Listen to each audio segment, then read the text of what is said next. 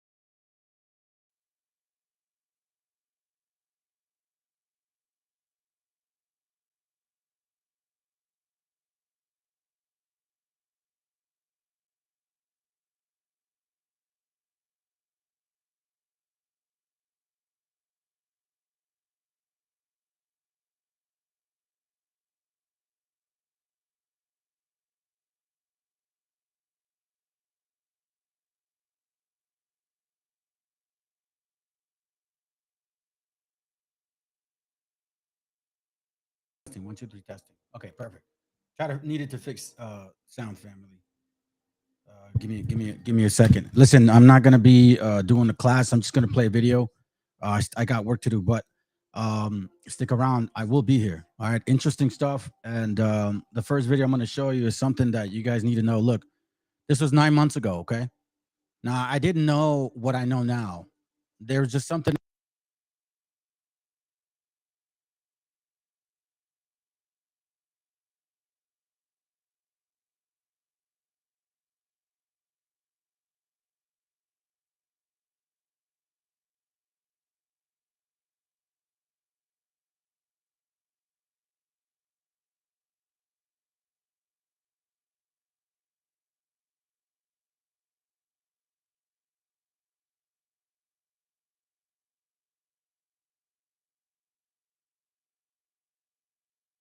One, two, three, testing. There it goes, right there. You see, we're getting messed with already, family. Apparently now they know what's up. Listen, before they try to block me again, I was on to them 9 months ago, but I couldn't. I really didn't see the whole thing that I'm seeing now. Okay, so I'm just letting you know that this isn't new to me. I just couldn't put my picture on it. Put my finger on it just yet. All right. So for all you guys that are listening, I got a lot of video. I'm gonna show you guys. I won't really talk much, promise. Just take notes because you're gonna get into some really heavy stuff. Okay, so let me at least hit this point. Isaiah chapter 58 and verse 1. Cry aloud, spare not, lift up thy voice like a trumpet, and show my people their transgressions, and the house of Jacob their sins.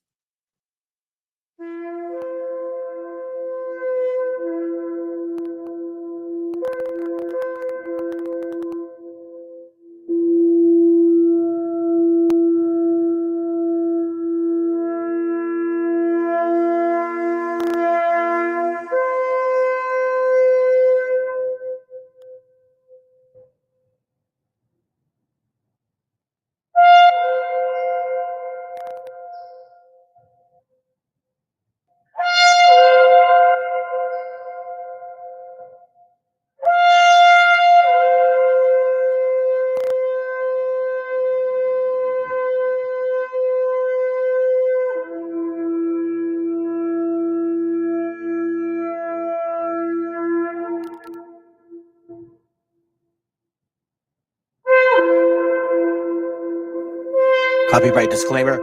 This content does not belong to Bible Chronicles or claim this intellectual property. The content provided today has and always will belong to the content owner. Bible Chronicles does not have any affiliation with the owner of this property. As mentioned, Bible Chronicles did not intend to make use of any material for the purpose of harvesting gain.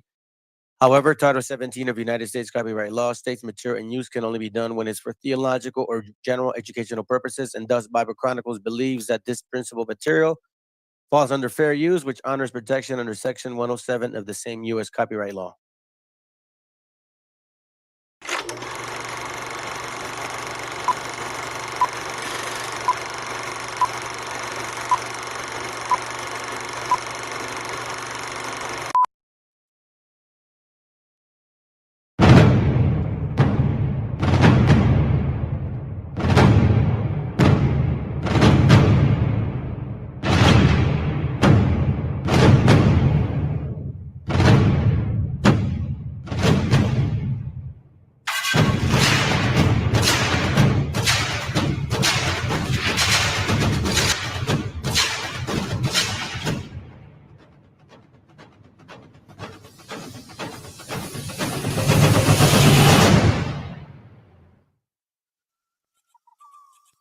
What's up, everybody? It's Killer Beady Doggone Witchfinder General. You got a witch, I burn them up. Just look at y'all leader. Look at y'all Hebrew Israelite founder, Mr. Rabbi Matthews, practicing black magic.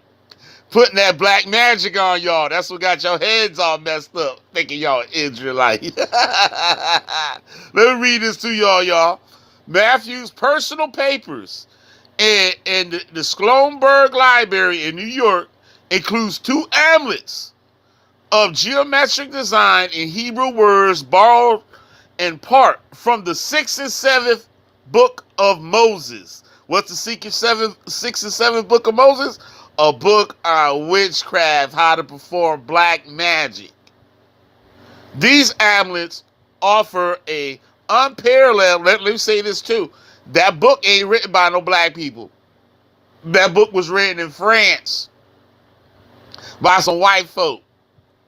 These amulets offer a unparalleled view into the hidden transcript and the private settings where Rabbi Matthew performed the most secret, transformative rituals at the hidden heart of black Israelism. The square amulet in Matthew's personal papers was modified from second tablet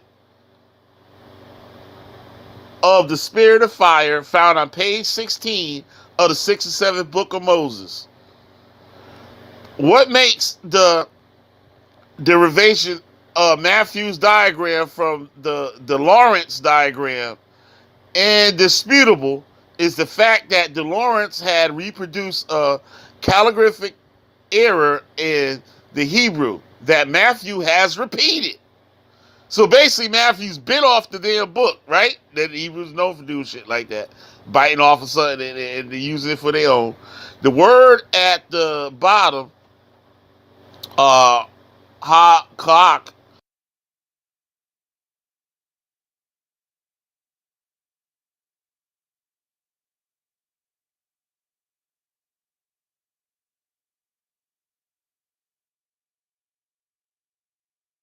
what's up, everybody? That book was written in France by some white folk.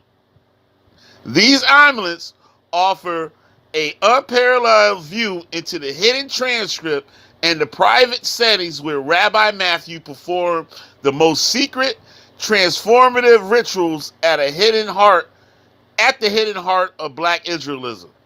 The square amulet in Matthew's personal papers was modified from second tablet of the Spirit of Fire found on page 16 of the 6th and 7th book of Moses. What makes the derivation of Matthew's diagram from the Lawrence diagram indisputable is the fact that De Lawrence had reproduced a calligraphic error in the Hebrew that Matthew has repeated. So basically, Matthew's bit off the damn book, right? That he was known for doing shit like that, biting off of something and using it for their own. The word at the bottom, ha-kak, meaning the power, has been miswritten. An errant vertical line closes the gap of the middle letters. See? See this here? I can skip y'all. I might share this one day. I might share this with y'all one day. The two amulets shed light on Matthew's esoteric theology, part of the secret knowledge at the heart of his black Israelite belief. Matthew wrote several phrases in the fractured Hebrew on the diagram, the top one of which can be translated, "Rise and give me good luck." Just below the median line of the Hebrew can be translated, "Within the eighth fire, you should give me life." And the bottom line may read either, "The eighth God should be my father," or "The eighth God, my father." At the simplest level, the diagram appears to be a good luck charm. But at the higher level, the omelet amplifies and expands on Matthew's theology. In later decades, Matthew taught that these were 7 spirits or elements of God and 12 heavens, which his daughter implicated in the congregational newspaper. Do you know how few of us, the black Jews, know that God is wind, water, fire, life, light, power, and mind? This is God, the 7 elements. Each one of these elements, all gods among themselves. But the creator of these, the one ruler of these, is the one and only. He is God. He is in us, out of us, and is all about us. And without him, we wouldn't exist. Without anyone, of these gods, we would not exist. Given that Matthew believed that the 7 elements of God, this diagram appeared to have been used to worship and invoke the power and presence of the supreme creator God. An 8th God who appears through the medium of fire. The repetition of the number 8, the image of the fire, and the personal filing relationship with God are noteworthy. Again, the amulet can be translated, rise and give me good luck. Within the 8th fire, you should give me life. The 8th God, my Father. Remember that Matthew began in the sanctified church. He may have borrowed the fiery conception of God from the common fire baptized holiness Pentecostal conception of God. The multiple God elements in his theology, however, is what makes Matthew's creed most like the religion of the Black Atlantic. Moreover, the ritual use of these diagrams seem to have allowed Matthew to be filled with the presence of God and to relate to the Creator. God as a son relates to the Father. The second round amulet repeats and amplifies this scene in God's imminence and Matthew's own power. The diagram consists of several Hebrew sentences printed over a Magen David, literally a shield of David, as 6-pointed star, which is common Kabbalistic related. After some undecipherable words in the beginning of the papers, the sentence continues. Look, this nigga practicing black magic on you niggas. And y'all don't even know it. And you ain't know. The coke practicing black magic on your ass. And you ain't know. These niggas eating poke behind doors. And you ain't know. These niggas poking your wife in the back room. And y'all ain't know it. Half of y'all elders like niggas. And you ain't even know. I'm Killer B the Witchfinder General. I might continue a little bit more on this. Y'all hit me up if y'all want this PDF and stuff with this proof that Rabbi Matthews was practicing black magic in one West. Stop it.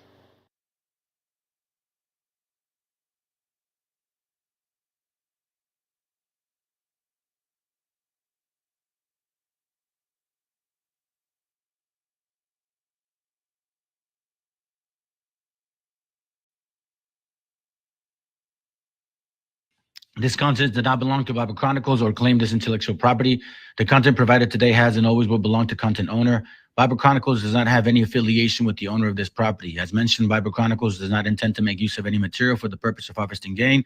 However, Title 17 of the United States copyright law states material and use can only be done when it's for theological or general educational purposes, and thus Bible Chronicles believes that this principal material falls under fair use, which honors protection under Section 107 of the same U.S. copyright law.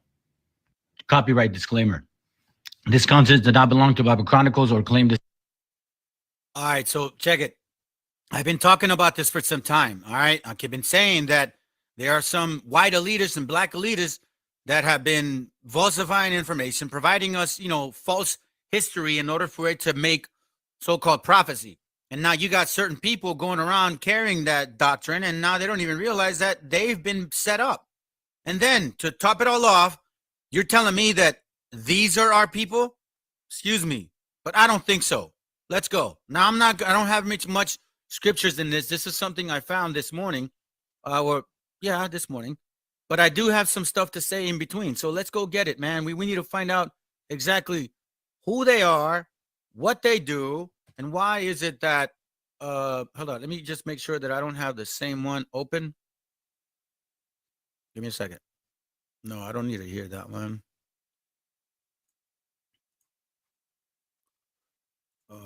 Give me a second here real quick. Oh, there's the same one I got here. Okay, perfect. Let's go.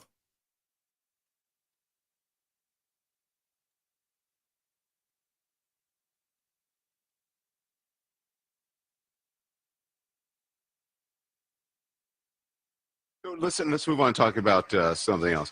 About Steve Harvey. And I'm going to get Mark, and then I'll get the others in. So, Mark, Steve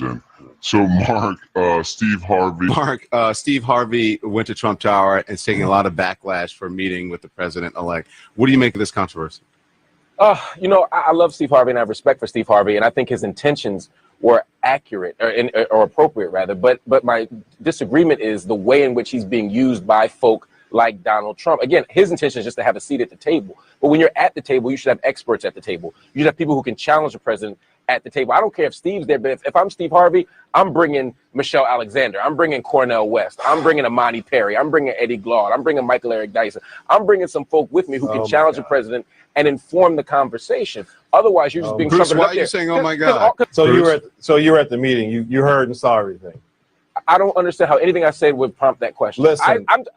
Unless Steve Harvey turned into a policy analyst in the behind the scenes meeting, then it doesn't matter what I was there. I'm saying my concern is the people he's trumpeting up and putting in front of the cameras. Mark, you weren't even there. You don't even know what happened. Here's the deal. You don't know what happened. First of all, Pastor Darrell Scott, Michael Cohen, they are in a process of bringing all types of people from all over the country, from all different backgrounds, like we have remember the Diversity Coalition, where we reach out to all different types of people. It was a bunch of mediocre Negroes being dragged in front of TV as a photo op for Donald Trump's exploitative campaign against black people, and you are a prime example. How are you gonna? So now you want a name call, Mark? Simone, you better jump in. Now you want a name call. Now you want to. In what world does Mark Lamont Hill think he is better than Steve Harvey? Now, why am I bringing this up? Because of this, guys. Watch this. I'm going to show you, and I'm going to read this real quick. It's probably the only thing I'll read other than the scriptures. This is from a book called Propaganda. And I read it before, and I'll read it again. The conscious, intelligent manipulation of the organized habits and opinions of the masses is an important element in democratic society. Those who manipulate the unseen mechanism of society constitute an invisible government, which is the true ruling power of this country. We are governed. Our minds are molded, our tastes formed, our ideas suggested largely by men we have never heard of. This is the logical result of the way in which our democratic society is organized. Vast number of human beings must cooperate. Cooperate in this manner if they are to live together as smoothly functioning society. Why do you think One West Camp is being like marketed in media right now in such a public stunt type of deal? Our invisible governors are, in many cases, unaware of the identity of their fellow members in the inner cabinet. They govern us by their quality of natural leadership, their ability to supply needed ideas, and by their key positions in social structure. Whatever attitude one chooses to take towards its condition, it remains a fact that in almost every act of our daily lives, whether in the sphere of politics or business, in our social conduct or in our ethical thinking, we are, and I believe it says, we are basically structured that way. So as you can see, they're molding us. I don't find this at one bit surprising. And that's why I've been telling you, you so-called black man of the Phoenician descent that has the Bible and claims you're Israel, man, you're not. And you so-called black man or black woman that is of a Hebrew descent who mixed with them, at Vistaprint, you need to pay attention to this video.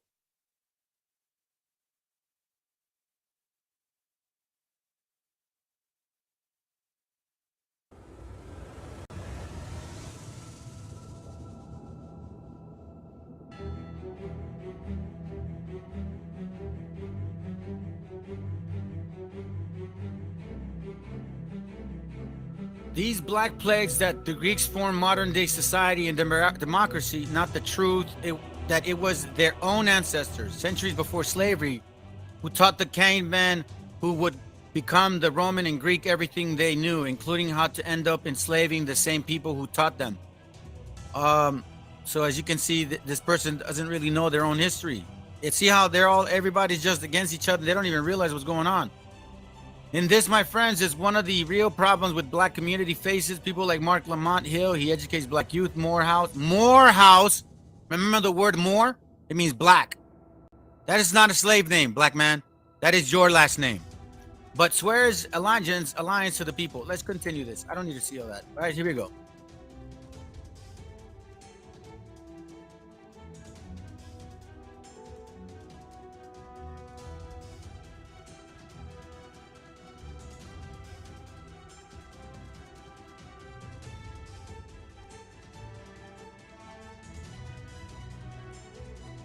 You can see that he's part of a fraternity, Kappa Alpha Psi. Right, watch. I am DeMarco Morgan, a proud member of Kappa Alpha Psi Fraternity Incorporated. My name is Chesley McNeil. My name is Samuel Crenshaw. The name of my fraternity is the Omega Psi Phi Fraternity Incorporated. And we do like this. I do!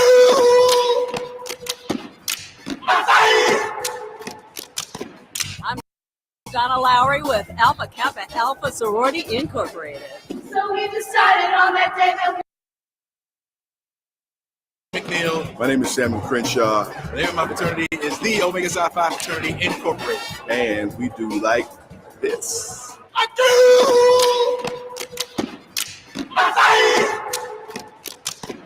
I'm Donna Lowry with Alpha Kappa Alpha Sorority Incorporated. So we decided on that day that we would go no other way. We cracked Destination, aka Destination, aka. I am Blaine Alexander. I'm one of the reporters in 11 Alive, and I am also a dynamic diva, a proud member of Delta Sigma Theta Sorority Incorporated. Hey, by the way, so-called black man, so-called black woman, okay? You are not being whitewashed here. This is who you are. The so-called white man and the so-called black man that came from Europe, y'all have been in cahoots with this the whole time. This is nothing new. Don't be surprised like, oh, they're not acting black. No, this is who you are. Stop playing games with y'all. Let's go.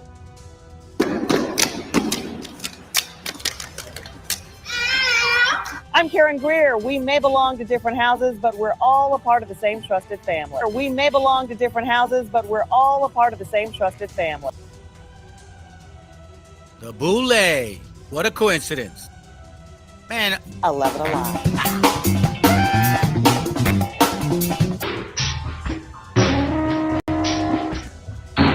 See, they don't even realize that they ain't dancing for no massa. Yeah, oh boy, she said it. Sigma Pi Phi, right. Yeah. They are not dancing for no massa, Mr. Black Woman or Black Man, whoever did this video. I thank you, by the way. They are dancing for themselves. Because you guys enslaved the white man first. This is kind of getting back at you. And it's prophetic. I'm going to do a class on that. It's regarding the 70-year prophecy. All right, but let's continue. Proud member of Kappa Alpha Psi Fraternity Incorporated. Are you saving on business insurance? Save up to 20% with Viberg and You see how we're being told, like, hey, they're throwing the 666 sign and this and that. Man, all of that is just crest. That's all it is. It's just family crest. Other than maybe some other evil, wicked thing behind it, but quite frankly, it's just family crest. A bunch of mediocre Negroes being dragged in front of TV as a photo op for Donald Trump's exploitative campaign against black people, and you are a prime example of that, sir.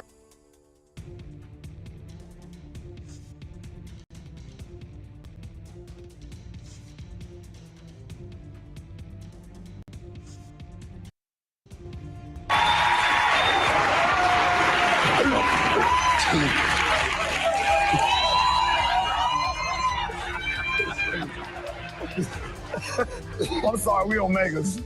Yeah, I was trying not to do that on the Praise the Lord. I'm sorry, we Omegas. Yeah, I was trying not to do that on the Praise the Lord.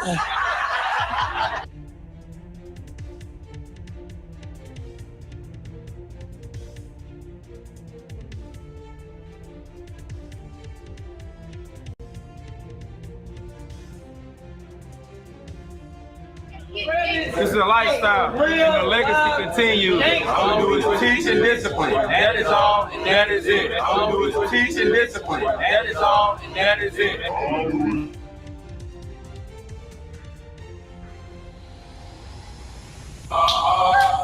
Don't tell the thing, but we will pull it off. You wonder why that body why, but they don't understand it's do or die. I wanna be a new gamma guy. With it is you that I do pie.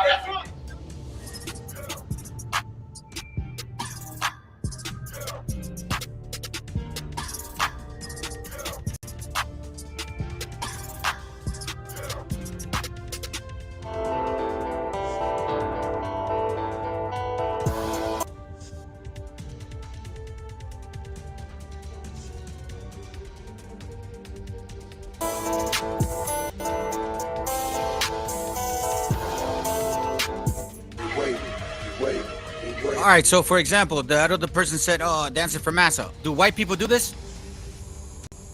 I've never seen white people do this. I'm just saying. I don't know what indoctrination they're talking about, but I've never seen white people do this. Ever. Not one time. None of what you're going to see right now do white folks do this. The so-called white man does not do this. They do something different. So again, the boulets, the so-called black man, the so-called black woman of Phoenician descent, are they really our people? Let's find out.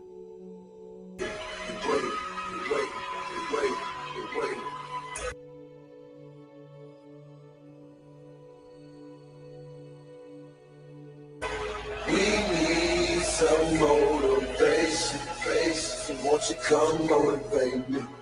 Wait.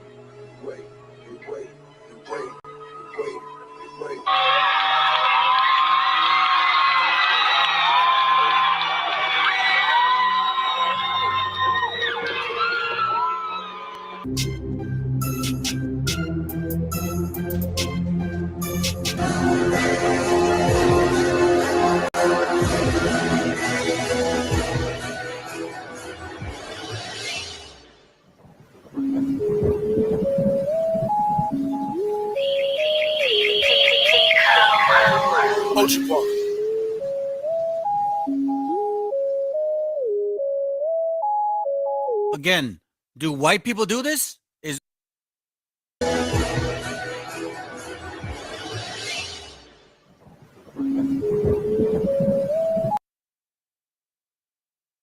Just so you know, it's interrupting. For whatever reason, these videos are interrupting, okay? I'm not making it up, all right? Just letting you know.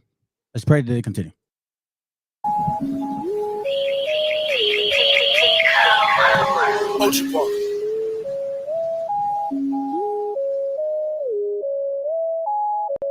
Again, do white people do this? Are they indoctrinating them into white ways? No. And I'm sorry, One West Camp. This is not my spirit. I've never resonated with this, nor do I do now. So are you our people? We have to ask ourselves, because you guys are the foreigners. We're not. We're here from this continent. You white man, you black man, you guys are the foreigners. And when I say black, you brothers and sisters that are Hebrews that look black, I'm not talking to you. But if you're emotional, then you either need to go to another channel, go to One West, and don't be here, because we go through facts here. Okay? You see, the so-called Northern Kingdom, we've already been through this. People that look like us have already effed us over. So it's not a coincidence that we see it happening and it's biblical. You guys have a problem with realizing that your own people that look like you will actually do you wrong. Pop a perky just to start a pop 2 cups of purple just to warm up. Like my teeth in front of my hat. My ass in front of my teeth. It feels so good to me. I love my teeth. I like my teeth in front of my ass. My ass in front of my teeth. It feels so good to me. I love my teeth. I like my teeth.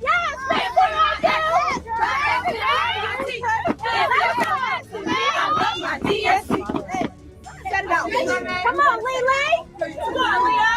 Let's go. That's my 23. My 23.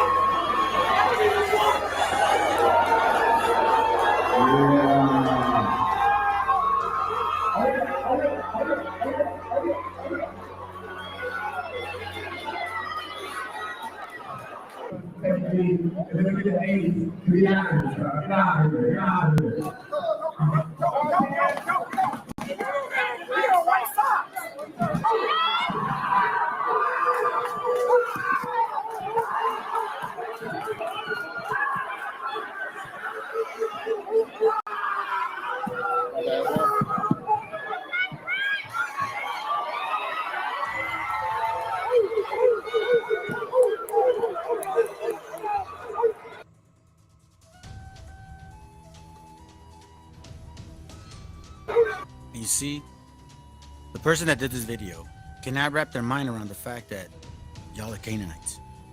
And that's why this spirit is in you. This is not my gente. I don't care what one word says. This is not my people. I can't wrap my mind around this, man. I can't.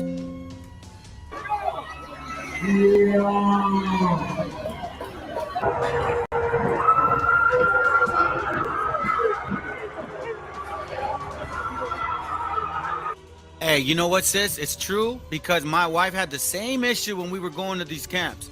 She had the same issue. Always talking about women, those camps having our men talk the same way about women. The women, we women are not like that at all. Like, I'm talking about the Hebrew women. Our women, no. That's why I was like, yeah, you're right. You're right. You're right. I would tell my wife, yeah, you're right. I understand. But this doesn't apply to you, so just ignore it. But she's like, Latino women aren't really like that. I know there's some, but like not all of us. And you know what? You're right, sis. It's very true. We're not. We're not. It's just it, man. I'm just calling it. It's spade a spade. Y'all call white people enemies and they're not your people, even though they are. Well, I'm letting y'all know that we never enslaved nobody, and y'all did. And this action, this spirit, is not a Hebrew spirit. I'm sorry. It is not.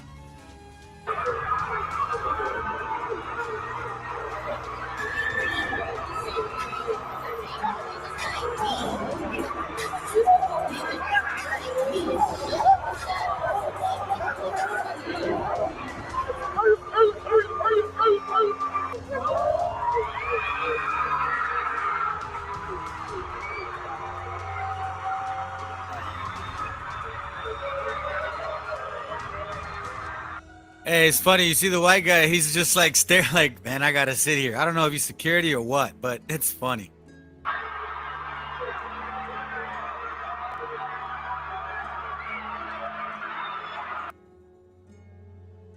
No, bro, that's not a spirit at all, bro. Not at all.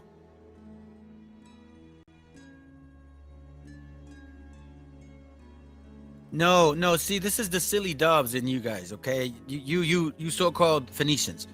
They even brand them like it's the 1800s. You guys were never in slavery. Stop it. Shut up. You guys were not. You guys had it good. Prior to in antebellum, you guys had it good. Prior to Civil War, you guys had it good. It was the natives that you were enslaving. It was our women that you were raping, pillaging, and slaughtering, and having babies through them. It was the 1/8 was a native 1/8. So if you were 1/8 native, you were considered a slave. So it was your own people that enslaved your own people. Don't blame the white man. They didn't even have enough power. Matter of fact, the white man can't do anything without y'all.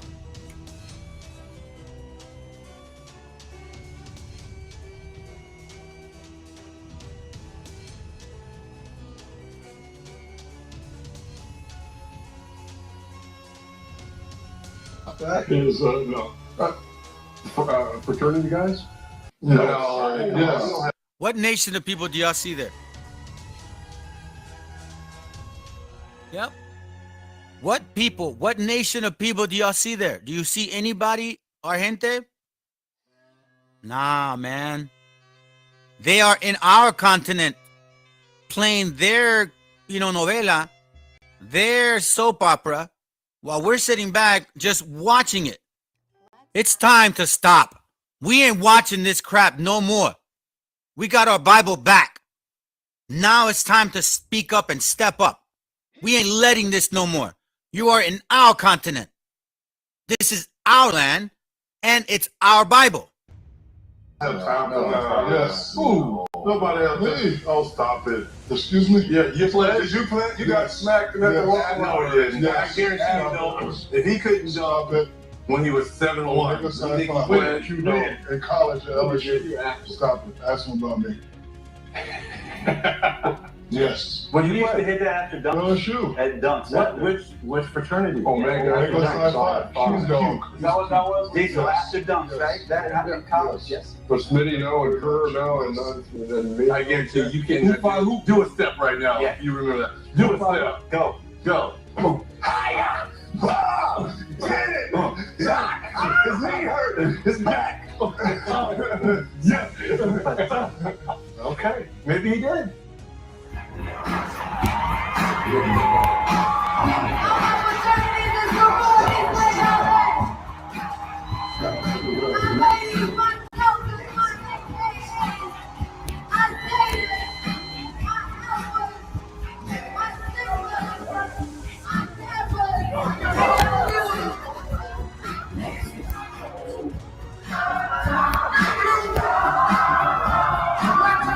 Terrence J joins us here at Sun Air Canada Center because he's going to be the host. Yo, so far they don't got it that bad.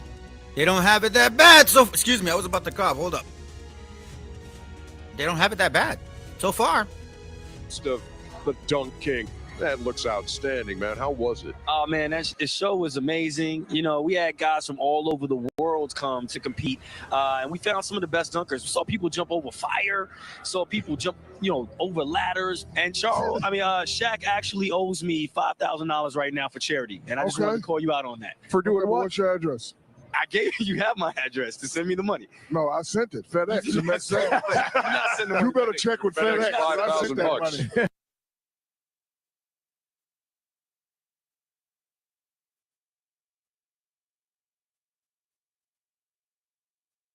We're going to start seeing how this soap opera is playing itself out.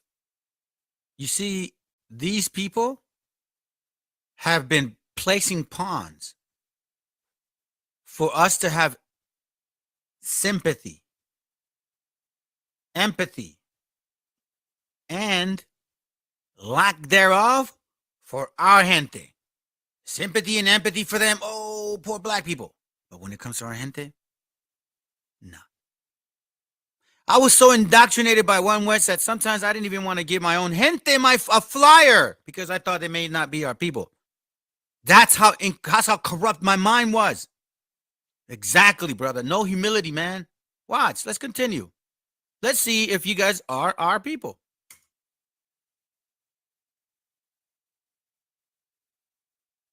I see the light, the pink and green. Oh, poor black people. But when it comes to our gente, no. Placing pawns for us to have.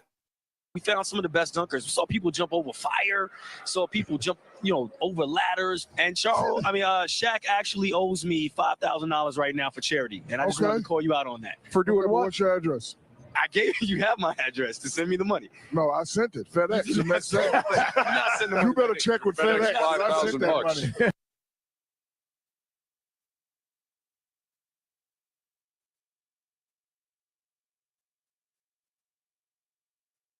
We're going to start seeing how this soap opera is playing itself out.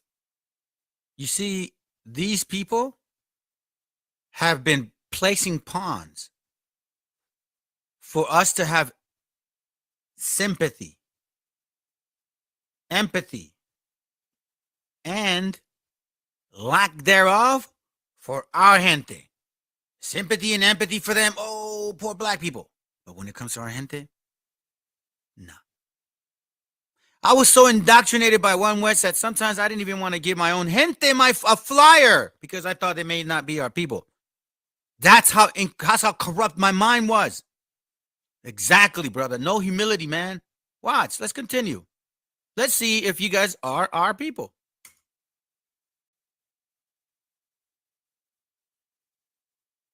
I see the light, the pink and green. Greetings, sorors and friends. On January 15, 1908, a group of young collegiate women gathered in Minor Hall on the campus of Howard University in Washington, D.C. to organize Alpha Kappa Alpha Sorority Incorporated. These 16 women, just one generation out of slavery, envisioned the world where every man... You see how they just hype it up, man? Seriously, one generation out of slavery? You guys already have a fraternity. You guys have your own colleges. Lies. Y'all never went through the slave trade. You guys came directly from Europe. Man, woman, and child had equal access to health care, housing, proper nutrition, education.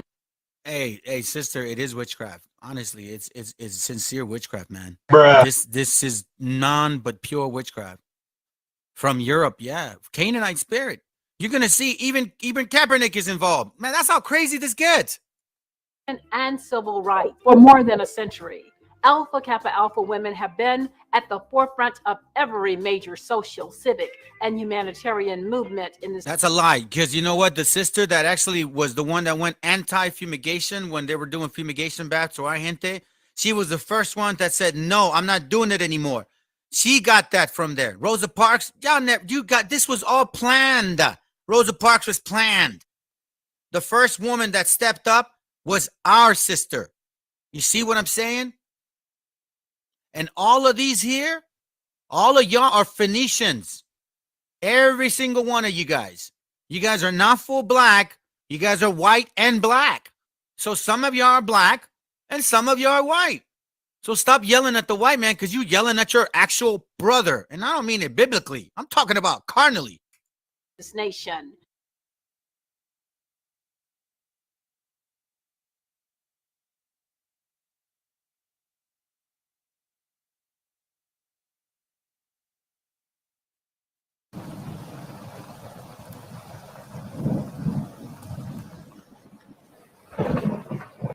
Oh, yeah, of 1917 says the fumigation bath. So if you do a homework on the fumigation bath, watch, I'll show y'all real quick. Fumigation bath of 1917 on Mexico.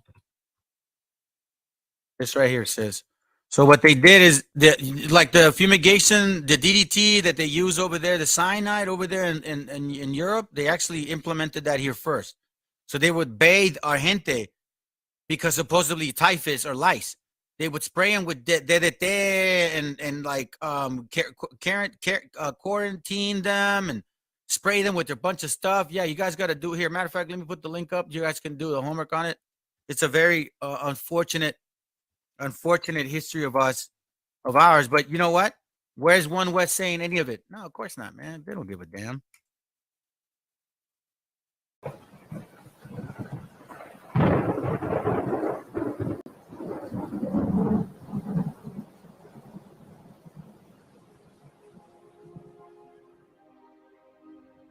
Let me tell you something you already know. The world ain't all sunshine and rainbows. It's a very mean and nasty place, and I don't care how tough you are, it will beat you to your knees and keep you there permanently if you let it. You, me, or nobody is gonna hit as hard as life. But it ain't about how hard you hit. It's about how hard you can get hit and keep moving forward. How much you can take and keep moving forward. That's how winning is done. Pain is temporary. It may last for a minute, or an hour, or a day, or even a year. But eventually, it will subside, and something else will take its place. Eventually, it will subside, and something else. That's their crest. Remember that class yesterday. Will take its place. 7 young men founded a brotherhood committed to the cause of freedom. Today, over unparalleled. This is the story of Alpha Phi Alpha's century of leadership.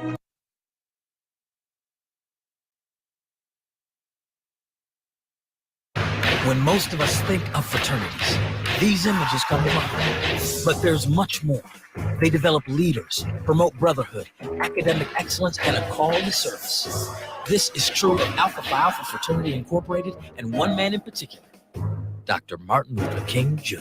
he was part of that fraternity. He was a boule. What a coincidence. While we were in the process of organizing our pledge group, we were informed that there was going to be a theology major. So we were intimidated, thought we're not going to be able to have as much fun. It was thanks to Alpha Phi Alpha that I met Martin Luther King. I was General Secretary of Alpha Phi Alpha fraternity. One of our initiatives was the 50th anniversary of the birth of the fraternity. He wasn't very well known at that moment, but when he finished talking that Sunday afternoon to that packed audience, everybody knew who Dr. King was when we got through. Hi, I'm Hill Harper, and it's been 60 years since global human rights icon Dr. Martin Luther King Jr. answered the call and became part of the pioneering brotherhood of Alpha Phi Alpha Fraternity Incorporated. After over a century of activism and leadership, the fraternity stands tall as our brother is forever immortalized with the Martin Luther King Jr. Memorial. So what do you think? You think they set him up to fall so they could find an excuse and say the white man did it? Pfft, man, I swear. The most undeniably hypocritical nation of people I have ever encountered. That's real talk. I'm going to call it spade a spade because you say that about white folks. I know what white folks did to our gente, and they're going to get theirs. One thing I hate is a liar in my face till this day. Tonight, in this BET News special, you will hear the untold story of Dr. King's life as an Alpha Phi Alpha brother and how our pioneering brotherhood helped him launch the first battles of the civil rights movement.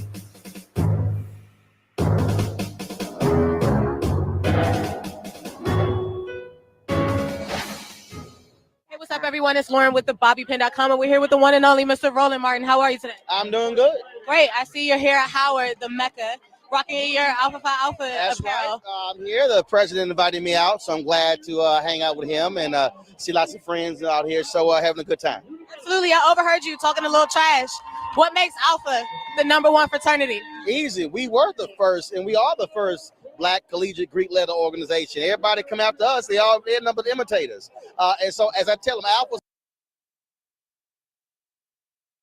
Hey, I'll give you a nugget real quick, family. It came out of Brown College. And guess who graduated from Brown College? Your one and only Nate the Snake, man. Yes, Nate the Snake graduated from Brown College. And that's where the first fraternity, okay, West African fraternity kicked in. And you know what? I don't know, man. I got to look at that now. Because I know now that we have the servant of servants. Somebody's being taken advantage of, and it sure as hell ain't us. And those aren't Hebrews. So let's continue. Was all y'all dad. Hey, y'all can find out in 1900, in all of the Americas, specifically starting in Mexico, it was prohibited to print a Bible in Spanish or any dialect. Only the elite, people with wealth, could get one. Okay? So keep that in mind. They're opening Alpha Phi Alpha, whatever, fraternities, black colleges, black, what, BH, black something colleges or something. All right, let's continue.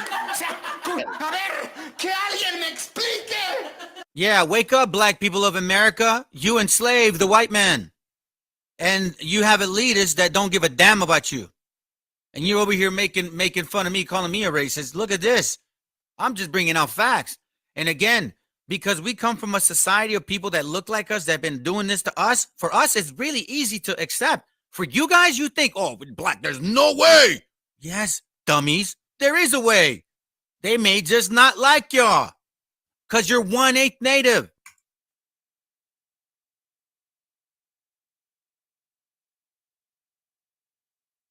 I believe in forgiveness. I believe in trying to work with people. It's going to be hard. It's going to be very difficult. I know. IUIC is always talking about how, oh, white men are so hypocritical. They can look at your face and then literally say like they care for you. This is no different. I'm really learning about y'all, man. And I'm really finding that you guys are very hypocritical. You will literally say to my face, "Hey, what's up, man?" And then I turn around like that. Bruh. I cannot believe that this is what I'm finding about you guys. See this president-elect as a legitimate president. You do not consider him a legitimate president. Why is that? I think the Russians participated in helping this man get elected, Bruh. and they helped destroy the candidacy of Hillary Clinton.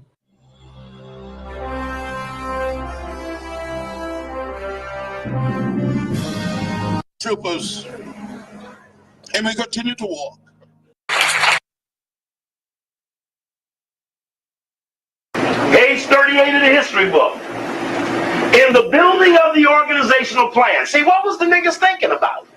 That's what was the niggas thinking? Because you gonna sit up in 1904, just got your ass whipped in Reconstruction, just had Africa divided up before your very eyes. You hear what he's saying? In Reconstruction, all of these changes happened. Prior to Reconstruction, it wasn't like that, a family. It was not. We've always had it this bad and never changed.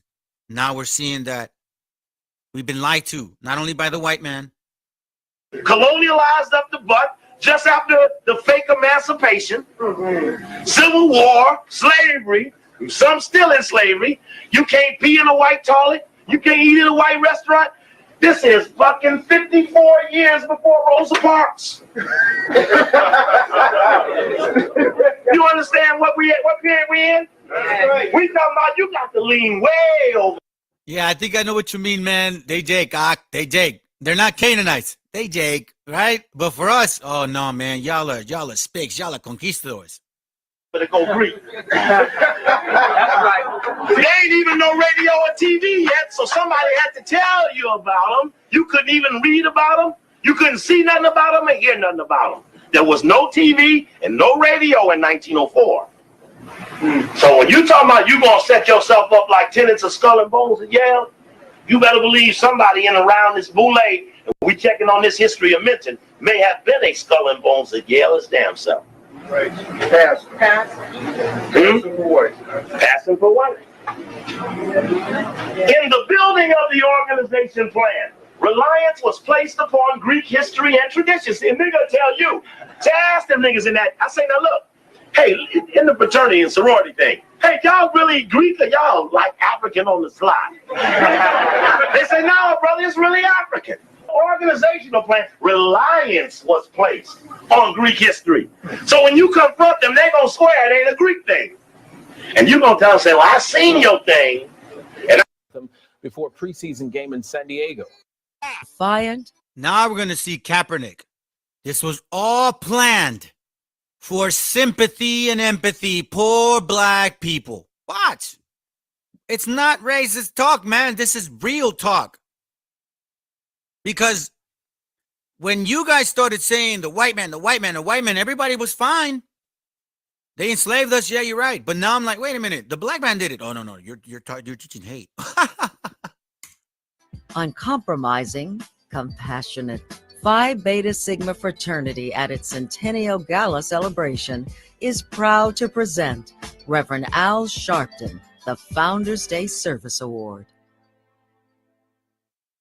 All right, 49ers quarterback Colin Kaepernick is staying true to his word on the national. Let me get that for you, bro. Isaiah 29:15. All right, Isaiah 29:15, and it reads, "Woe unto them that seek deep to hide their counsel from the Lord, and their work are in the dark. And they say, who seeth us, and who knoweth us? Surely your turning of things upside down shall be esteemed as the potter's clay. For shall the work say unto him that made it, he made me not? Or shall the things framed say of him that framed it, he had no understanding? Let me continue reading it. It is not yet very little while, and Lebanon shall be turned into fruitful field, and fruitful fields shall be esteemed as a forest. But the point being is, woe unto them that seek deep to hide their counsel of the Lord, acting as if the Most High don't see you, like he don't know you, literally. anthem. Last night, he again refused to stand for the anthem before a preseason game in San Diego. This time, though, he was not alone. Carter Evans is at Qualcomm Stadium, where the game was played. Carter, good morning. Good morning. This time, a fellow player also refused to stand. Now, this was a silent protest, but it was amplified here because San Diego is a big military town. Still, Kaepernick says he is not going to stand up and show pride for a country that he says oppresses people of color. For the ramparts we'd watch. While the national anthem played, Colin Kaepernick knelt on one knee, joined this time by safety Eric Reed. We came up with taking a knee to try to show more respect to the men and women that fight for this country.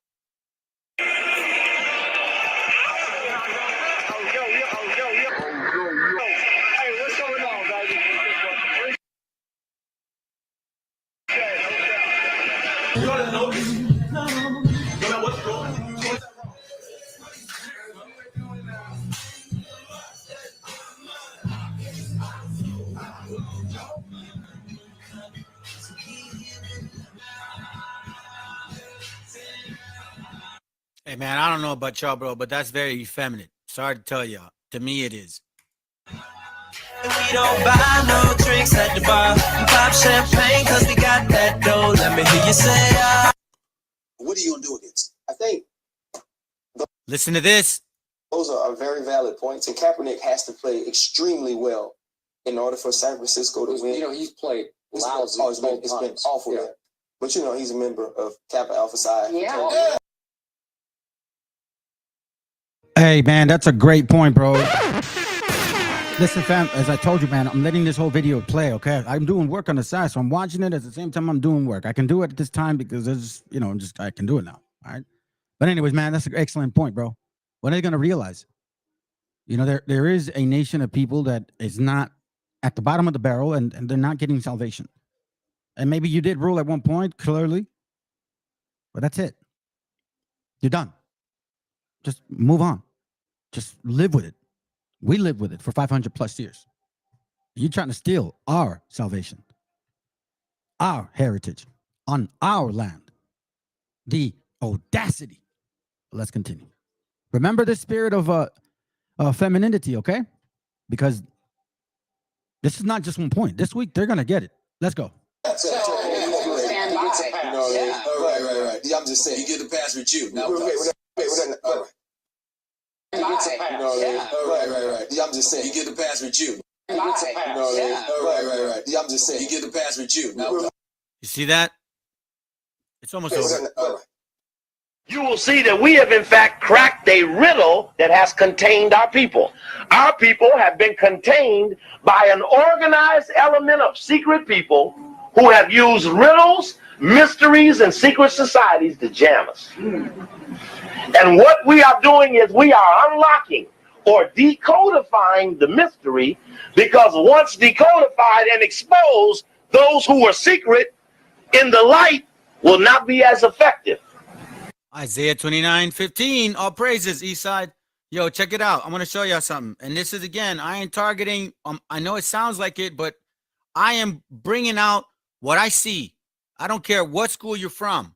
But if you saying you are a leader and you're also doing this, you are a Pan-African.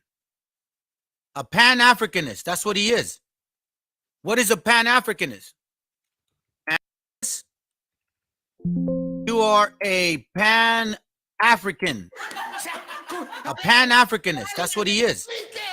What is a Pan-Africanist? Pan-Africanist. It says Pan-Africanist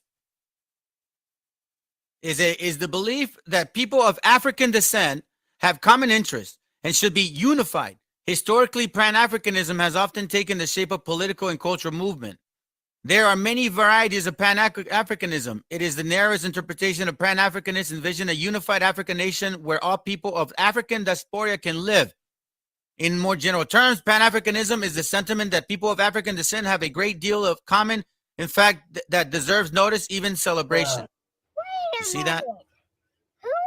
This is your king, IUIC, the Pan-Africanist. These guys are exposing y'all. So now that we see this, I got a short video, and then we're calling it a day for well, again, it's not my Sabbath. It's some. From this.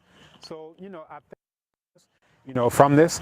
So, I think that it's a good initiative, but I don't think it has to be based on this fraud of 400 years. Agreed.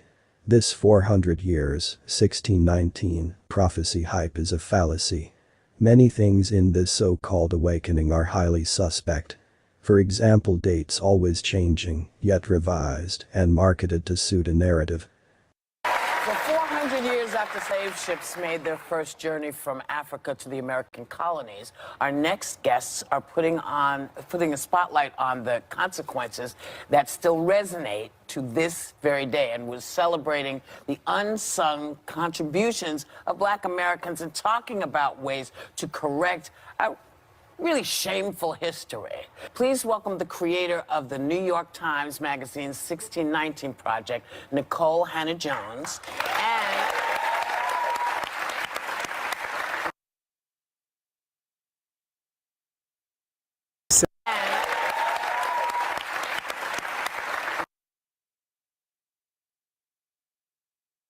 said today, I will agree with you that the year of return is a fraud. And the 2019 year of return is a sign. It's an end sign for the nations.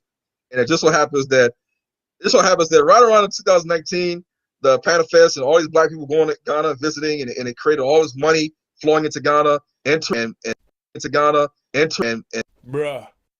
And I had a vision, and the angel Gabriel came to bring the word of God, and the year of the Exodus would be 1967. Bruh.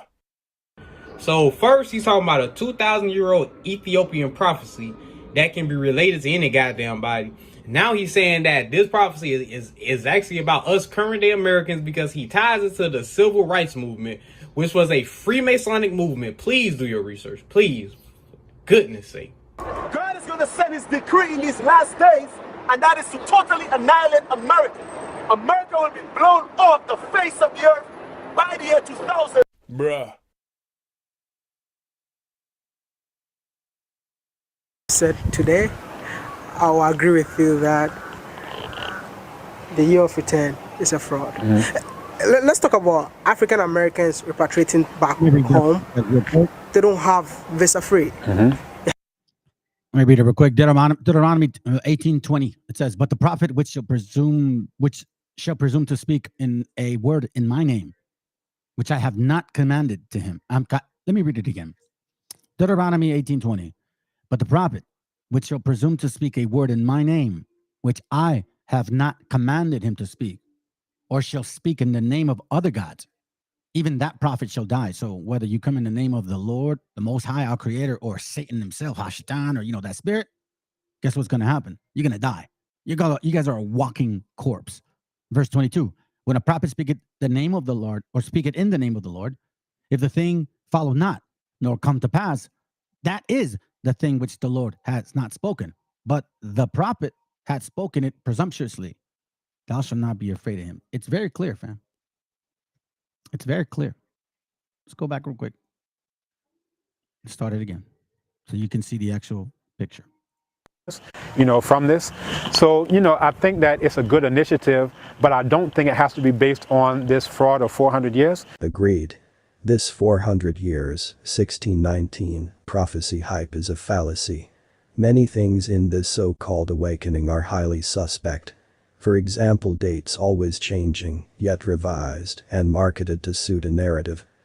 For 400 years after slave ships made their first journey from Africa to the American colonies, our next guests are putting a spotlight on the consequences that still resonate to this very day, and was celebrating the unsung contributions of Black Americans and talking about ways to correct a really shameful history. Please welcome the creator of the New York Times Magazine's 1619 Project, Nicole Hannah-Jones, and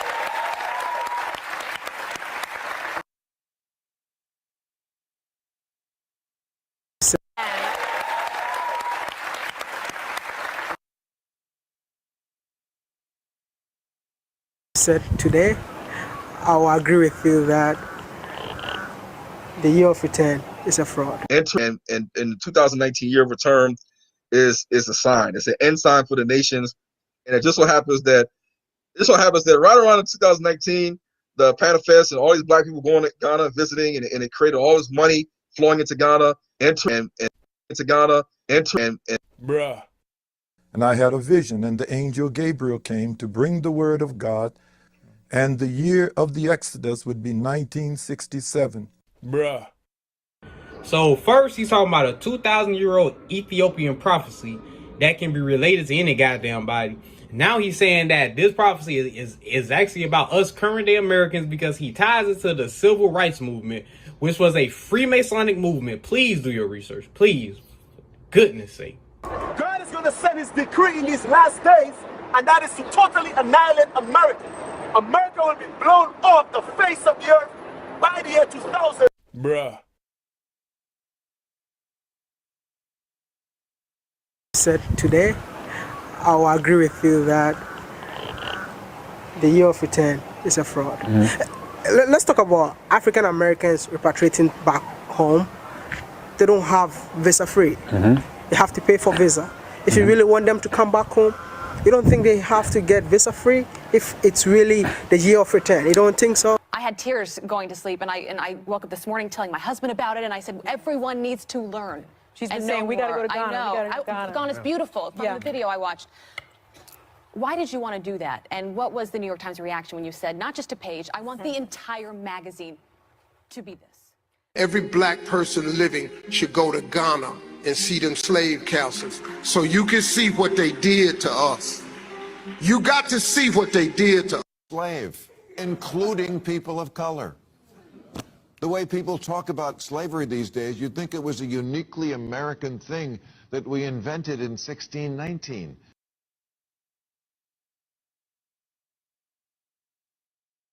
The word slave comes from Slav, because so many Slavic people were enslaved, and they're as white as the Hallmark Channel.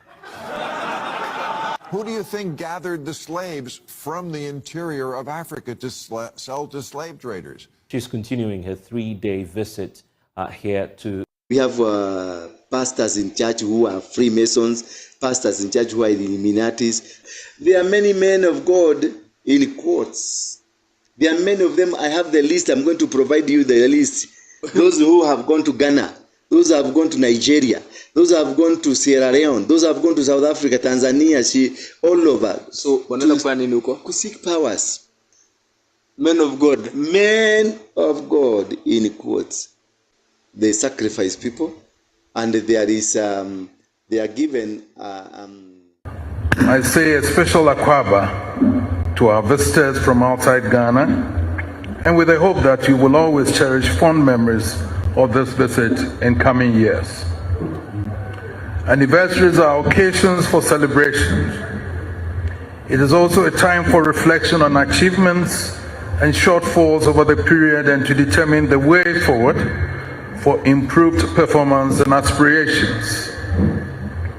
In our world of Freemasonry, 10 years of existence is but a drop in the ocean compared to the tricentennial, bicentennial, and centennial of the existence of our mother grand lodges and daughter and subordinate lodges.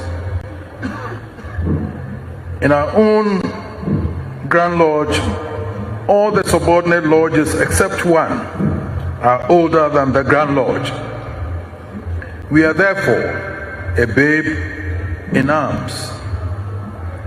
The advantage of our situation is that we have older lodges and Grand Lodges to look up to for guidance and direction, to adapt to our special cultural, political, and spiritual situation, while retaining the basic and universally accepted underpinning characteristics of the craft. As we are all aware, it is 20 years since I was enthroned on the golden stool as the Asantehene. You're going to find out in the last days that the main people that you go and worship in these churches, they're going to be the main one holding you down. That is because the churches Now remember, now, these same churches are the one that sold you out all the years ago. They didn't even have a black census until all the Negro preachers got together with the NAACP. They got together and turned in all the names of black citizens. That's how they got black people on the census, with these Negro preachers.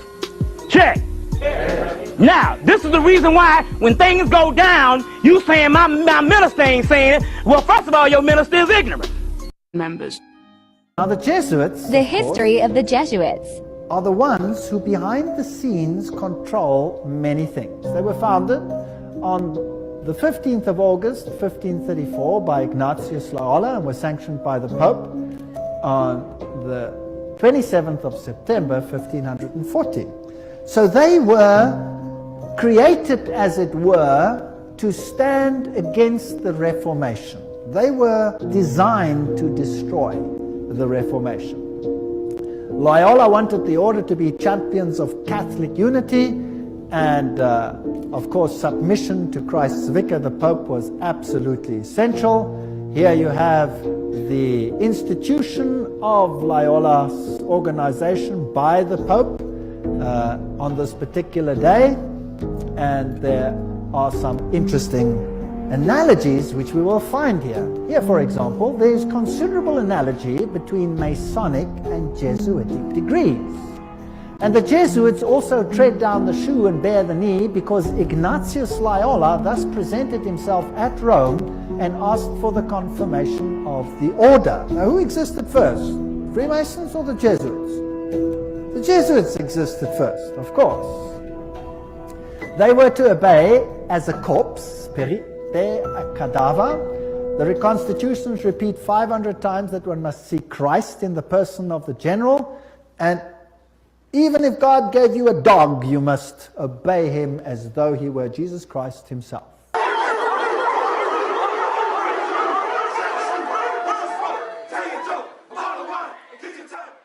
And if I cannot do it openly, I will do it secretly. That is what a Jesuit swears.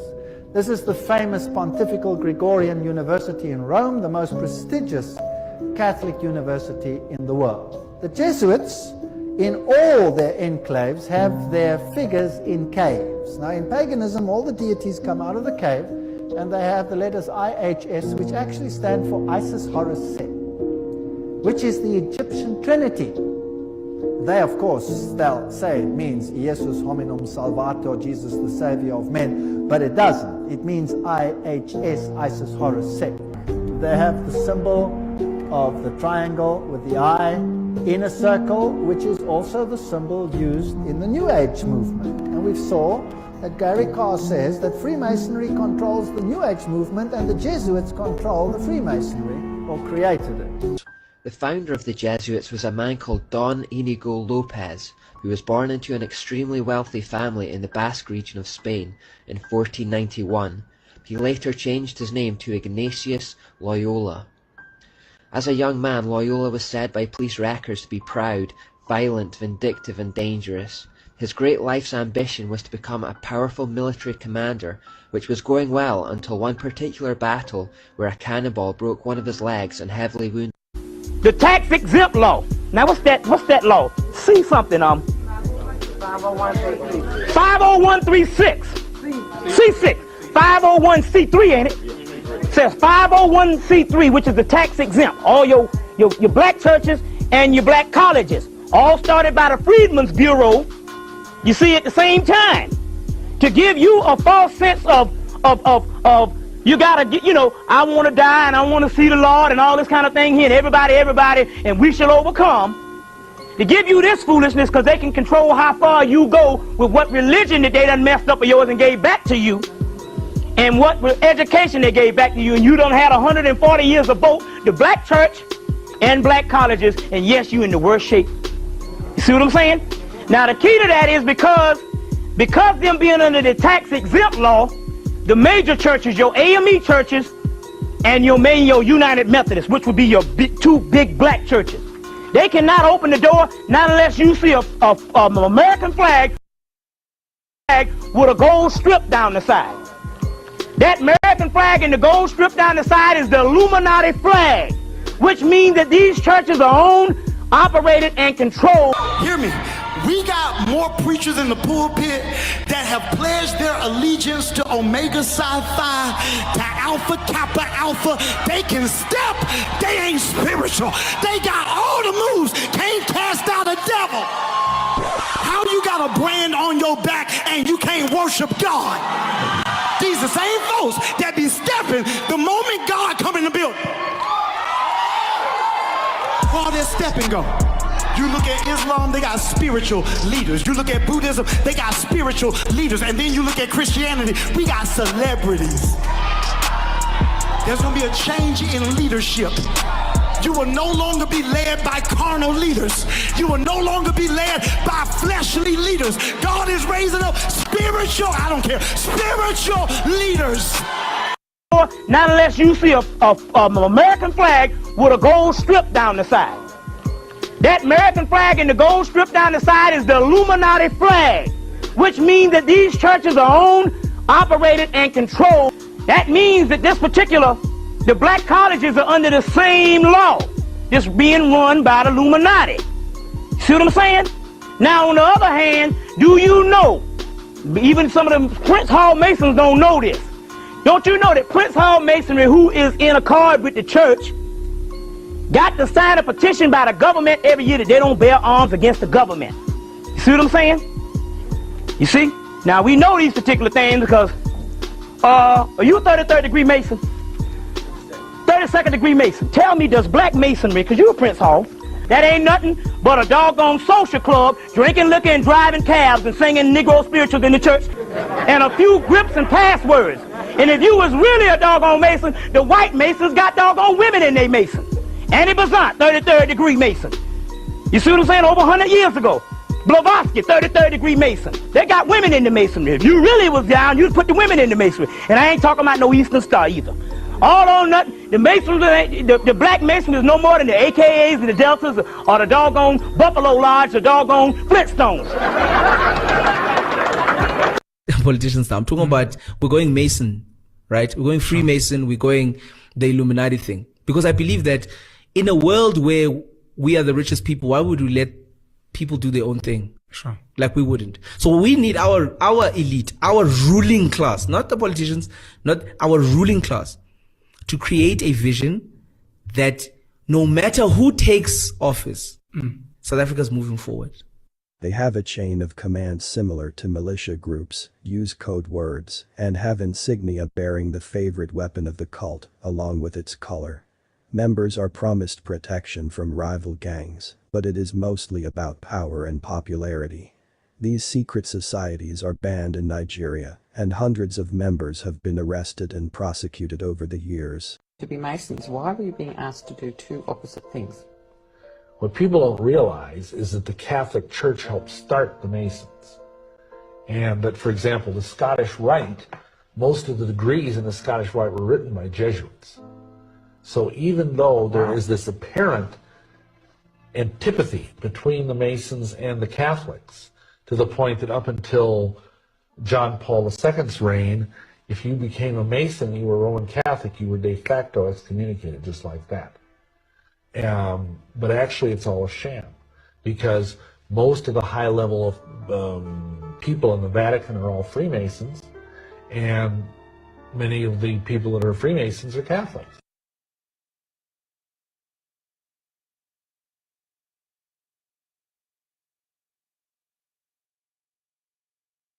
Because the Jesuits control all of them, every single level. Basically nice, decent, law-abiding people. And at low levels, they basically are. They teach people to be decent, law-abiding citizens. And a lot of the low-level Masons have no idea what the Masonic order really is. It's a very deceptive organization. It's a very Luciferian organization, and they gradually kind of bring you to that understanding. 275 years ago, the Freemasons established their first lodge in Germany. In the venerable church of St. Michael, the members of what is probably the biggest secret society in the world are celebrating a jubilee. A hidden parallel world exists in our midst. one with its own special symbols and strange rituals.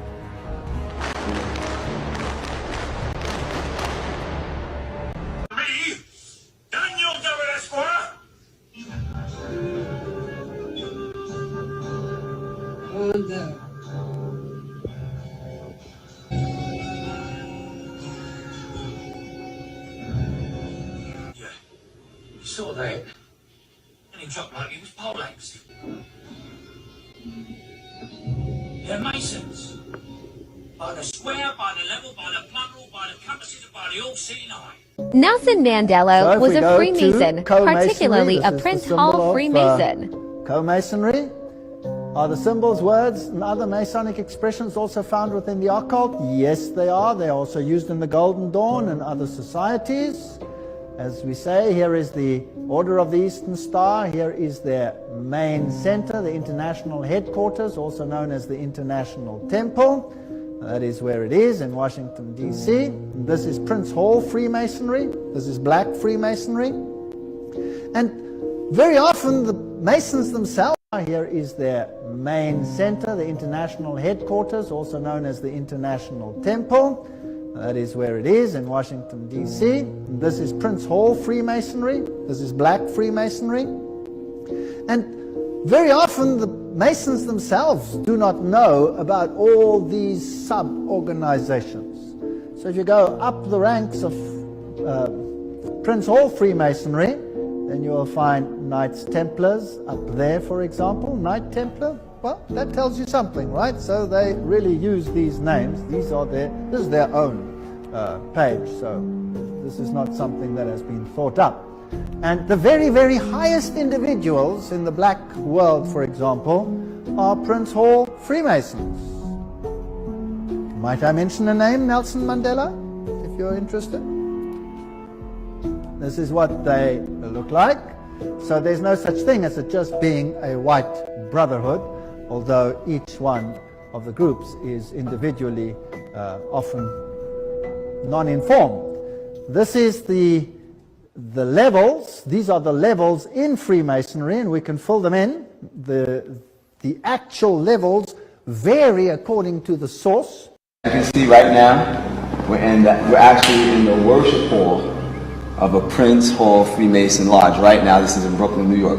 Look down where I'm standing right now. You got the black and white checkered floor. All right, you got your altar obviously right here. And I just noticed something interesting that I never noticed before. Check this one out. Look inside of the bulb. They actually have the Freemason logo inside of the bulb. So the light is the grand architect, Lucifer. They actually put that in the light, the bulb. That's interesting. And I wanted to see. Check this out, what they're using for music. He's got the whole world in his hands. They play that on the organ in it. I visited another lodge while they were setting it up.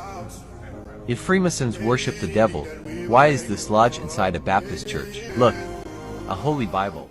How do you draw the distinction? Meaning you're saying you're a Catholic and then you're a Mason, and does that get I am a Catholic, and the Pope, I think John Paul, honored me with a knighthood, Catholic knighthood.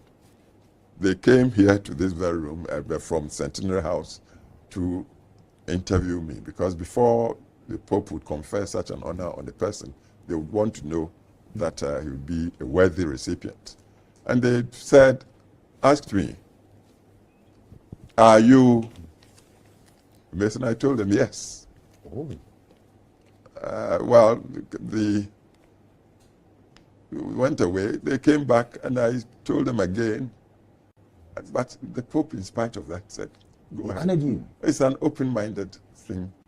But the Pope, currently, you've got Catholics, some Catholics in Masonry. But of course, there are still some who wouldn't touch Masonry at all, because historically, Catholics were not supposed to join this thing. And become Masons. Interesting.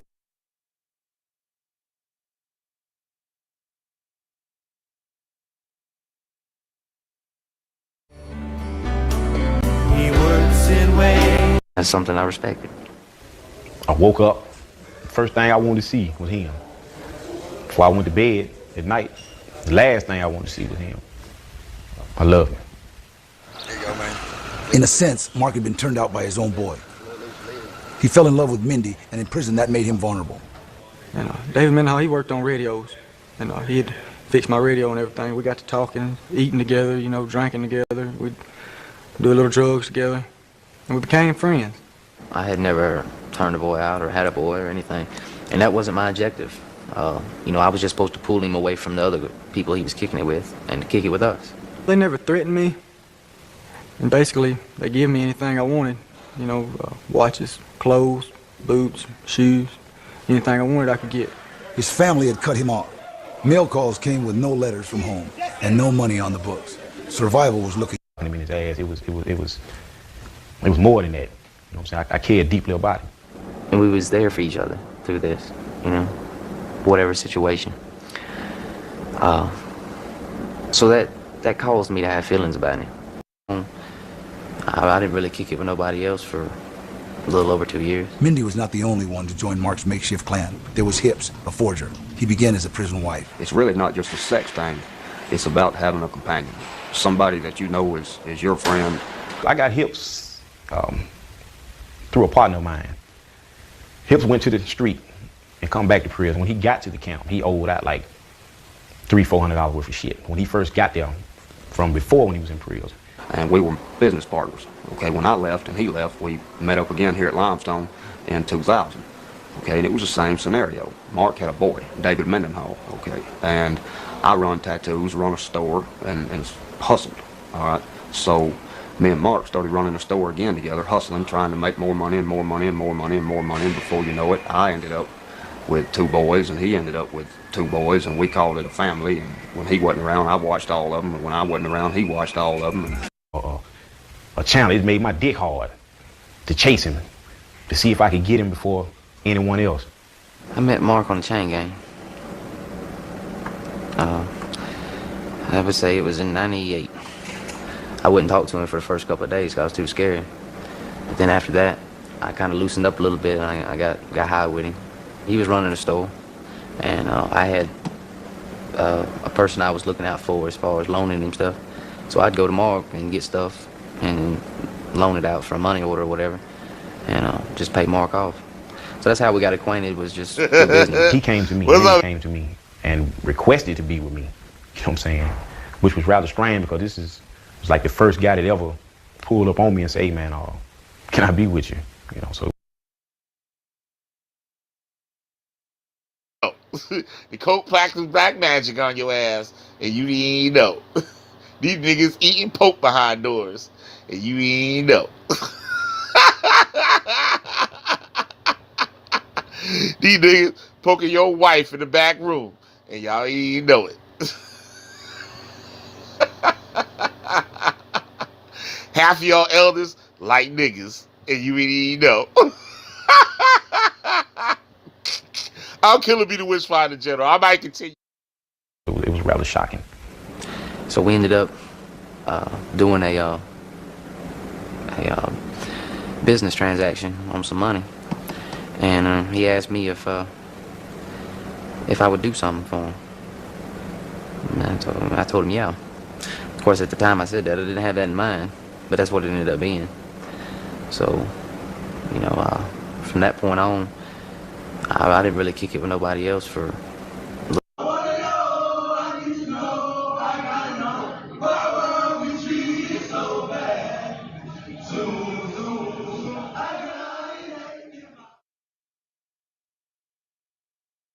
God that we all worship.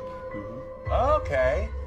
He looks pretty cool. He's like a crazy goat man kind of thing. Now, we will need you to include some of our messaging in your program. Oh, okay. So you mean like there's going to be a commercial sponsor or something? No, nothing tacky like that. No, we just want you to have some, you know, self-destructive themes. You know, like we use a lot of hip-hop artists to glorify violence and drugs. Welcome to another episode of You Gon' Learn Today. On this episode, we're talking about Tupac Shakur and his relationship with the Vatican. Let's go. In 2009, the Vatican compiled 12 songs as part of an official playlist to be recognized by the church. Changes by Tupac was one of the songs selected. The distinction is the first time the Catholic Church had officially recognized the work of any famous American artist. Father Giulio Neroni chose the songs, and Pope Benedict XVI approved the playlist. Afeni Shakur, the mother of the late Tupac, said, quote, "This is such an amazing surprise. It's not something I would have ever thought possible. I give thanks every day, knowing Tupac's words and music continue to have such an incredible effect on people worldwide."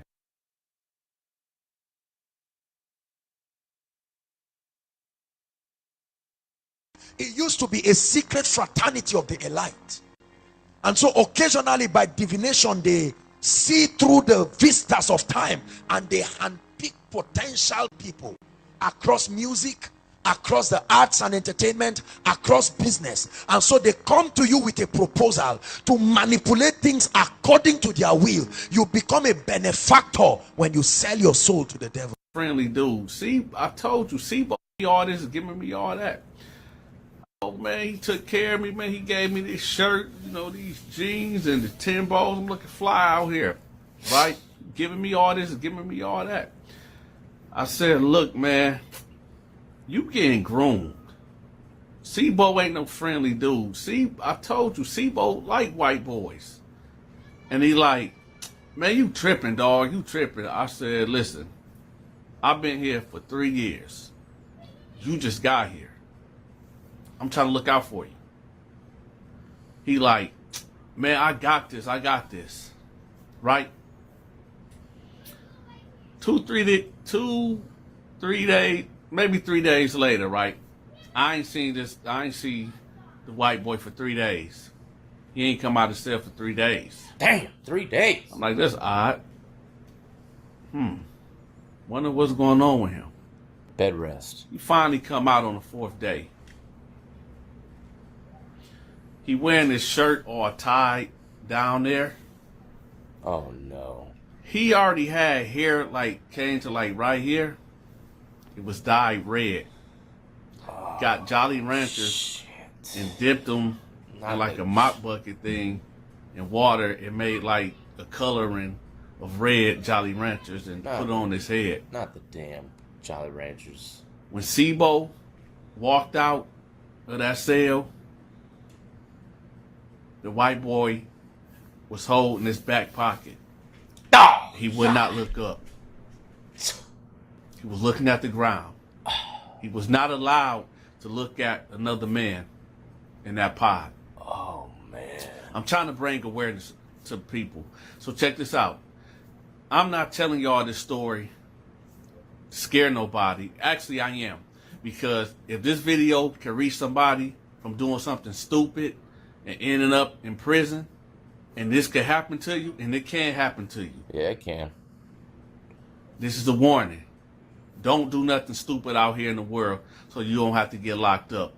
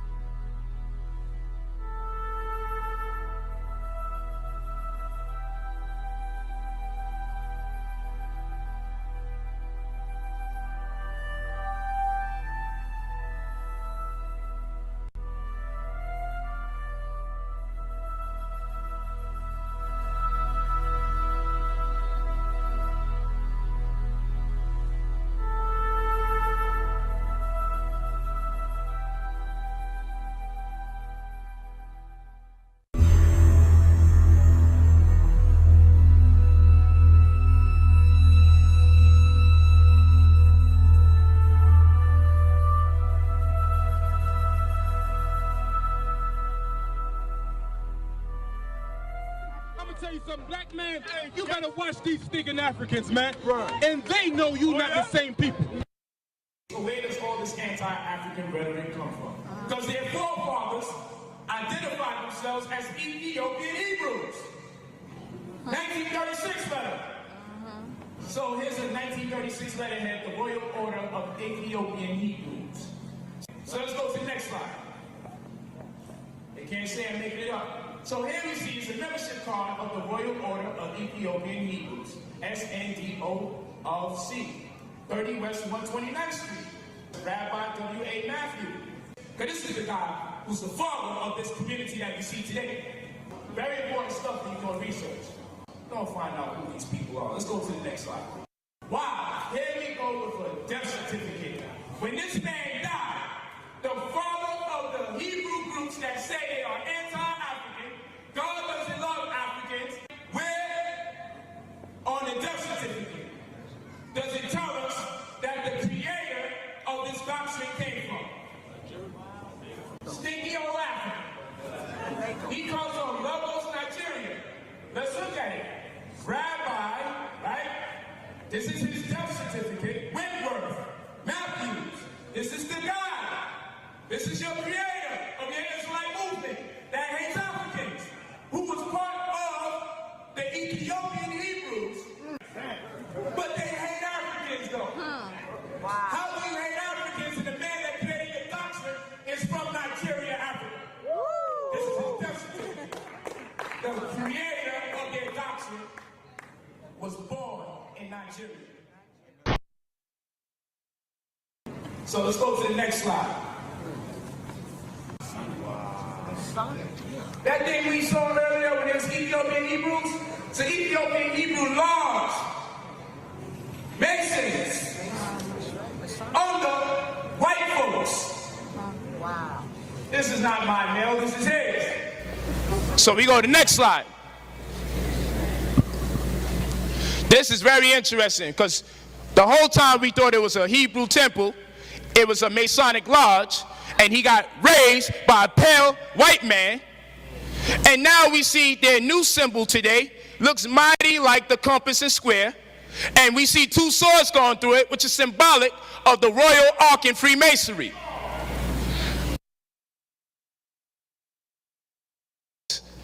And now it's in this symbolism today, the Israelite school of the universal practical knowledge. The swords that are being seen right here are reflective of the Royal Ark degree in Freemasonry. So there's no coincidence with all of this. Because if you put a little line here and a little line here, you're going to wind up what they call a Magen David. The Star of David, where does that symbol come from? It's never written explicitly in the Bible itself. Is it in the Talmud? Perhaps. Is there a passage in the Bible about that or no? No. Okay. So you're not really sure exactly where that comes from? No. You got me. Is it nobody knows, Yeah, huh? I don't know. I'm not, yeah. Because I know it's called the Star of David. Yeah. Does it have anything to do with David? No, I don't think so. In Amos, God said, you took up for yourself the star, that's the six-pointed star, of your God, called Remphan or Kiyun. All these were names for Moloch, the great Baal, the great fire god, who was the devil. You get back to the Masonic fraternity of Freemasonry. Yeah. Their great symbol is G. You'll look at the star on the compass, which is a stylized Star of David. In fact, they have the entire Star of David in many Masonic temples. Why is that? Masonry is a study of Judaism and of the Kabbalah. The Jewish Tribune newspaper, on October 28, 1927, stated, "Freemasonry is based on Judaism. Eliminate the teachings of Judaism from the Masonic ritual, and what is left?" So we see this nice little Magen David, 6-point star, somewhat known. 1979, Rabbi Matthew passes. New leadership also name change from Royal Order to Israelite Rabbinical Academy. So they didn't wind up changing the name. Now they're Israelites.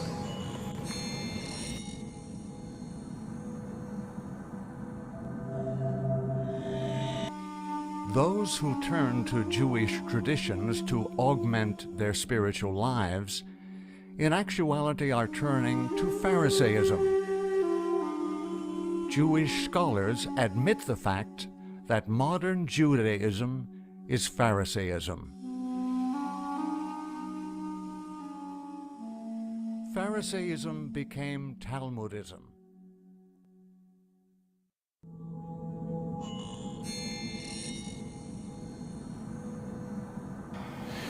So we see who got their hands all in this Israelite culture. So then later is eternal strife for commandment keepers will culminate. Obviously, the direction causes problems. Early separation from commandment keepers by Rabbi Abba Bivens. Abba Bivens will eventually create School of the Torah, Old Testament. Abba Bivens will be critically beaten and named Ariah, Yaqub, and Peter Sherrod, who said he came in a personage of King David. Leaders. Ariel will change teachings of Abba Bivens by adding Messianic New Testament, thereby forming what you know today is the ISUPK, the ICUPK, your Alliance of Israel, your AOC, and all the other people that exist, the ICIU and all that. Spin-off camps.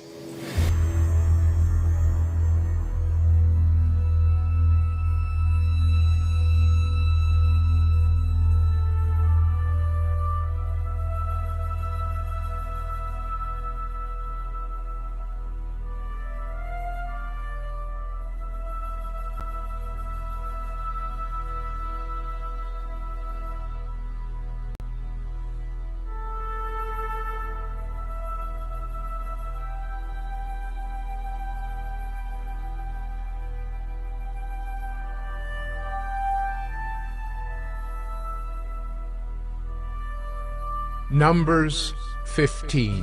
The Lord said to Moses, "Speak to the people of Israel and tell them to make tassels on the corners of their garments throughout their generations, and to put a cord of blue on the tassel of each corner."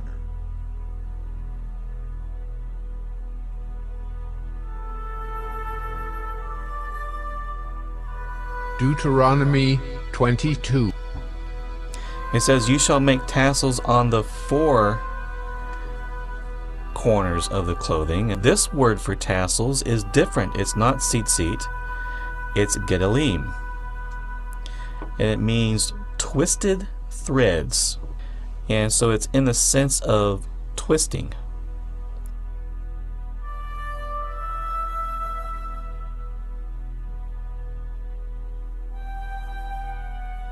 And so when you're looking at a tunic, we know that tunics often would have four corners, and here is a photo of a tunic, but you'll notice here that there's one corner, there's the other, and you can kind of see this other corner behind it, and they even have these tassels hanging down on each corner. The Katan Tali had this opening for the head so that you could wear it over your shoulders.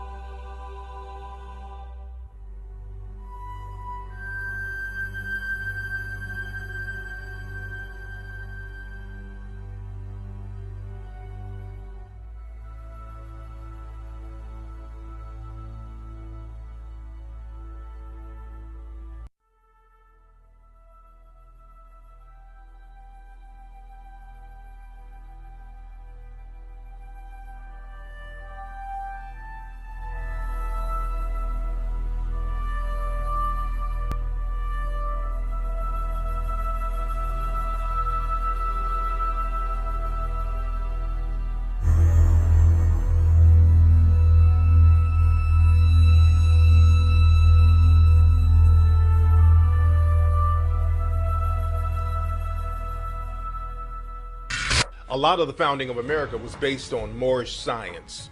So again, Masonry is based on Moorish science. So they would have these Moorish advisors around them.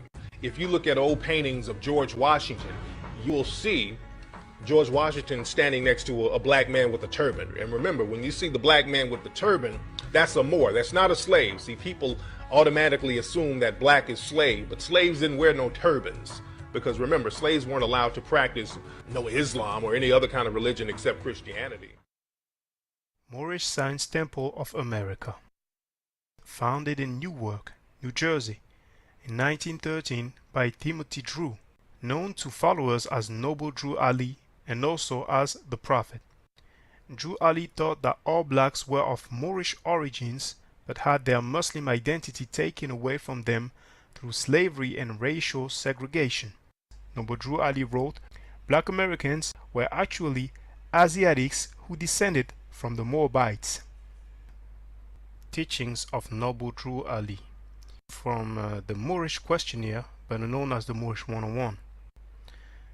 Number 5. Who is Noble Drew Ali? He is Allah's Prophet. 17. What is our religion? Islamism. Number 87. In all reality, what is a Negro? A Negro is a four-legged animal. 88. What is meant by the word black? Black, according to science, means death. 90.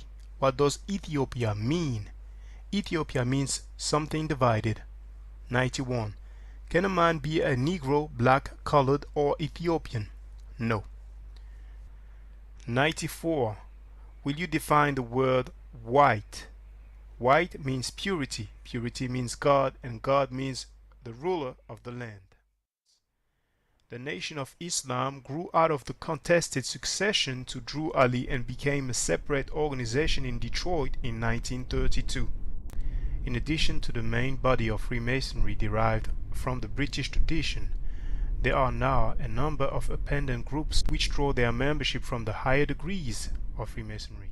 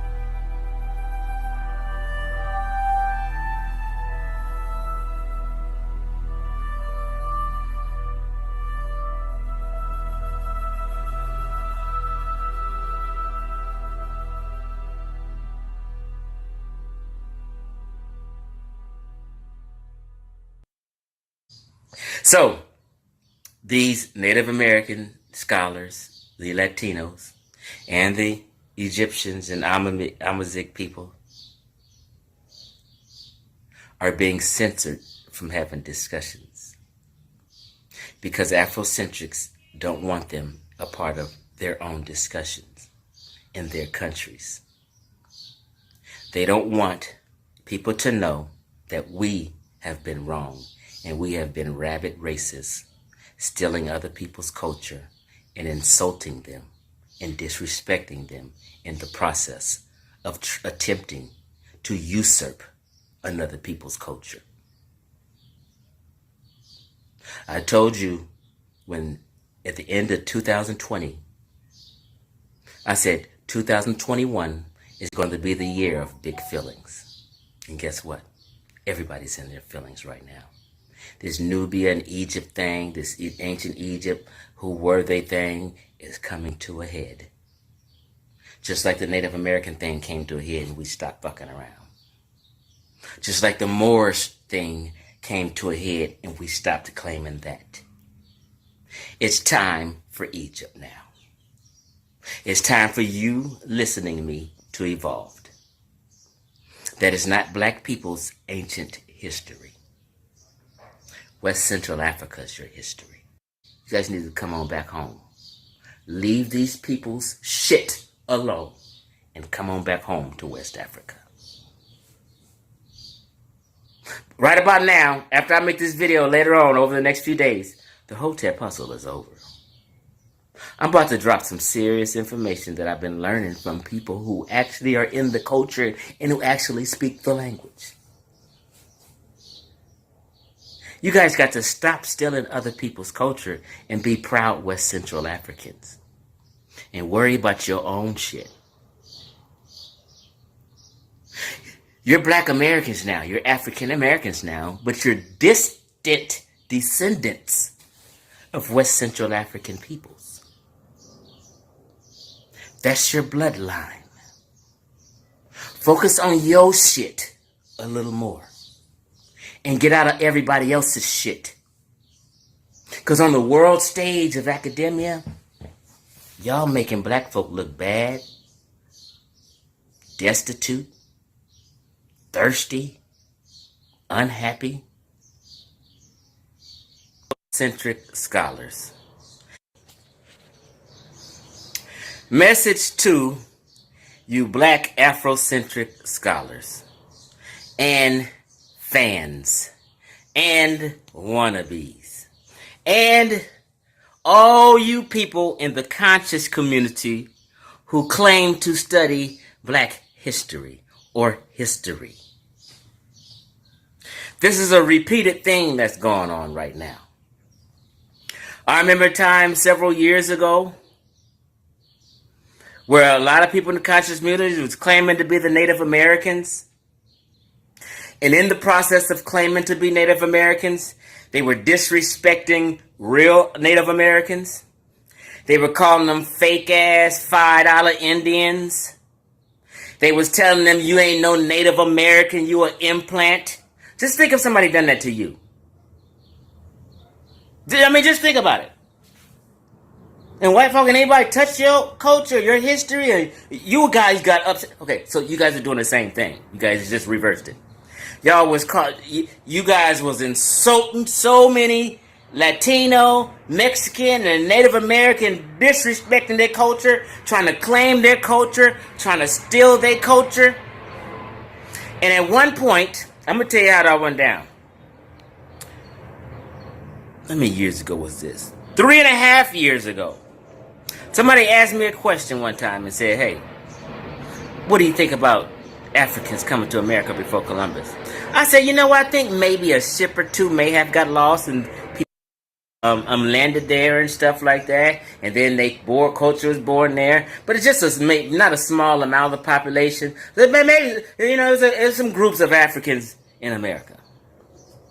Latino guy came on the thread, tagged another black person who was conscious and up on it before me and said, such and such, is that true?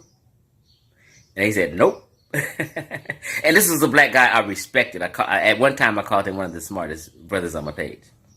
So I had to wait. Then they started breaking some shit down. Then I changed. I wasn't claiming that the Native Americans back. I just said maybe a very small percentage got there on accident in their culture, But I never bought into it and was claiming the old Mexican thing. Okay, so after time goes by, I start friending a lot of these Latinos. A lot of them were like the old Mex. You would call that Mesoamerican history. A lot of them were Mesoamerican scholars, knew their culture, their ancestors' history. And after a while, I thought about it. I said, God damn, they was kicking so much real shit. I said, how in the fuck am I listening to some confused black American tell me about Mesoamerican history? That's like, why would I go to what we call these master teachers, or these people in the black American community, to learn about the Shanghai dynasty? I mean, like, what are we doing here? If I want to know about the Shanghai dynasty, maybe I should go to the people who actually study the Shanghai dynasty history.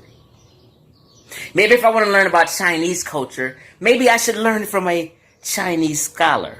You know what I'm saying? See, I kick in and change quicker than other people, right? So I had developed a whole bunch of these people who are Latino and study Native American history, their ancestors' history. So one of my at this time he was a good Afrocentric friend of mine. He come on my post bashing their ass, calling them all kind of shit. Disrespectful. I fell asleep, and this thread went on for hours. But this Afrocentric was insulting the Native American guy first. I mean, going hard at him, calling him fake, just saying, you this and that, you racist bastard, we're going at him. So the Native American scholar, no, it was a brother. But anyway, one of the brothers got mad at it and finally snapped back and talked about my Afrocentric friend's wife. I wasn't there, I was asleep. I wake up in the morning, 1,000 damn comments. So the Afrocentric dude get mad at me because it's on my post the argument went down and the guy insulted his wife. I said, wait a minute, I ain't got nothing to do with that. I didn't insult your wife. I wasn't even around. Me and the guy never been friends since.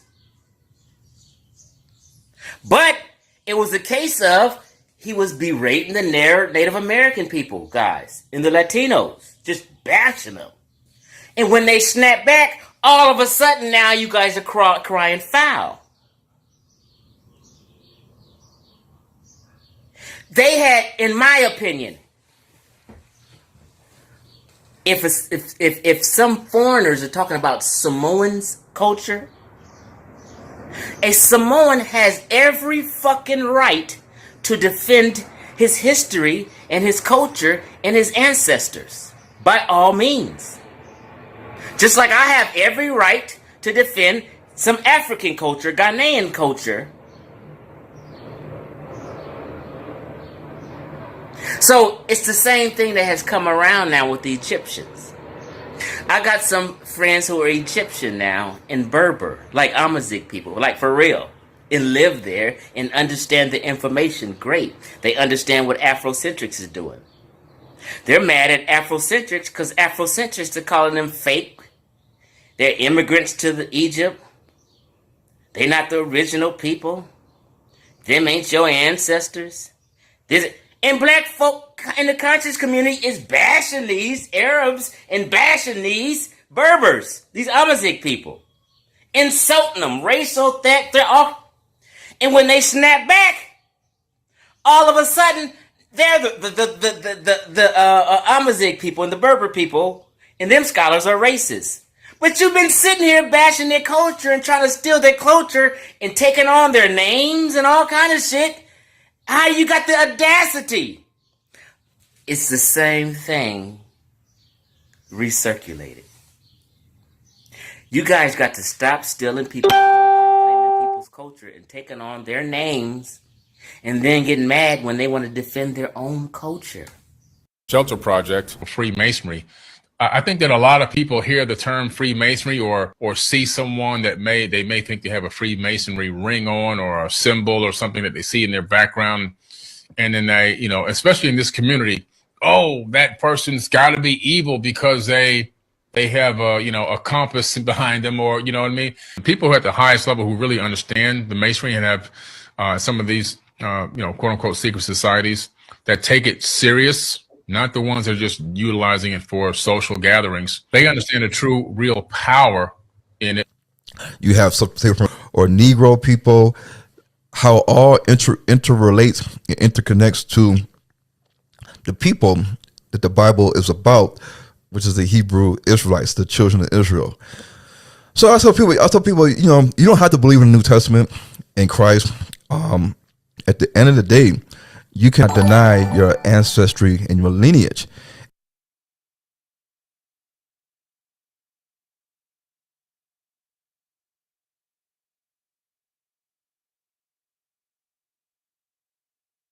But I never did it. So I want to take this time to apologize to TCA. Again, I don't know his name, but Thoughts Came in Action. The Israel United Christian Organization bent on gathering blacks and Latinos back to the true nationality. Since the time of colonialism and slavery, we've been different, not an inclusive organization, bent on gathering blacks and Latinos back to their true nationality.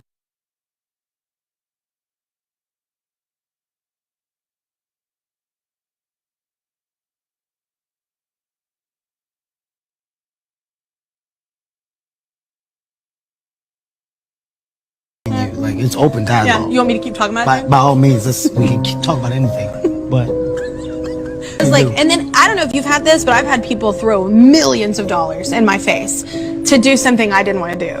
And what? That was my way of cueing you. Like, it's open dialogue. Yeah, you want me to keep talking about it? By all means, we can talk about anything. But don't do it. Yeah, no, of course. Offer time.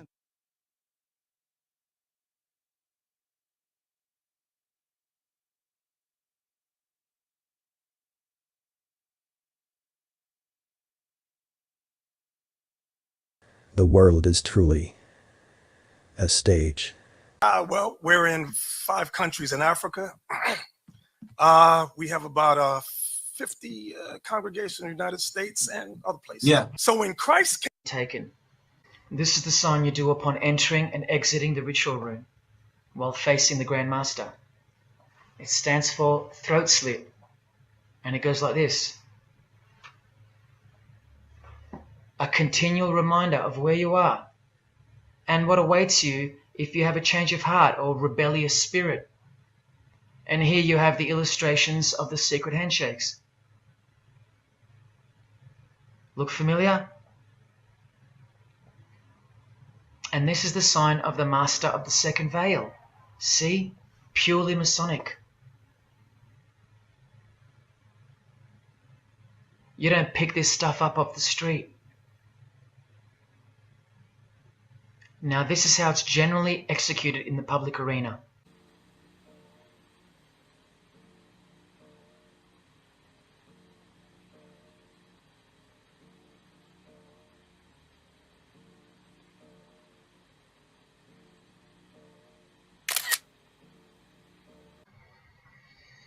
Have is this world. But they know much more than that. At one point, when the blindfold comes off, this is what you're surrounded by. Blokes dressed like this, holding swords to your face. And that's nothing compared to what comes later. So your own wife or daughter don't qualify for discussion in these matters, unless they too are initiated to the same level as you. So please don't tell me that your grandfather or your neighbour is a Freemason and that there's nothing wrong with Freemasonry.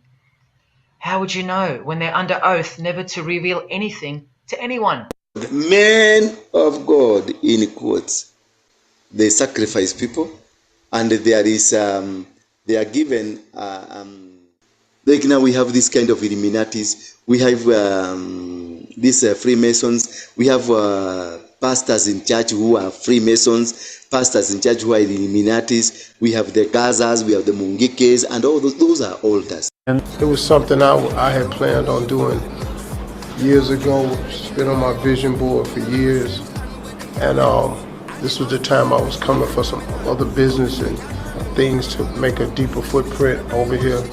And there's an African understanding that a person is not dead until they're forgotten. So what we do when we start at 1619 is we erase effectively the entire memory of over 500,000 African people who were enslaved before that, just on the basis of this fraud. They call it Jamestown to Jamestown. We have pastors in church who are Freemasons, pastors in church who are Illuminatis, those who have gone to Ghana, those who have gone to Nigeria, those who have gone to Sierra Leone, those who have gone to South Africa, Tanzania, all over. So to seek powers. Men of God. Men of God.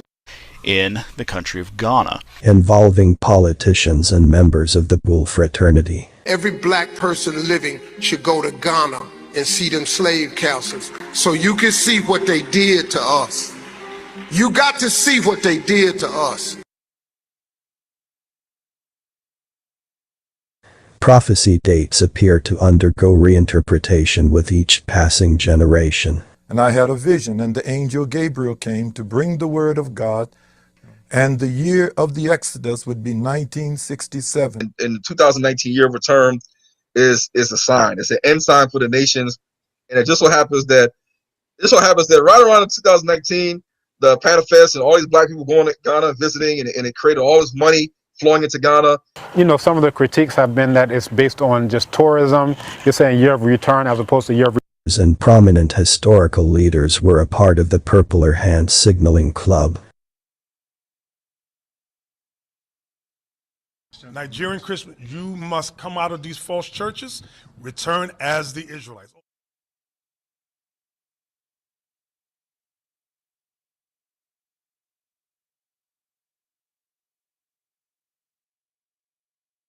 The Year of Return, or 1619, seems to be a well-funded program designed to encourage repatriation. Most of the high level of people in the Vatican are all Freemasons, and many of the people that are Freemasons are Catholics. Mr. Smith, as an evidence that you took this oath freely and of your own will and accord, please kiss the book before you 3 times. It is the Holy Bible.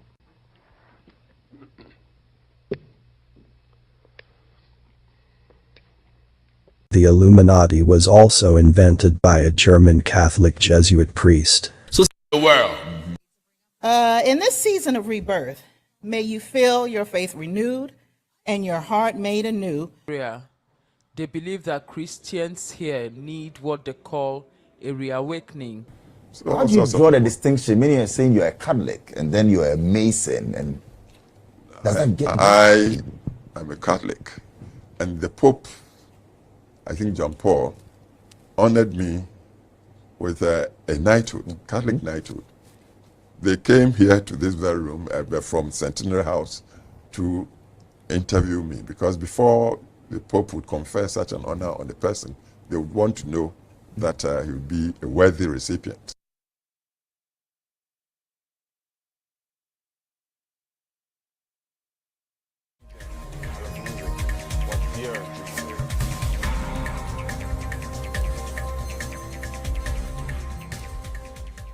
What have we learned? Freemasonry enjoys pop.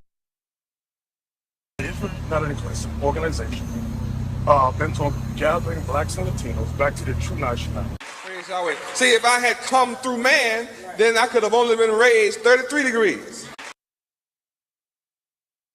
When he died, someone messaged me who was in, because my father was in the CIA. Shout out to the CIA. One love to the FBI. We have a men's mental health crisis. Young men are disenfranchised. And I was watching a commercial, and they were doing some fundraising, and they kept making this symbol with their hands. But it is a Illuminati symbol. He will refuse to believe it until he is going to receive a kick in his fat bottom. When a military boot crashes then he will understand, but not before that. That's the tragic of the situation of demoralization. And you can see it quite clearly that in some areas, in such sensitive areas as defense and economy, the influence of Marxist-Leninist ideas in the United States is absolutely fantastic. I could never believe it 14 years ago when I landed in this part of the world that the process will go that fast. The next stage, of course, is crisis. It may take only up to 6 weeks to bring a country to the verge of crisis. You can see it in Central America now. And after crisis, with a violent change of power, structure, and economy, you have so-called the period of normalization. It may last indefinitely. Miami has the potential of being the greatest tourist spot on earth. With the Son of God. With the Son of God here. Think of how many people go to see my representative in Rome, the Pope. Think of it. The Pope. Think of it. The man is a joke. This is a charade. The Pope was originally scheduled to travel to Goma in the east, but that plan was scrapped. This time, subverter does not care about your ideas and the patterns of your consumption. Whether you eat junk food and get fat and flabby, it doesn't matter anymore. This time, and it takes only from 2 to 5 years to destabilize a nation, It's what matters is essentials: economy, foreign relations, defense systems. And you can see it quite clearly that in some areas, in such sensitive areas as defense and economy, the influence of Marxist-Leninist ideas in the United States is absolutely fantastic. I could never believe it 14 years ago when I landed in this part of the world that the process will go that fast. The next stage, of course, is crisis. It may take only up to 6 weeks to bring a country to the verge of crisis. You can see it in Central America now. And after crisis, with a violent change of power, structure, and economy, you have so-called the period of normalization. It may last indefinitely. Normalization is a cynical expression borrowed from Soviet propaganda. When the Soviet tanks moved into Czechoslovakia in '68, Comrade Brezhnev said, "Now the situation in brotherly Czechoslovakia is normalized." This is what will happen in the United States if you allow all these schmucks to bring the country to crisis, to promise people all kind of goodies and the paradise on earth, to destabilize your economy, to eliminate the principle of free market competition, and to put a big brother government in Washington, D.C. This is a charade. There are some of us here who are not stupid. Is that what you think he's doing? He's preying on stupid people? No, I don't think his members are stupid. Any more than the people who followed Jim Jones to Guyana were stupid. The urbanization process in the United States is basically completed already. For the last 25 years.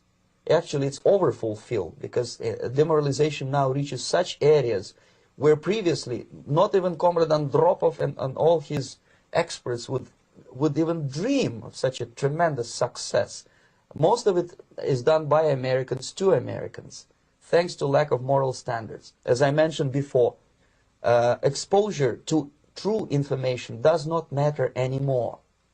A person who was demoralized is unable to assess true information. The facts tell nothing to him. Even if I shower him with information, with authentic proof, with documents, with pictures, he will refuse to believe it until he is going to receive a kick in his fat bottom. When a military boot crashes then he will understand, but not before that. That's the tragic of the situation of demoralization. Yeah. Their great symbol is G. You'll look at the star on the compass, which is a stylized Star of David. In fact, they have the entire Star of David in many Masonic temples. Why is that? Masonry is a study of Judaism and of the Kabbalah. The Jewish Tribune newspaper, on October 28, 1927, stated, "Freemasonry is based on Judaism. Eliminate the teachings of Judaism from the Masonic ritual, and what is left?" Albert Pike said in his book Morals and Dogma that the Kabbalah is the very basis. Without the Kabbalah, we would not have the 33 rituals of the Masonic Lodge. But the god they worship, the great architect, is Moloch, the star god. So John Dee rediscovered the technology of how to draw the magic circles, how to say the right incantations, how to actually do black magic on a governmental level. This is what people are going to have so much trouble with once disclosure happens, is that these people actually practice black magic. Wake up! And of the Son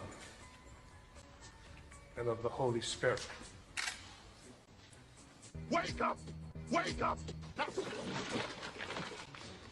I've got one that can see.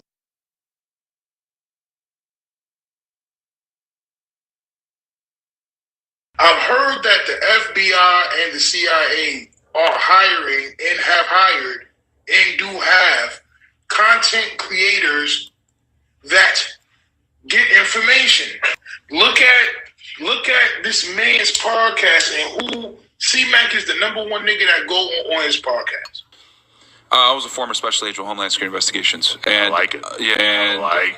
Yeah, I left that in December 2020. It was a great career. I really enjoyed it. I really didn't want to leave. Did they come to you and say, you have to leave because your YouTube channel is becoming bigger? They didn't say that exactly, but it was pretty much insinuated.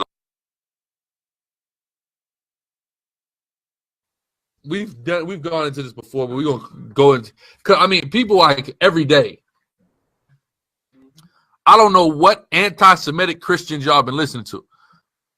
You know where this doctrine comes from? That the symbol that is called by some the Star of David or the Shield of David, ignorantly called. When all you have to do to prove that these guys are Satanists is look at the hat they got on their head. Yarmulke, which symbolizes Saturn worship, right?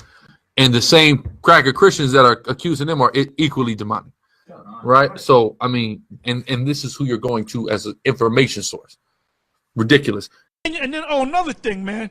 You guys in GMS with the six-pointed star, take off, man. Because that has nothing to do with King David or Solomon. That star right there is the star of Moloch, man. Yeah, that's the star of Moloch or the star.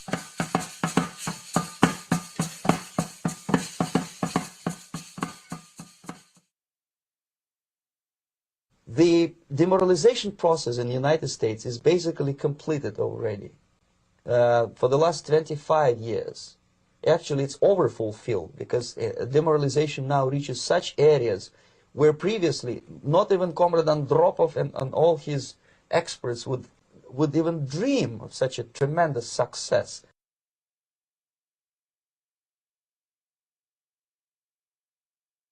Most of it is done by Americans to Americans. Most of it is done by Americans to Americans. We haven't done one of these in a minute for good reason. Why?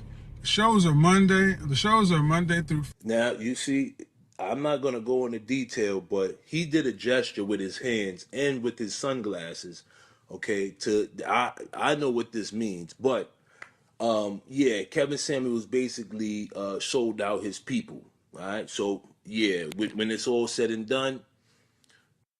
Thanks to lack of moral standards. As I mentioned before,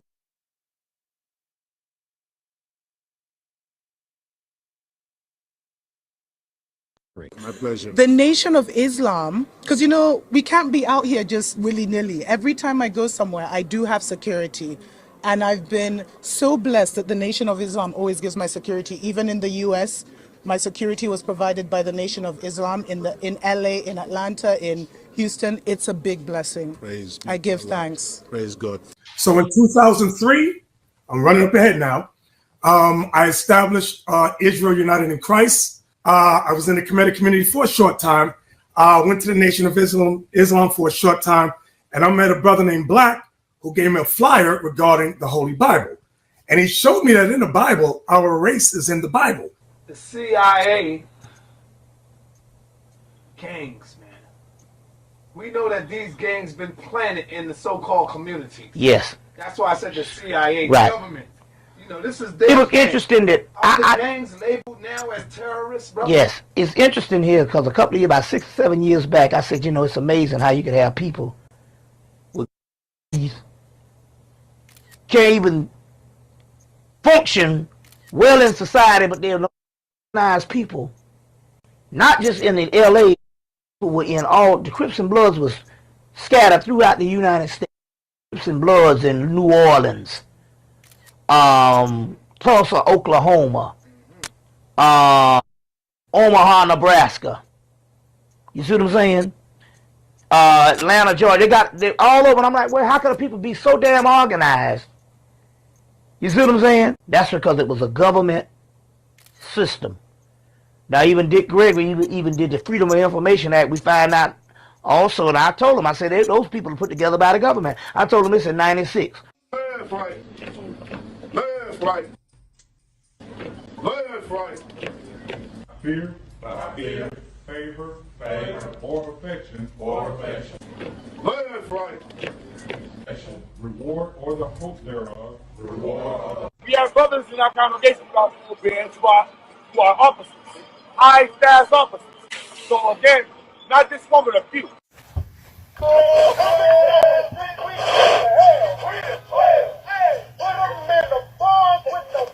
We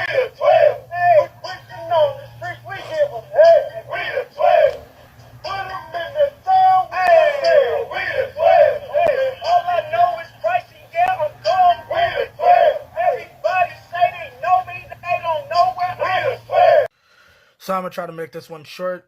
Just understand, like we just saw in the other video, the video before, part 4. What's it called? This is what they do. Like, I just really like pulled this one to show, like, this is IUIC's stance. This is how IUIC moves. IUIC snitches on people, and they pride themselves in this. They are proud to go around saying they are snitches. They're proud. They were proud to say that Nathaniel was a detective. Okay, these are things that this group as a whole is proud of. Okay. Like I said, I'm gonna keep this short. There's not much that can be said. If you don't have a problem with the video you just saw, then that's on you. That's on you. But we see right through your BS, bro. Right. You ain't fooling no one. Yeah, look, there are cops too. He know damn well we ain't police. The knowledge he had about the camps and this and that, and he had knowledge that we've been on that block. Uh-oh, another dirty cop exposed. Was you the one that set El Chapo up? Didn't y'all learn y'all lesson in Egypt by getting sold out by cats like this? And I heard he set up 2 black people. So let me get it. You setting up black people to bring them to the fold. I'm confused. Uh-oh, hot dog. If I was in this congregation, I'd be scared to death that he gonna set me up. All about you, all around you. They're all about you, all around you. The tax exempt law. Now what's that law? See something 50136. C6. 501c3 ain't it? Says 501c3, which is the tax exempt. All your black churches and your black colleges, all started by the Freedmen's Bureau. You see, at the same time, to give you a false sense of you gotta get, I want to die and I want to see the Lord and all this kind of thing here, and everybody, and we shall overcome. To give you this foolishness because they can control how far you go with what religion that they done messed up of yours and gave back to you, and what education they gave back to you, and you done had 140 years of both the black church and black colleges, and yes, you in the worst shape. You see what I'm saying? Now the key to that is because them being under the tax exempt law, the major churches, your AME churches, and your United Methodists, which would be your 2 big black churches, they cannot open the door not unless you see a American flag with a gold strip down the side. That American flag and the gold strip down the side is the Illuminati flag, which means that these churches are owned, operated, and controlled. Hear me. We got more preachers in the pulpit that have pledged their allegiance to Omega Psi Phi, to Alpha Kappa Alpha. They can step, they ain't spiritual. They got all the moves, can't cast out a devil. How you got a brand on your back and you can't worship God? These the same folks that be stepping the moment God come in the building. All their stepping go. You look at Islam, they got spiritual leaders. You look at Buddhism, they got spiritual leaders. And then you look at Christianity, we got celebrities. There's gonna be a change in leadership. You will no longer be led by carnal leaders. You will no longer be led by fleshly leaders. God is raising up spiritual, I don't care, spiritual leaders. Not unless you see a American flag with a gold strip down the side. That American flag and the gold strip down the side is the Illuminati flag, which means that these churches are owned, operated, and controlled. That means that the black colleges are under the same law, just being run by the Illuminati. See what I'm saying? Now, on the other hand, do you know, even some of the Prince Hall Masons don't know this. Don't you know that Prince Hall Masonry, who is in accord with the church, got to sign a petition by the government every year that they don't bear arms against the government? You see what I'm saying? You see? Now we know these particular things because are you a 33rd degree Mason? 32nd degree Mason. Tell me, does black Masonry, because you're a Prince Hall, that ain't nothing but a doggone social club, drinking liquor and driving cabs and singing Negro spirituals in the church, and a few grips and passwords. And if you was really a doggone Mason, the white Masons got doggone women in their Mason. Annie Besant, 33rd degree Mason. You see what I'm saying? Over 100 years ago. Blavatsky, 33rd degree Mason. They got women in the Masonry. If you really was down, you'd put the women in the Masonry. And I ain't talking about no Eastern Star either. All on nothing. The Masons, the black Mason is no more than the AKAs and the Deltas or the doggone Buffalo Lodge, the doggone Flintstones.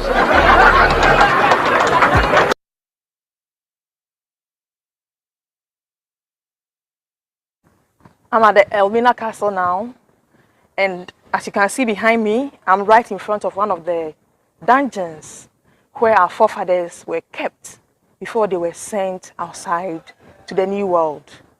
Very, very sad place to have a look at.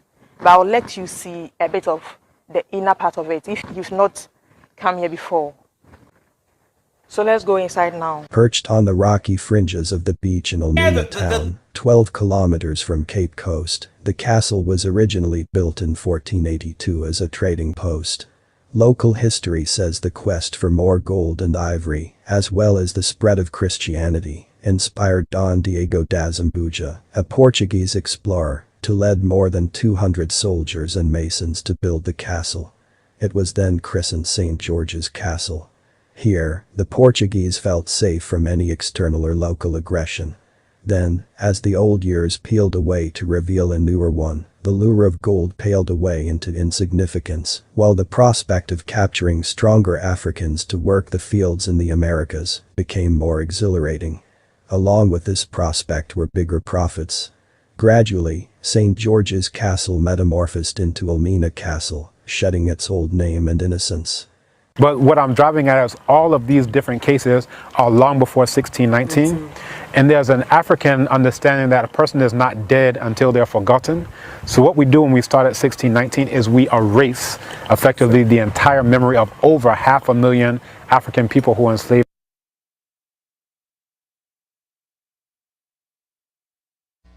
Now you go study, you look up that word boule, B-O-U-L-E, and you'll find out this is what most of these supposedly civil rights people belong to.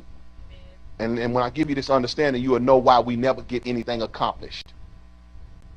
The boule means advisor to the king.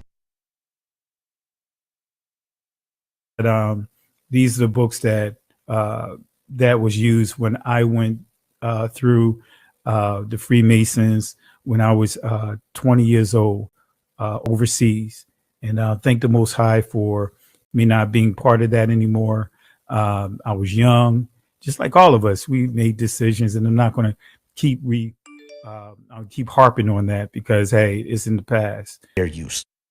Right. I got some books here, right? Kind of ashamed to admit, but I was a Mason. At one time, I was a Freemason. That's why I know a lot of this stuff. These are some of the reference books that I have. This book right here, purchase it if you want to do your own investigation, and you will not find those signs and all that up in here. A lot of people's granddads and all kinds of people, grandmothers, it's gone back generationally, have been included. Watchman reports his wife, fair play to her. She said her dad was a Mason. Jediah something says, will you denounce never being a Mason to set the record straight? Okay, we've talked about that before. Yes. Because this is not the first time the hand gesture thing has come up. Right. We are not or never have been Masons. Never have. I talked about when I found out that my biological, I call him bio dad, and I found out my bio dad was, we don't have to denounce anything because we never were. Okay, yeah, we were never Masons. And we were never Eastern Stars and all that other stuff. We were never any of it. And that she didn't know anything about Freemasonry, but she found a book in his house. Hold up. Wait a minute. Something ain't right. So there's been a lot of people that might know, might not be saying the whole truth, half the truth, but there's been a lot of complicity and a lot of them in the church. But you know what, family? You know what? Listen, I'm from Florida, born and raised. My auntie was a Eastern Star. And not everyone involved in it know what they are involved in. Uncle John, he knew what it was, but my mom and dad ain't know what no Freemasonry was when they let me be a lily white. TCA was raised and born in the Americas. He don't know how deep this churchianity thing goes. Are you parent? Do you have any parents that are Freemasons? No, Is your auntie a Freemason? no, Do you have any relatives that are Freemasons? not anymore. My grandmother used to be. We found out by accident when she died, and we saw this book, and we were like, "What is this?" And she was Eastern Star. I do believe that the church she was with, I think they had Freemasonry in that church, and that's why she became part of it. But I think that was part of ignorance as well. But I guarantee you, my grandmother was ignorant. You're coming from a family that has Masonic connections, yeah? Evidently from your grandma. We can say There's that probably not a single black family in the United States who doesn't have a family member who has some kind of connection to Freemasonry or the Divine Nine. Oh, no. A Mason is a divine man of God. That's it. Who's given tools from heaven. That's right. That cut and shape the hearts of the world. That's right. And build a people for God. Amen. They don't even know that it's tied to Freemasonry. A lot of them don't. Hold up. Wait a minute. Something ain't right. The story of Prince Hall, our founder, who was a great American and the first Grand Master associated with our first Grand Lodge and its expansion. Scott, the brother-in-law of John Hancock, a signer of the Declaration of Independence. Captain Scott delivered the letter and the money and received a charter, which he duly delivered to Prince Hall at around the time of the writing of the United States Constitution.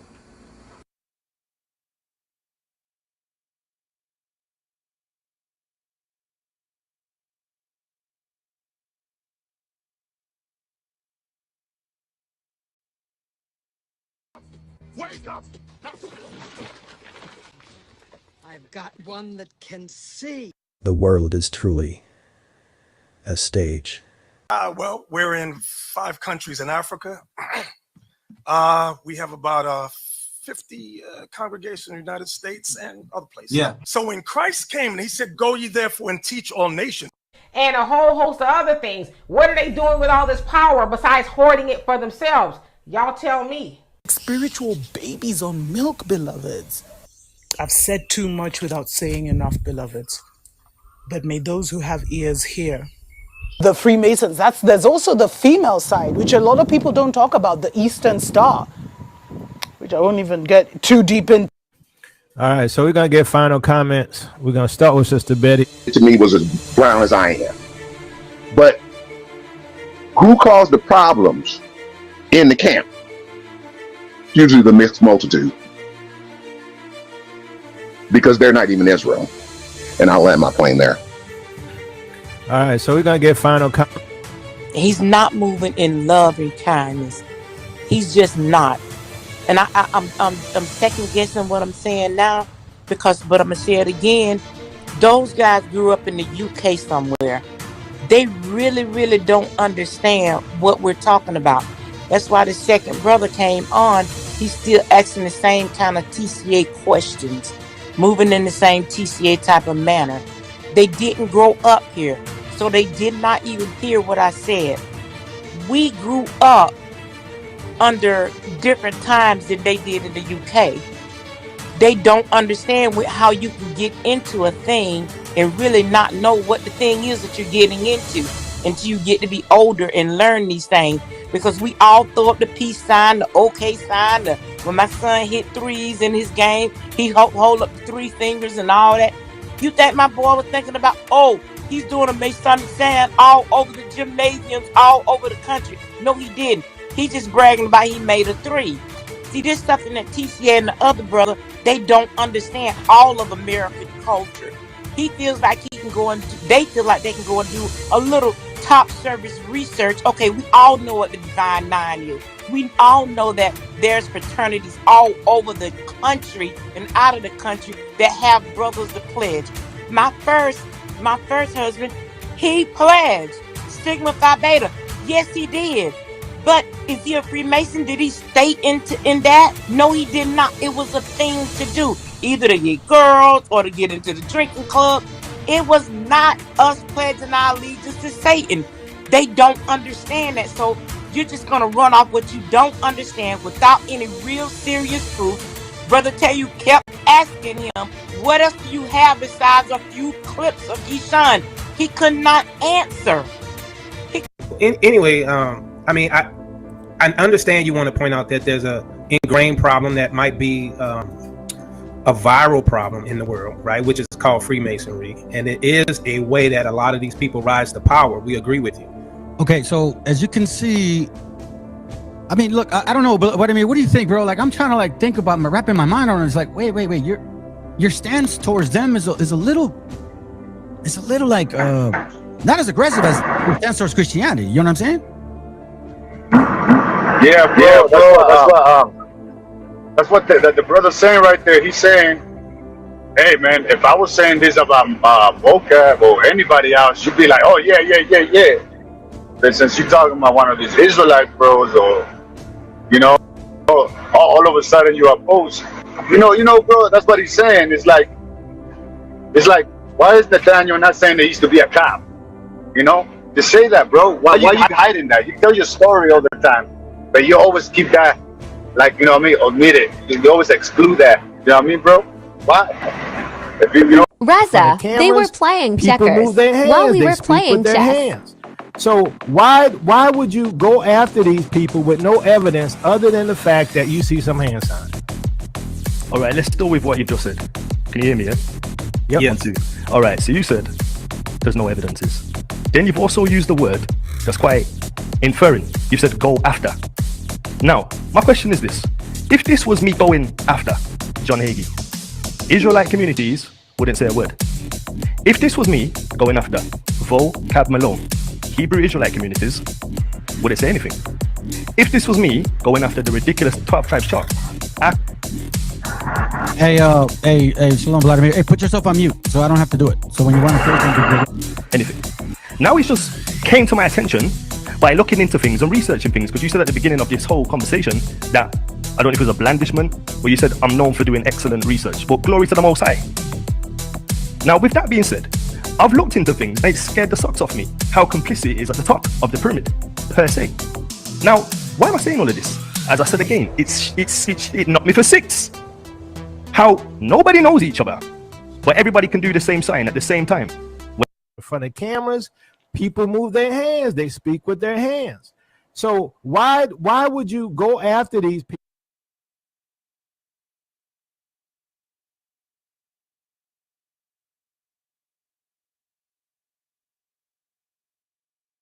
Us into slavery, a very convenient argument being promoted more and more by people who seem to feel the need to justify their allegiance to Britain in particular and the West in general. But they're not gonna tell you that. You know why? Because they're not just stating the facts. This is a political argument, as I've already said, to justify allegiance to Britain and the West, but also to provide a defense for Britain and the West in relation to issues of justice, such as reparations. At that Agwan, and we just have to know that and act accordingly. Greetings. In celebration of Black History Month, I'd like to discuss the story of Prince Hall, our founder, who was a great American and the first Grand Master associated with our first Grand Lodge and its expansion. Scott, the brother-in-law of John Hancock, a signer of the Declaration of Independence. Captain Scott delivered the letter and the money and received a charter, which he duly delivered to Prince Hall at around the time of the writing of the United States Constitution.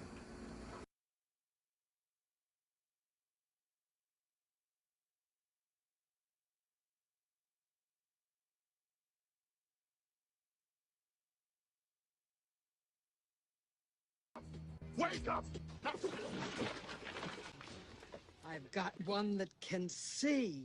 And what thou seest, write it in a book. So Christ tells John, what you see, I want you to write it in a book. And what thou seest, write it in a book. So Christ tells John, what you see, I want you to write it in a book.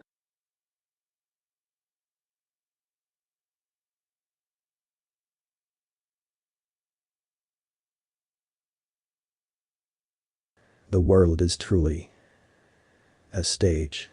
On hand for Brother Folds' installation ceremony at the Princess Romana Hotel was Pro Grand Chancellor of the United Grand Lodge of England, Peter Geoffrey Luns.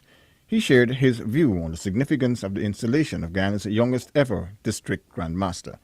He's a young man, and Masons perhaps have been accused of being rather elderly on many occasions, but actually the average age of people coming into Freemasonry is going down, and therefore to have somebody of Brother Ford's age, in his 40s, coming into the first top job.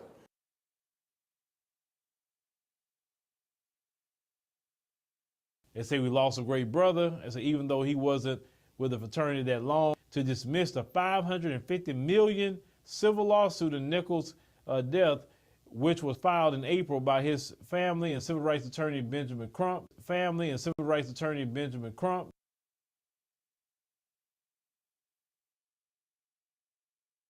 Ida B. Well matters, Thurgood Marshall matters, Dr. King matters, Rosa Parks matters, Shirley Chisholm, John Lewis. They were not mere footnotes in the history books. They were the heroes.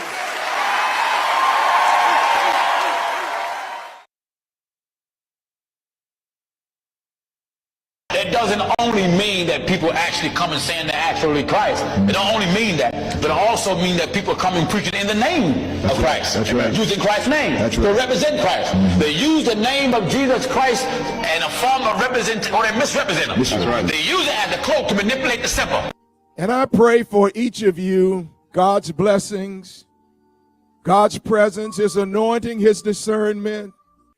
Come on, let's give our leadership another hand. We certainly appreciate their being with us. And to hear a word from our leadership is also a blessing. Take heed to the words from the pastor today. Have hope. Have hope. In this season of rebirth, may you feel your faith renewed and your heart made anew. The world is truly a stage. I am Benaiah Ben Israel, In this season of rebirth, and I would like to welcome you to the African Israelite Justice Foundation. Roughly 9 months ago, the world witnessed the unprecedented persecution of Kyrie Irving. For it was then that African Israelites around the world, and in particular here in the States, realized that there was no organization to plead our cause, to voice our concerns, or to point out the hypocrisy. What's amazing is I went out there and I jumped the gun. Now, the last thing I want to talk about, Kyrie Irving. You know, it's amazing in this life. Kyrie Irving is a basketball player, one of the best basketball players in the NBA. And we wanted to reach out to Bishop Nathaniel because there's been a lot of, conversations about, the situation with Kyrie Irving. And we know all the fallout with that. So Bishop Nathaniel is one of the people that we could reach out to. Now they have Jaylen Brown apologizing and explaining himself for tweeting a video of the Hebrew Israelites gathering in support of Kyrie. This censorship of black male speech is insane, he wrote in a tweet. I was not aware of what specific group that was outside of Barclays Center tonight, Brown wrote.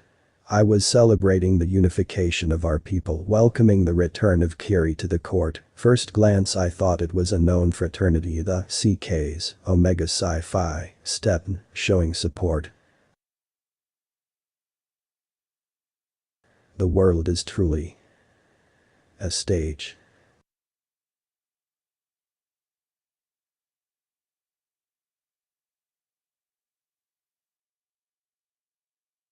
Freemasons have for a long time been seen as occultists belonging to a secret.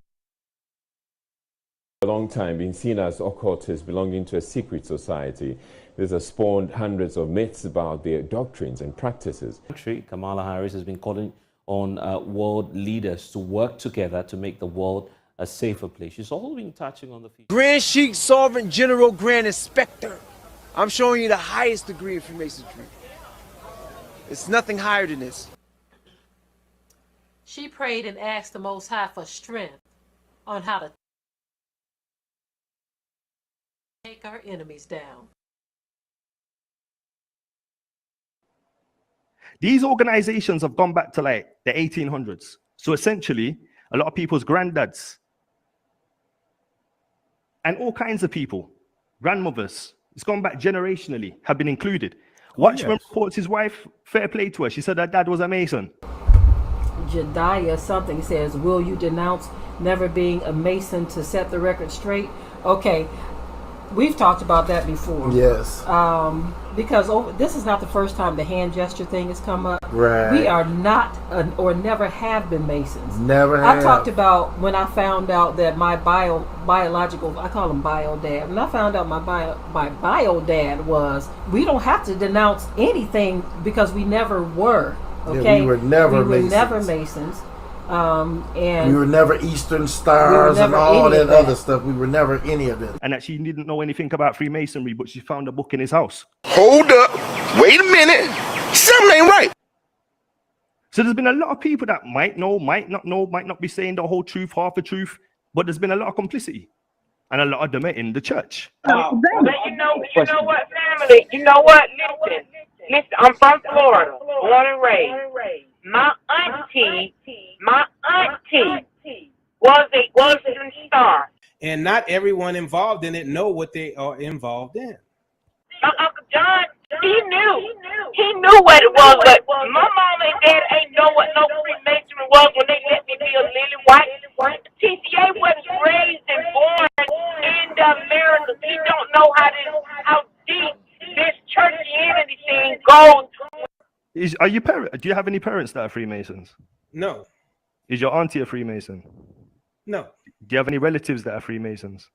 Not anymore. My grandmother used to be. We found out by accident when she died, and we saw this book, and we were like, "What is this?" And she was Eastern Star. I do believe that the church she was with, I think they had Freemasonry in that church, and that's why she became part of it. But I think that was part of ignorance as well. But I guarantee you, my grandmother was ignorant. You're coming from a family that has Masonic connections, yeah? Evidently, from your grandma.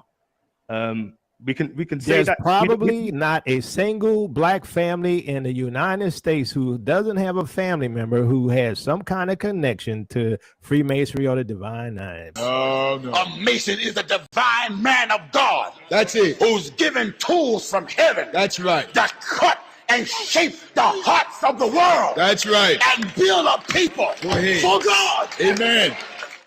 They don't even know that it's tied to Freemasonry. A lot of them don't. Hold up. Wait a minute. Something ain't right. And like I said, these are the books that that was used when I went through the Freemasons when I was 20 years old overseas. And thank the Most High for me not being part of that anymore.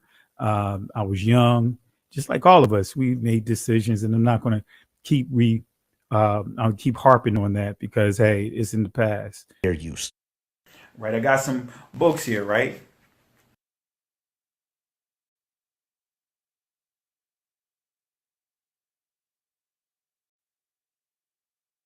Know or care to say that we are the same people. Really?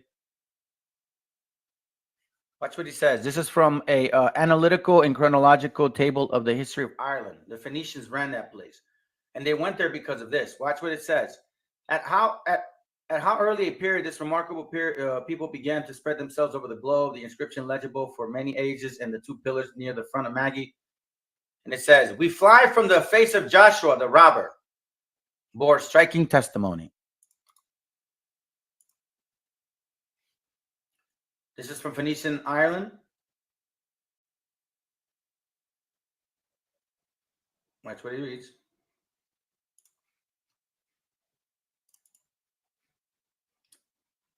I'll start here. This is from Phoenician. Hey guys, I gotta let my dog out. Okay. First, I'm gonna have this there. Okay. Now watch this. They forced us. We were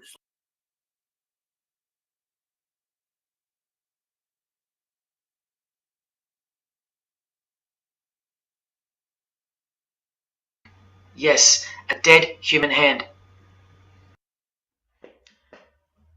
Well, I need to tell you all something, and it's the most important thing I could ever say to you. In a little while, you'll know for certain that I'm putting my very life on the line and the safety of my family by sharing this with you. So I hope that that buys me at least a few minutes of your precious time. If this video is taken down, it wasn't taken down by me, alright? Now I'm partly doing this to wash your blood off my hands, because God saved my life on a midnight highway one fateful night for this very cause. And He's watching, as He clearly proved that night. See, I should be dead. My sleeping driver was hurling us toward a concrete wall at 100 kilometers an hour when an angel of God was sent to wake me up from a deep sleep with just a whisper, and just in time. And for what? Not so I could win X Factor or buy that dream Porsche or marry that dream girl, but for this, for these words, for this moment, so I can tell you something, so I can warn you about something. Nothing could be more important than this. So cancel that movie you wanted to watch, skip that gym session. Don't scroll down to the next post. Just stay with me. Stay with me. Now, don't worry about the quality of the video or the audio. Just focus on the content. Listen to my voice and trust your eyes. Most of you won't care for the shocking thing I'm about to expose to you, because no one cares. No one cares. Not my exes, former friends, former bandmates, work colleagues, parents, family members, strangers. No one cares. But still, I'm doing all this for one person. One single human being out there. God is calling you, and He's looking for the last ones before the storm. And if you think you know where I'm going with this, please keep watching, because the most important part of this video comes at the end. Now, everything you're about to hear is a fact, and I'll prove it to you. I will leave no room for doubt. And nothing can stop what's coming. So this isn't a call for an uprising, boycott, protest. No. The Titanic is sinking, and it's unstoppable. All I'm going to do is point you to the life raft. And if you want to ignore me, then fine, proceed at your own peril. God knows I've tried. If you want to mock me, then at least share the video. Let others mock me too. Tell your friends. Check this freak out. Anything to help me reach someone who has eyes to see and ears to hear. And like I said, in a few minutes, you'll know why my well-being is in danger, and that of my loved ones too. Now let me ask you something real quick. Who do you think, generally speaking, runs the world? What type of people are the leaders of our countries and corporations, and the rich and the famous too? I mean, like, are they Christians? Do Christians run the world? Well, no, of course not. Buddhists? No. Do Muslims run the world? No. What about atheists? It's got to be atheists, right? Because we've come such a long way as a society, and atheism is the rational state of mind for the modern type of person, right? No. What about a mixture of people? Different types of people run the world. Let me tell you something. All the leaders from Africa to Europe to the Middle East, Israel, Syria, Iran, all the way to the Americas, all these people, and we'll get to the celebrities in a second, they're not atheists, Buddhists, or Muslims. No. What if I told you that they all belong to the same religion? A secret religion. One that none of them are allowed to talk about. One that you should worry about because it affects you beyond belief in ways that you never imagined. Before I tell you what this worldwide secret religion thinks of you and plans to do to you, let me tell you what this religion is. And how do I know about this religion? Because I used to belong to it. And today I'm renouncing it publicly, breaking my oath of silence, which they imposed upon me and every single other member during ceremonies under the penalty of death. That's why my life is in danger. Every person you're about to see has taken the same oath as I did, over and over, no matter where on earth they're from, including Scott Morrison, your Prime Minister and mine. But see, I was plucked from it, saved from its camouflaged clamps, from its extravagant deception and its spiritual corpse, by none other than God Almighty. Or they close them a lot of, they do it in all ways. They display their allegiance. They don't do it often, and some don't do it at all. But most of them can't help themselves, because when they do it in public, it's a hidden statement, and that statement gives them a lot of satisfaction. The celebrities usually cover one eye, or hide it in some way, and obscure it, or emphasize it like this.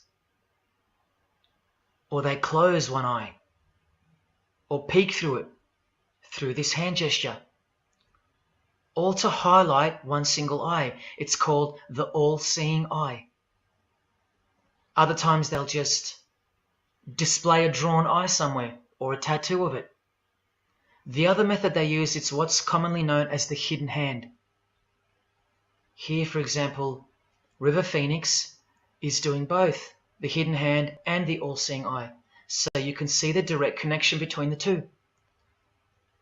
But in the political world, usually it's done with the hidden hand. And of course, this. That's a secret handshake for the members of the secret one-eyed religion. We'll start with Scott Morrison here, hidden in plain sight as usual, for everyone to not see as usual. Look at the handshake.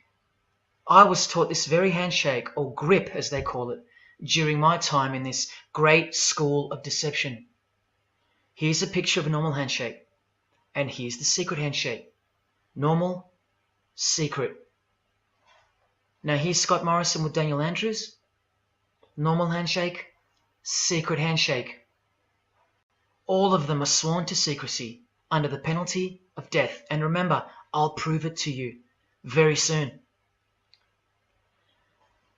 Here's former Prime Minister John Howard giving the secret handshake, and Kevin Rudd bowing down to this bloke in front of Julia Gillard, all of whom are members of the religion. And Tony Abbott, you'll see in a second, and here's Julia again. Now, I once heard Julia being asked in a brief interview on TV while she was the Prime Minister. Inside it is this: Freemasonry. This is their official symbol, the square and compass. Sometimes with a G in the middle, and sometimes with the eye, the all-seeing eye. This is the same eye that these people are referring to. That's where it comes from. The eye is sometimes placed in a triangle, and that's where this comes from, the eye in the triangle. Here's Chris Angel doing it, standing also next to a mate with a square and compass shirt on. Not a coincidence. This is not something Jay-Z invented. This is the religion Jay-Z belongs to, and proudly, as you're about to see. The Freemasons also place the eye at the top of a pyramid, because the Egyptian pyramid is integral to their secret system. Here it is on Chris Angel's shirt and Madonna's jacket. That's a Masonic symbol. The Freemasons are sometimes called the Masons for short. It'll all come together and make sense really soon. Here it is hidden in plain sight at the Australian MTV Awards. And this is the MTV headquarters, by the way. Trust me, there's no doubting this. Here's the same eye in a pyramid on a Crowded House logo. Yes, initiated Freemasons. Here's the eye on the Harbour Bridge for a New Year's Eve gig. And I wonder what that eye could be referring to. So what's the connection? The religion is the connection. The secret religion. And you'll see. Prepare yourself for an incredible revelation and the amazing climax that comes at the end of this video. Now this is where the Freemasons are counting on you to lose interest, or roll your eyes and move on. Because in their beliefs, the uninitiated, meaning you, are ignorant and stupid compared to them. You're technically called the vulgar and the profane. Please prove them wrong. Prove them wrong. And stay with me just a little longer. Now, the secret identity of this one eye lies in the heart of this religion that lives, breathes, feeds, and grows deep inside of Freemasonry. And Freemasonry camouflages it very successfully. So it goes undetected and undisturbed until it ultimately fulfills a thing called the Great Work. That's what they call it. And they will succeed very shortly. Nothing can stop it now. And I think some of you can sense that something's coming. And who do we trust more than anyone in the world right now? This bloke. And there he is, giving the sign of the hidden hand in front of the whole world. The hidden hand sign is technically called the sign of the master of the second veil in Freemasonry. Veil, get it? Meaning hidden. Now, am I saying that this thing that's happening in the world isn't real? No. I'm saying this. Spoken like a true Freemason. And do you remember this guy? A safe place and a dangerous place. We must treat this new world order, this new world of COVID, we must treat this new world of COVID, even in our own homes. So what is this new world order that he accidentally mentioned? It's common language in Freemasonry, and it has been for a long time. For at least this long. Since the US $1 bill. Hidden in plain sight, complete with the pyramid in the eye. It's the ultimate goal of this religion. And I'll show you what the great work is at any cost.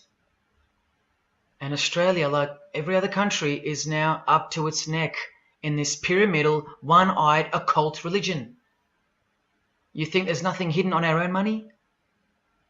What about this shadow of a bloke? Who's he hiding in the background? Well, these numbers right here will tell you. And I'll show you that too. Did you know there's a giant pyramid in Australia? You want to see it? Sitting right at the center of Australian power? Look closely, because you'll miss it. Because that's the way they designed it. There it is. Hang on. Do you see it yet? And what about now? That is the frame of an Egyptian pyramid, which we can now firmly call a Masonic pyramid, complete with a missing capstone. And if you're still in doubt that you're looking at a pyramid, there you go. A perfect to-scale pyramid hiding out of sight inside the giant frame that surrounds it. This is going to be so unbelievable to you that you probably won't believe it. Or if you're that far gone, if you really have lost touch with your own soul, you won't care. And you'll miss the opportunity to have your own eyes open first to the worst news and then to the best news you could ever wish for on this God-forsaken planet in which you're destined to lose everything you have and everything you love until eventually you lose yourself. We have to establish what this religion that's hiding inside of Freemasonry actually is, and we will. And it's shocking, but it's reality. The symbol of the Freemasons itself is not what it seems. It's a squaring compass on the surface, but it conceals something that'll become obvious when I show you. But before we uncloak Freemasonry to see its true nature, its ugly face and its shameful nakedness, because I gave you my word that I'm going to prove it to you. This is the oath they have to take. This is the oath that I took. And your favorite actors and singers, just about all your heroes, just about, even some of your relatives, who probably have no idea what Freemasonry is or was, and why they took such gruesome oaths. So for those who are going to say, my grandfather was a Freemason and he was a great bloke, or don't the Freemasons run that retirement home? Just wait. Because I'm talking to Freemasons here as well. And don't you worry, they're going to come out of the woodworks. But they're all under the oath of secrecy. Don't forget that, no matter who they are. Adele, Neil Finn, Chris Angel, or Scott Morrison. The oath comes first. And here it is. This is taken from an official Masonic publication, not intended for the public. This is Duncan's Ritual of Freemasonry. In brief, I, of my own free will and accord, do hereby promise and swear that I will never reveal any of the secrets, arts, parts, point or points of the Master Mason's degree to any person or persons whomsoever. This I solemnly, sincerely promise and swear, under no less penalty than having my body severed in two, my bowels taken out and burnt to ashes, so no more remembrance be had of so vile and wicked a wretch as I, should I ever violate my Master Mason's obligation. So now you know what they think of me. I'm a vile and wicked wretch for breaking my oath. So how can anyone ever trust a Freemason when he speaks about Freemasonry? Unless you're speaking to a rare breed like me. Never reveal any parts, not even a single point, to anyone. Here's another penalty from another degree, this time from Richardson's Monitor of Freemasonry, a legitimate Masonic publication for instructing and laying out the ritual. Binding myself under no less penalty than having my throat cut across, my tongue torn out by the roots, and my body buried in the rough sands of the sea. These are the penalties they swear to. And yes, the lodge has penal authority to execute. This is how they look when they're initiated. They have to remove all their clothing and jewelry, including wedding rings, crucifixes, the most meaningful things to them, no matter what. They have to go, because complete allegiance to the society is required. You're blindfolded at every initiation because you symbolize someone who lives in utter darkness before you receive the light of Freemasonry. And that light will become so obvious to you in a bit. The secret that is being unveiled by incremental degrees to the candidates in the lodge is staring us in the face in daily life. And that truth is pretty scary if all you know and all you have is this world. But they know much more than that. At one point, when the blindfold comes off, this is what you're surrounded by. Blokes dressed like this, holding swords to your face. And that's nothing compared to what comes later. So your own wife or daughter don't qualify for discussion in these matters, unless they too are initiated to the same level as you. So please don't tell me that your grandfather or your neighbor is a Freemason and that there's nothing wrong with Freemasonry. How would you know when they're under oath never to reveal anything to anyone? The whole successful system is constructed by the art of lying to the public and to their own members of lower degrees. And we trust these people. Now here are the illustrations for the signs and handshakes. And you only receive them after the oath has been taken.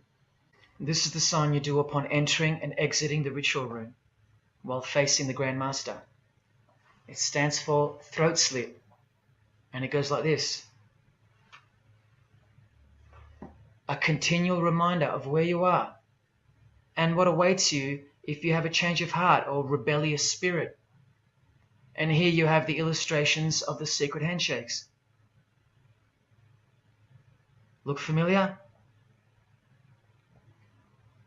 And this is the sign of the Master of the Second Veil. See? Purely Masonic. You don't pick this stuff up off the street.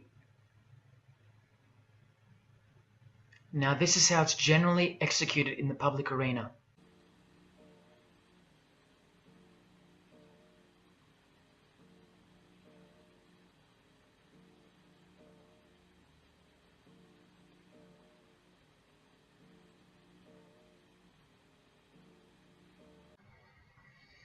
Sneaky, sneaky, huh? So when you see this, or this, you know for certain where it comes from and who they belong to. Look at Kramer on the front page of the privately circulated Freemason magazine, officially a Mason, like fellow brother Tony Abbott, and he's doing this.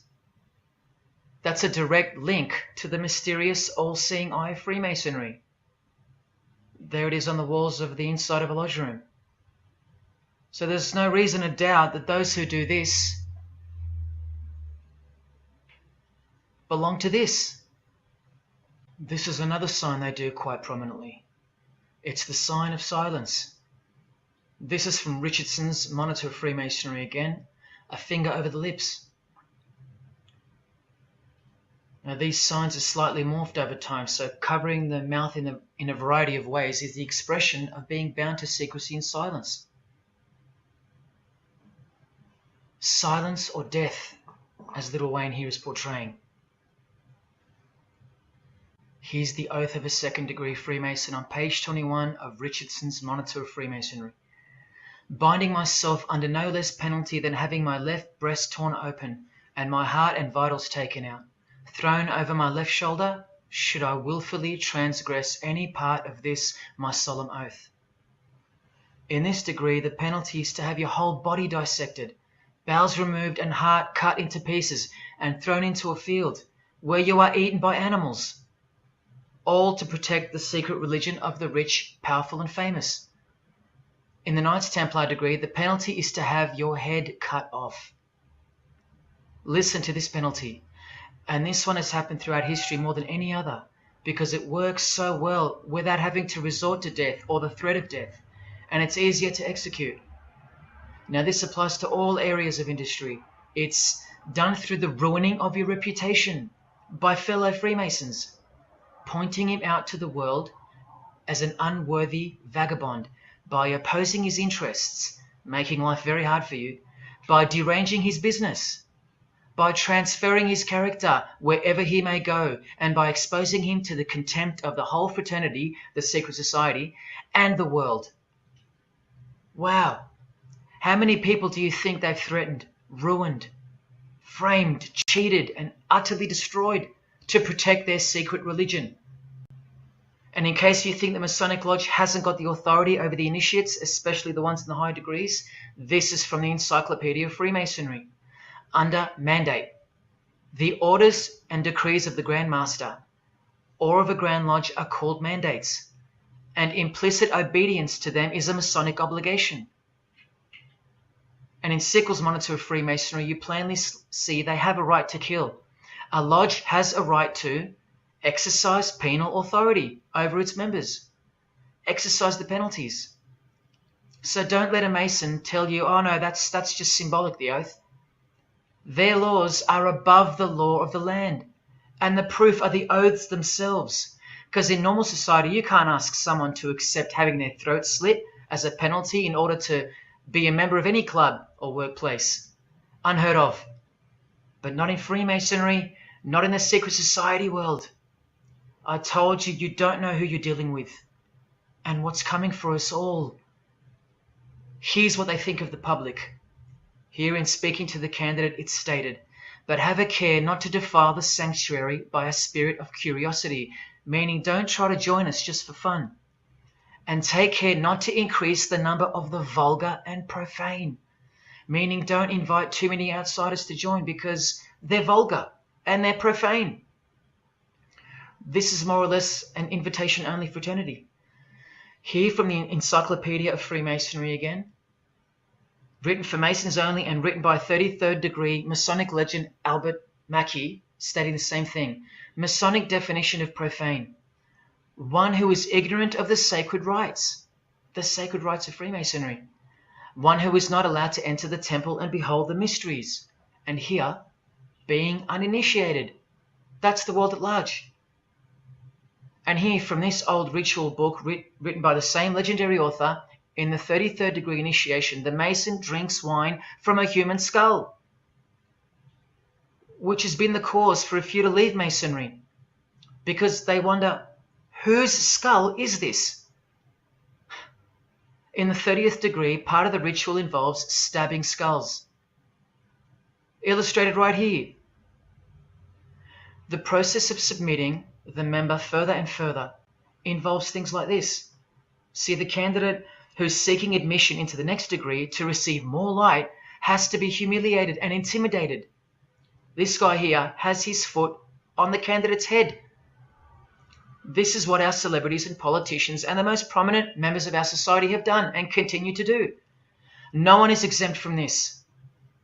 And this is the intimidating and frightening path that you must take that binds you to the secret society before you are revealed the true beliefs of the religion. So can you see the risks I'm taking? You have to stay till the end. Don't let me down. Don't let yourself down or your fellow man. Believe me, it'll be worth it. Now here's one of the 3 greatest Freemasons of all time, who actually helped construct the 33 degrees or rituals of modern Freemasonry, Albert Pike. A hideous man with a deeply complicated mind, and one who will soon help you to see who they really are. This is how important he is to Freemasonry.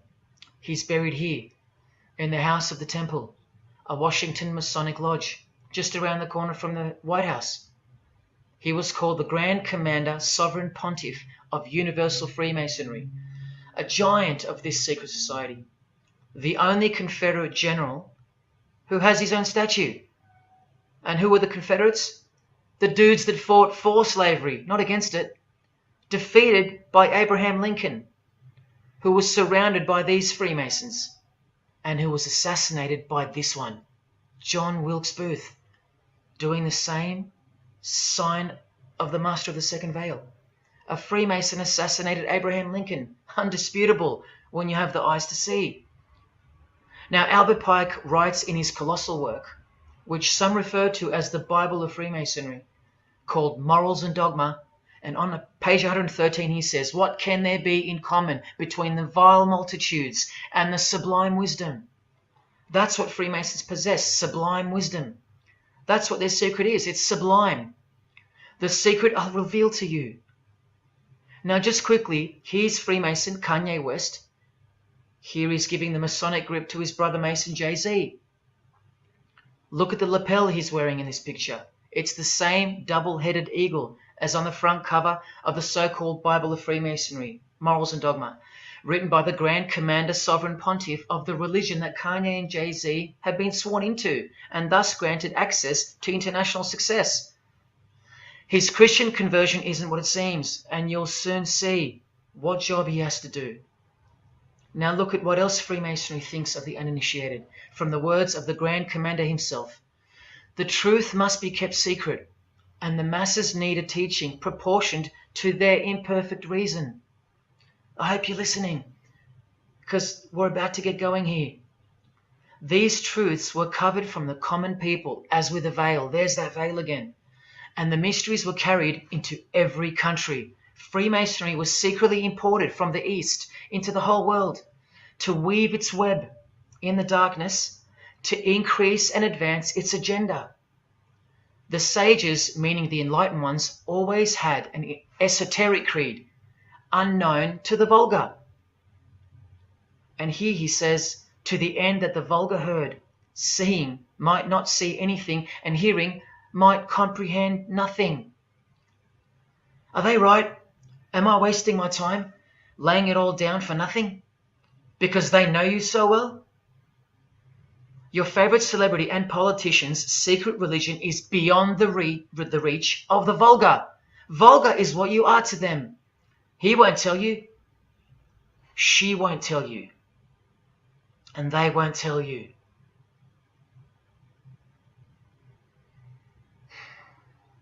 Because the other obscene penalties from the rituals of Freemasonry include having your ear and hand chopped off, or both hands, being hung in your own home, and my personal favorite, having the top of your skull cut off so your brain is cooked in the sun. Now, can you imagine what they're hiding? And then the ritual monitor goes on to illustrate the same secret handshakes and signs. Hidden hand, sign of silence. These people mocking us, sometimes to our face with their symbolism, while we respect them, admire them, and sometimes even love them and idolize them.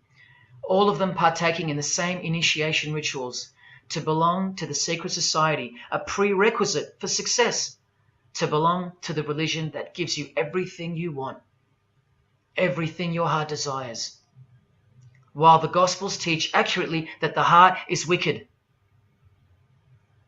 Now here is a practical example of how Freemasonry comes first, even above the title of president. Here's a portrait of George Washington doing the sign of the Master of the Second Veil, and here, Freemason, before and above president. And if you think that's just by chance that they put the word Freemason above president, then here, read this genuine quote from Harry Truman. This should tell you how deep the consequences of Masonic initiation go and what lies deep within. It's Freemasonry above everything else. There's the Queen showing her allegiance over and over. And here's the Queen leaving a very special hospital with a very special nurse. And this was the Queen's father, fully dressed in his Masonic regalia and that God-forsaken apron they wear, which also hides something, just like the square and compass. In fact, what the apron hides is what the square and compass really represents. And it's staring you right in the face. Can you see it yet? Prince Charles, handshake, hidden hand. Prince Harry, Prince William. And here is the Grand Master of English Freemasonry, Prince Edward, also in full gear. What a lovely looking chap. And now he's giving the Masonic grip in front of this stone that was placed there to memorialize his visit to Cape Town Lodge. And what about this guy? Prince Philip, husband of the Queen. Do you remember him saying this? Yeah, and here's the article in case you think he didn't. Initiated member. Do you slowly see what the Masonic mindset is? We are beneath them. And the craziest thing is, if they can turn you into what they think of you, then you deserve what's coming. It's a natural law. It's the law of nature. And I'll soon show you their real Bible, for lack of a better term, which justifies it all, and the one which guides their morals. And it makes a lot of sense, because the power of the deceptive phenomenon of Freemasonry lies in the fact that it contains real truth, intertwined with untruth. Now, this actual book that guides their morals and plans, it isn't written by hand, and it's been around longer than the Bible. So they think it's purer, sublime as they call it. And it's the foundation on which the religion is built upon. And that Bible, so-called, that unwritten Bible, is the key to unlocking its secrets. I'm going to hand you that key. And it's all going to come together like a flood. So they're going to own it all by their own words and actions. And they're going to introduce us to a new system of life, but only after a number of shocking events take place, which I'm so close to telling you about. But first, I have to tell you the name of the secret religion and the identity of the I. Now, for the few of you that think of hospitals and charities and nursing homes when you hear the word Freemason, a word which I soon hope to never speak again after this video, well, it's a front, a cover story, and like everything else in this presentation, I'm going to show you. This too is for the poor Freemasons that are going to have the call to make an appearance in the comment section trying to defend their beloved fraternity. This is 33rd degree Freemason Manly Hall, who was named Freemason of the Century by the Scottish Rite Journal in 1990. And you'd be surprised how many Masons have never heard of him, because they don't bother entering the Masonic library and searching out the mysteries themselves. These same Masons think they know something, and they parade themselves on websites and social media, calling people like me, oh, he's just an anti-Mason, anti-Mason. Blind fools at best, deceivers at worst.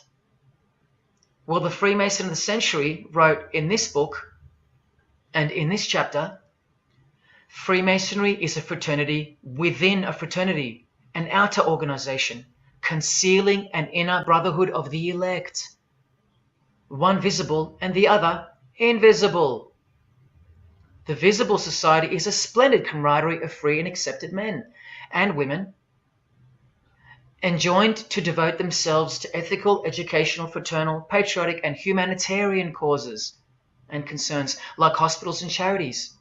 But the invisible society is a secret and most august fraternity whose members are dedicated to the service of a mysterious arcanum arcanorum, meaning mystery of mysteries. Now I wonder what that could be. So once again, don't listen to the lost or deceptive Masons that'll come here trying to cheat you from the truth, telling you that I don't know what I'm talking about or calling me an anti-Mason. Because there you just heard it. There's a Masonry for the majority of Masons, and then there's the real thing, the secret religion, which should shock you when it's announced. These same lost or deceptive Masons also love to repeat, like parrots, that Freemasonry is not a religion. Well, what does the Freemason of the century have to say about that? From this book, he writes, Masonry is essentially a religious order. Not just a little bit religious, but essential. And here, the iconic giant of Freemasonry says in Morals and Dogma, every Masonic lodge is a temple of religion, and its teachings are instructions in religion. So please, sit down, Masons, because Freemasonry is a religion. And soon, I'm going to tell you what it's really called. Now look at this from the same book, and speaking about fellow Freemasons being initiated in the lodge room. Part of the symbols are displayed there to the initiate, but he is intentionally misled by false interpretations.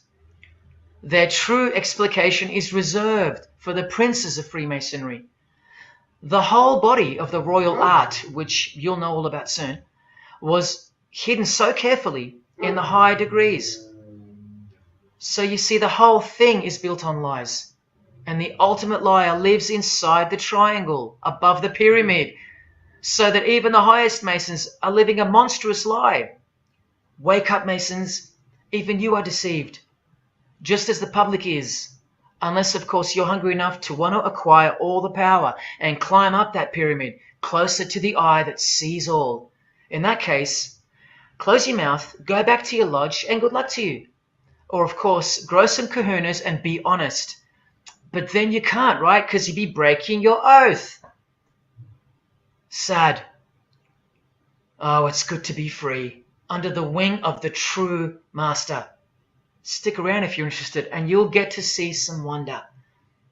When I pull that cloak called Freemasonry right off, and those that are still here watching will get to see the true colors of the nakedness and the horror of the Masonic Lodge, and the religion that rules them all. Another thing that Masons will repeatedly say is that this has nothing to do with Freemasonry, and it's just a conspiracy theory. Well, the 33rd degree Freemason of the century also wrote this book about 100 years ago, The Secret Destiny of America, and look at the front cover. And I'll tell you why America is so important for the ultimate goal of the secret society. It's disturbing, but it's also essential in understanding the near future and what's going to take place. So for the Freemasons that still say that this is not a Masonic design, especially this Masonic website called Masonic Info, insisting here that even the eye in the triangle or pyramid is not Masonic. Completely laughable and pure disinformation for the stupid masses. Try arguing against this. This is from a 1960 copy of the New Age magazine, an official organ of the Supreme Council of 33rd Degrees. No higher authority in the United States to speak of the relationship between Freemasonry and the US $1 bill. Masonic symbolism in a $1 bill. Look at them all. 13 leaves, 13 bars, 13 feathers, so on and so forth, and of course, this, the Masonic all-seeing eye, located in the pyramid. So, you think this is a conspiracy theory, or just a plain conspiracy? Well, here's JFK, yes, a Freemason, but one who had enough when he wanted to print money disassociated from the Masonic central banks, just like Abraham Lincoln, and he paid the price for it as well. Listen to the speech we never hear about in school. More proof that they control the education system here and everywhere. Please, just have a quick listen to this. Ladies and gentlemen, the very word secrecy is repugnant in a free and open society, and we are, as a people, inherently and historically opposed to secret societies, to secret oaths, and to secret proceedings. For we are opposed around the world by a monolithic and ruthless conspiracy that relies primarily on covert means. I am asking your help in the tremendous task of informing and alerting the American people.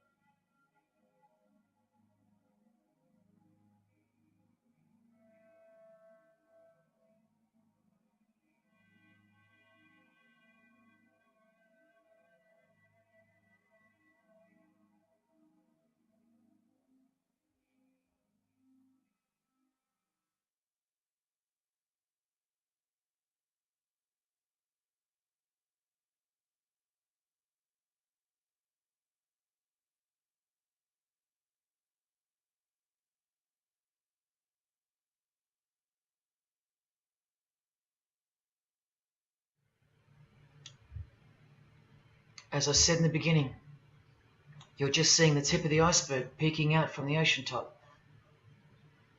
I told you, all personalities in the field of great influence are initiated members of Freemasonry. Otherwise, they wouldn't be there. Within 60 seconds of me telling you what international Freemasonry really is, I'll prove it to you. Unequivocally, within 60 seconds. And then I'm going to drive it home, and then I'm going to show you what they're planning with this new age they're implementing, and then the conclusion, which is by far the most important part of this presentation. So when you hear me tell you the truth in just a moment, don't switch off in disbelief because you can't believe that your favorite idol or whoever could possibly be involved, like you know them or something. You don't know these people. You do know that they're under oath never to reveal their beliefs to you. The vile multitude. It's time to trust your eyes now, not your feelings, especially after all that I've shown you. This is why the secret religion is so hidden. This is why it's so ingeniously designed through layers of lies upon lies, cloak upon cloak, and oath upon oath, concealing the truth for its chosen few. What is Freemasonry? What is the most secret yet most powerful religion in the world? Well, that's easy. We live in an evil, evil world. So there's only one religion that befits it. Freemasonry is Satanism in disguise. Now start the clock. From Morals and Dogma, prepared for the Supreme Council for 33rd degree. That's the highest degree in Freemasonry, and written by the undisputed heavyweight champion of modern Freemasonry, Albert Pike. On page 321, he boldly states, Lucifer, the light bearer.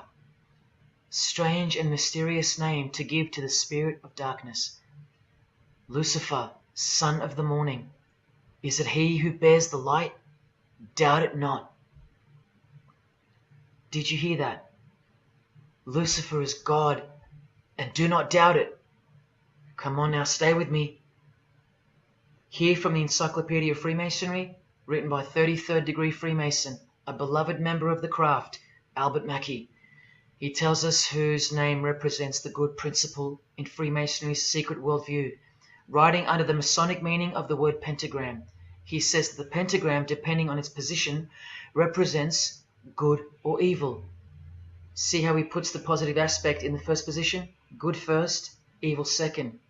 Good or evil, light or darkness, victory or death, initiation or profanation, Lucifer or Vesper.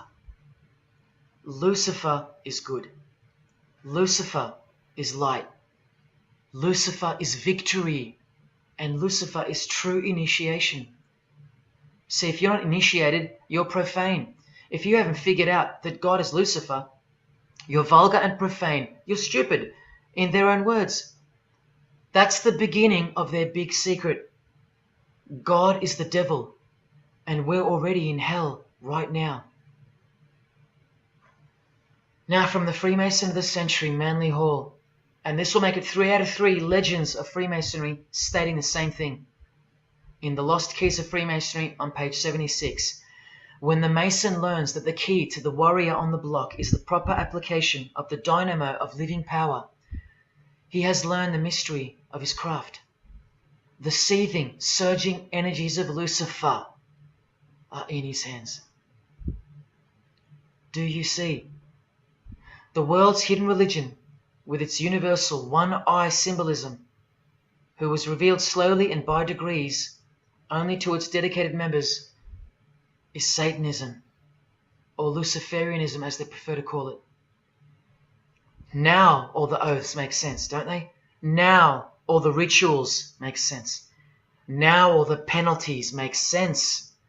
And their secret signs and symbols and handshakes all make sense.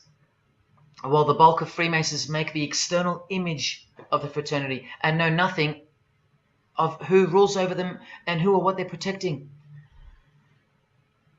But which craft do you think the Freemason of the Century is talking about here? Which craft? Which craft? Witchcraft. Witchcraft. You need to slowly wake up now. Witchcraft is the royal art of Freemasonry, jealously guarded and reserved for the few. I'll show you clear as day that this is in fact true. This is the symbol of Satanism. And this is the symbol of the lodge of female Freemasonry called the Order of the Eastern Star. Look at that. Satanism, Freemasonry. Trust your eyes. This is the symbol of the Church of Lucifer, founded by a 33rd degree Freemason, which I'll prove. Look at the Masonic square and compass in the design. The Church of Satan and Lucifer, two sides of the same coin, nurtured and brought to an organized international level of power and influence by Freemasonry, in secret, and all done right under our noses. And if you think that your politicians or religious leaders or favorite idols can't be a part of this, you have to try and snap out of it. or suspend your everyday beliefs just for a moment, and I will clearly show you how it's not only possible, but it's actual. Please, I feel like it's now or never. If you don't get a glimpse of this now, then when? Who else is going to tell you this? When will you next be confronted with this? This is reality. And as much as you thought that ordinary people came into positions of power through hard work or concern for society or family connections, combined with brains and talent, that's not the case. That's the fantasy. This is the reality. They all go through Freemasonry. You think that Sam Worthington was so talented that he was picked over all those American actors to star in Avatar? Of course not. He was a Freemason. And so was the director, James Cameron, of the highest caliber. You have to remember that to them, Lucifer is good. Lucifer is the liberator. Jesus is the suppressor. Lucifer is pure love. Jesus is impure love. Lucifer left heaven for you. Jesus was crucified because he was a false Messiah. The world has always been deceptive, and we have been magnificently deceived. Here is an incredible example. Pay attention. This should blow your mind. Charles Darwin, the father of atheism and rationalism, was an initiated Freemason, doing the hidden hand of Freemasonry in this picture, and the vow of silence in this one. This would have remained unknown to us because no one's going to teach us this. But now we have the tools to see his beliefs, not through his words, but through his signs and symbols. I told you they can't help but to show off their allegiance because they think we're stupid, vile, and ignorant. And I've proven that to you as well. So once again, are you going to prove them right by switching off and ignoring this? Well, unfortunately, more than 90% of you will. What I'm giving you here is priceless knowledge because no amount of money or success can substitute its importance. And I'm risking everything but my own salvation to share it with you. If only for the few of you. Think about what you've just seen here with Charles Darwin, because I don't know if you got it.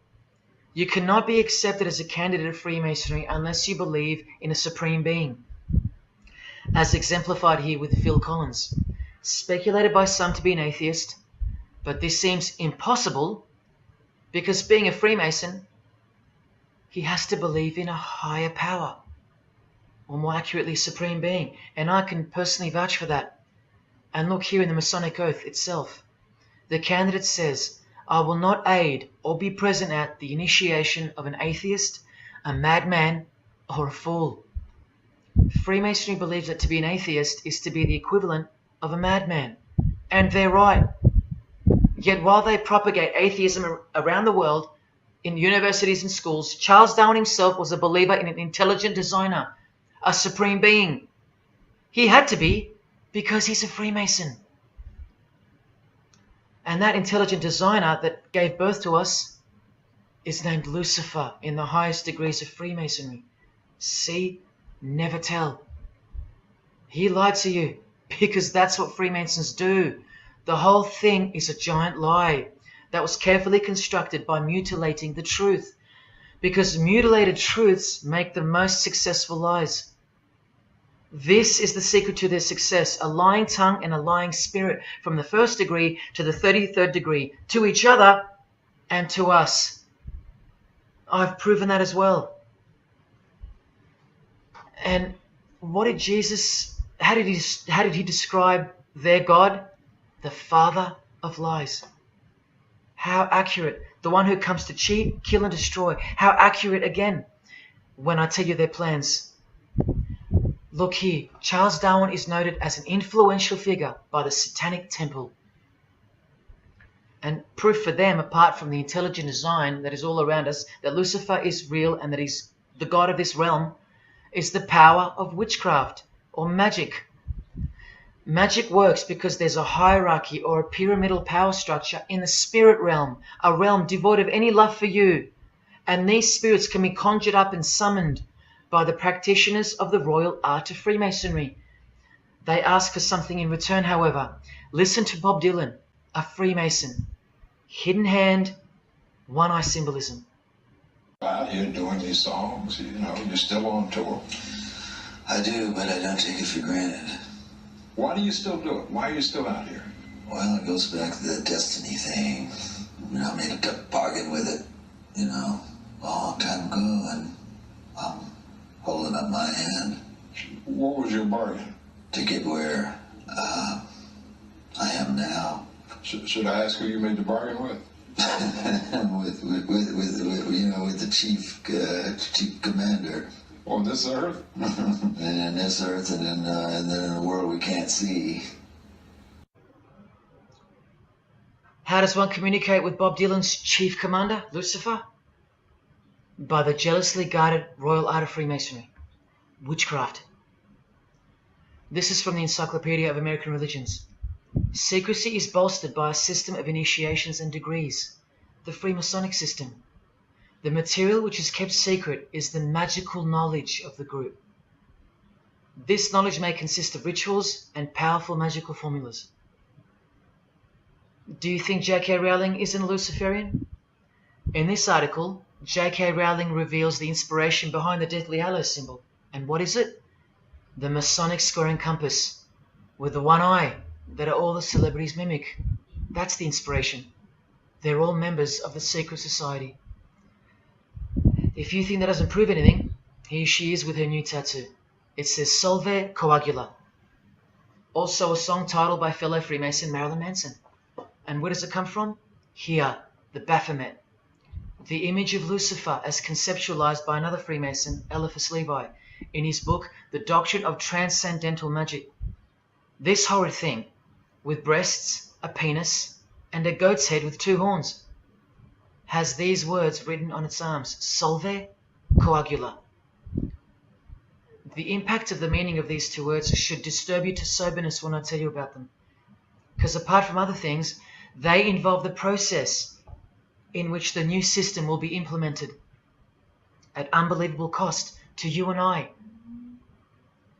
Here's a statue of the Baphomet at the temple, satanic temple, complete with two little kids admiring it. That's J.K. Rowling's religion, Satanism. The secret religion for the highly evolved and the highly successful. Welcome to the real world. The same Masonic author writes in The Doctrine of Transcendental Magic, in the ceremonies practiced at reception by all secret societies, there are found indications of a doctrine which is everywhere carefully concealed, and that is witchcraft. And in his History of Magic, he tells us it is the royal art, and that's what Freemasonry calls it. And where did he get his inspiration for the Baphomet? From the Knights Templar, another secret society who were banned, and some of its members were executed in the 1300s for glorifying evil, as it's openly stated here in the Satanic Rituals. And where do modern day Knights Templars reside now? Within high degree of Freemasonry, right here. Again from the encyclopedia, and listen to this. The continuing impact of speculative Freemasonry, which means modern day Freemasonry, provided fertile soil in which new magical orders could grow.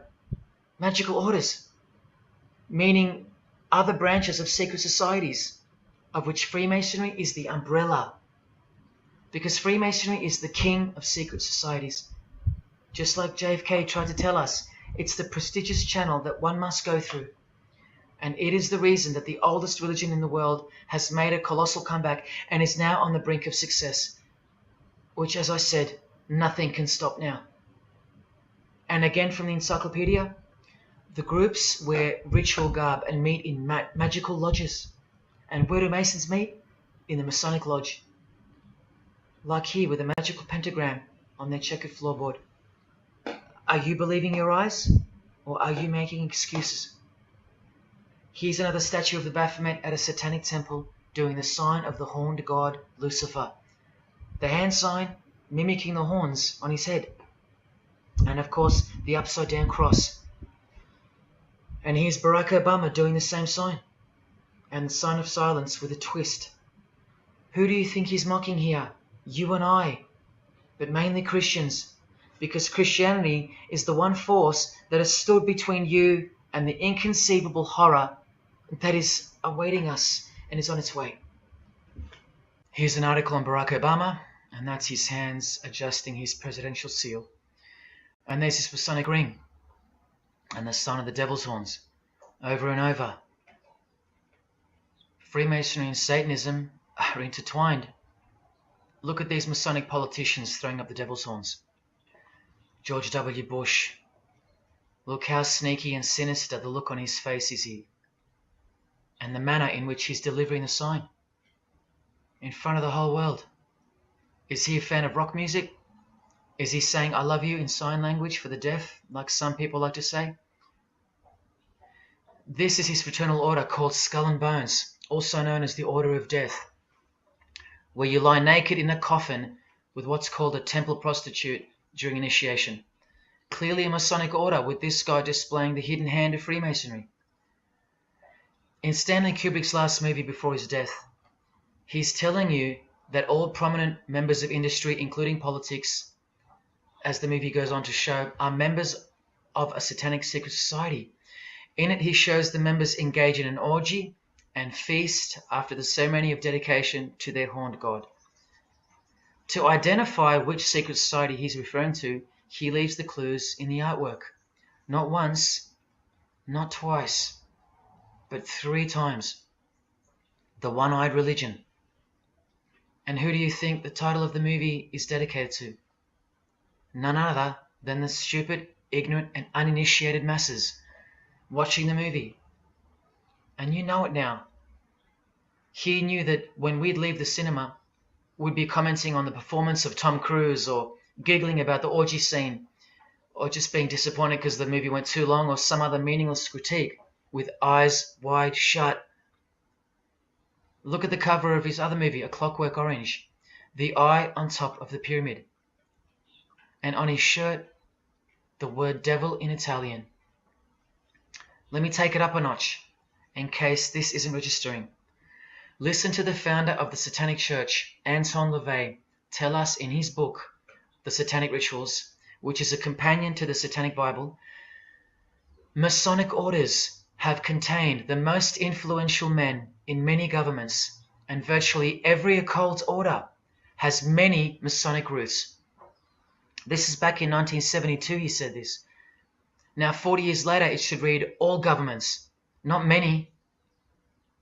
And why is the founder of the Church of Satan talking about Freemasonry, the most respectable and charitable fraternity in the world, that no one seems to talk about and that we never hear about in school? This is why. Because the Satanic Ritual is a blend of Gnostic, Kabbalistic, Hermetic, and Masonic elements. That's crazy, because Freemasonry is a blend of Gnostic, Kabbalistic, and Hermetic elements too. Any Masonic writer will confirm that. But how can that be? Because Freemasonry is Satanism in disguise. On page 106, every rite of the Black Order employed Masonic principles. Every rite of these Black Orders, one of which was called Freunden von Lucifer, which translates to Friends of Lucifer. And guess what? There are numerous manifestations of Satanism in Masonic ritual, including the goat, the coffin, and the death's head. Please awaken, O sleeper, and let the glorious light of the truth dawn upon your sleepy eyes. How did Freemasonry get away with this? Just like Jesus, the greatest enemy of theirs, said they would, by dressing the wolves as sheep. A satanic underground carefully cloaked in Christian trappings. That's how Freemasonry got away with it. We can't find out about it because they run the media and the education system clearly.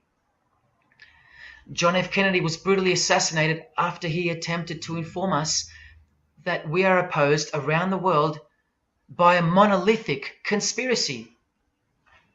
Did he know that Lucifer was the god of Freemasonry? I don't know. The Grand Master of my lodge, who was the mayor of the city, was a 32nd degree Freemason. That's one short of the top, one short of the true beginning of the secret religion, and he had no idea what Freemasonry really was. After 42 years in the lodge, they never invited him into the 33rd degree initiation because he couldn't see past the Christian trappings. as they were designed to do exactly that, trap the Christian, or trap anyone else who was too sensitive to behold the truth. Thus, Freemasonry could halt their progress at any time without suspicion, because it's a rare thing to reach the 33rd degree, and every Freemason knows that.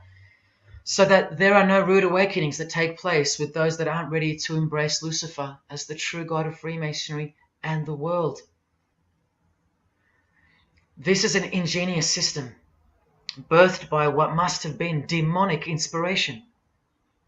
Anton LaVey says that this ingenious system I speak of serves as a rudimentary screening process for organized Satanism. Exactly right.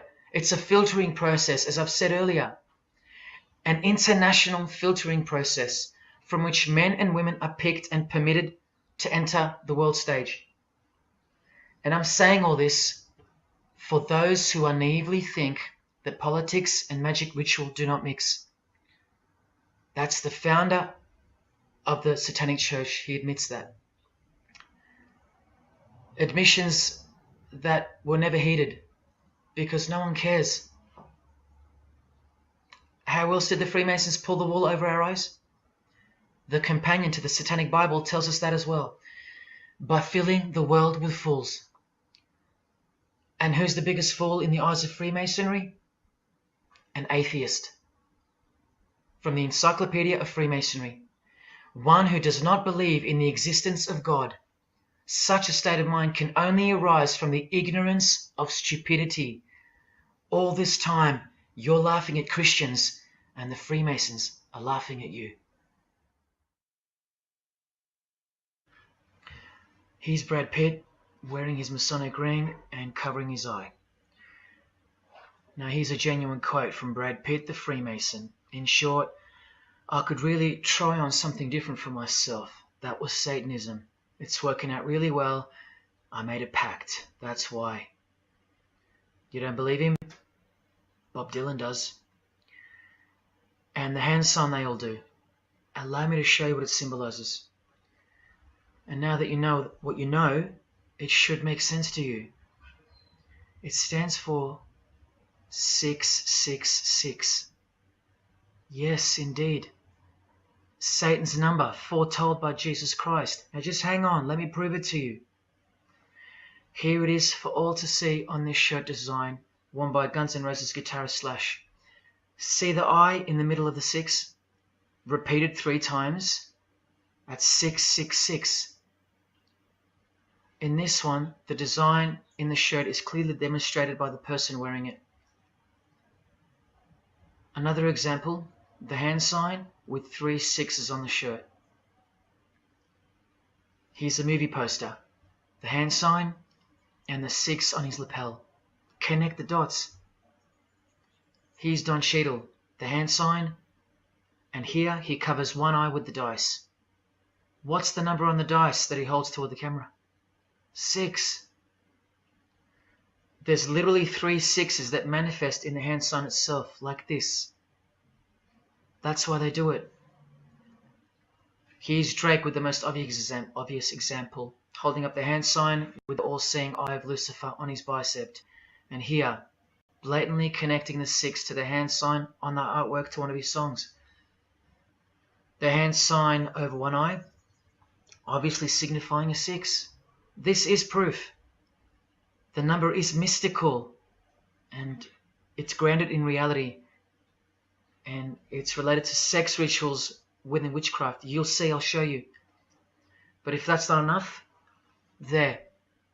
Drake is clearly intending that hand sign to be a way of communicating the number 666. A hater of Christianity and Jesus Christ. But I wonder why. He has everything he desires. Christians aren't suppressing him. He doesn't hate Buddha or Muhammad. None of them do. No. Jesus is who they hate. But they protect Freemasonry by communicating its presence in their lives, not by word, but by symbols and signs. Disciples of Lucifer. While you don't believe it, they take it very seriously, and they mock you by displaying it in your face. They know the truth.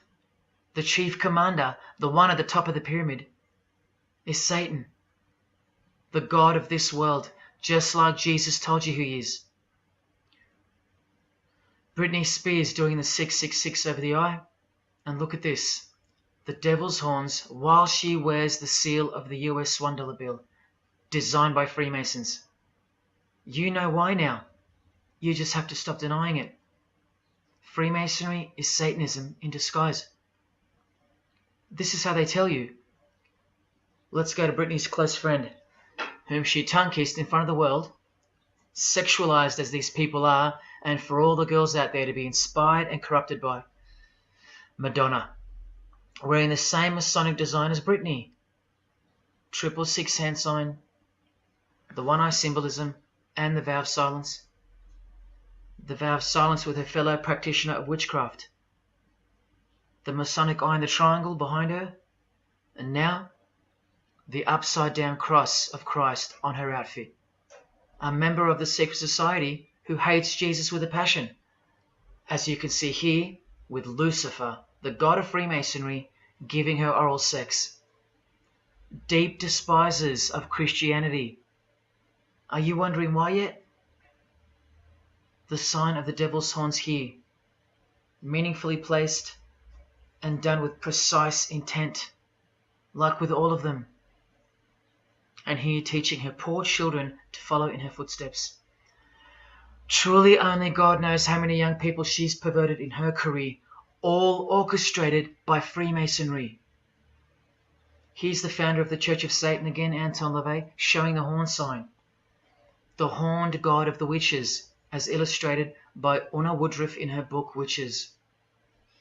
And here, with a member of the Agora sect of Hinduism partaking in a ritual of the oldest religion of the world.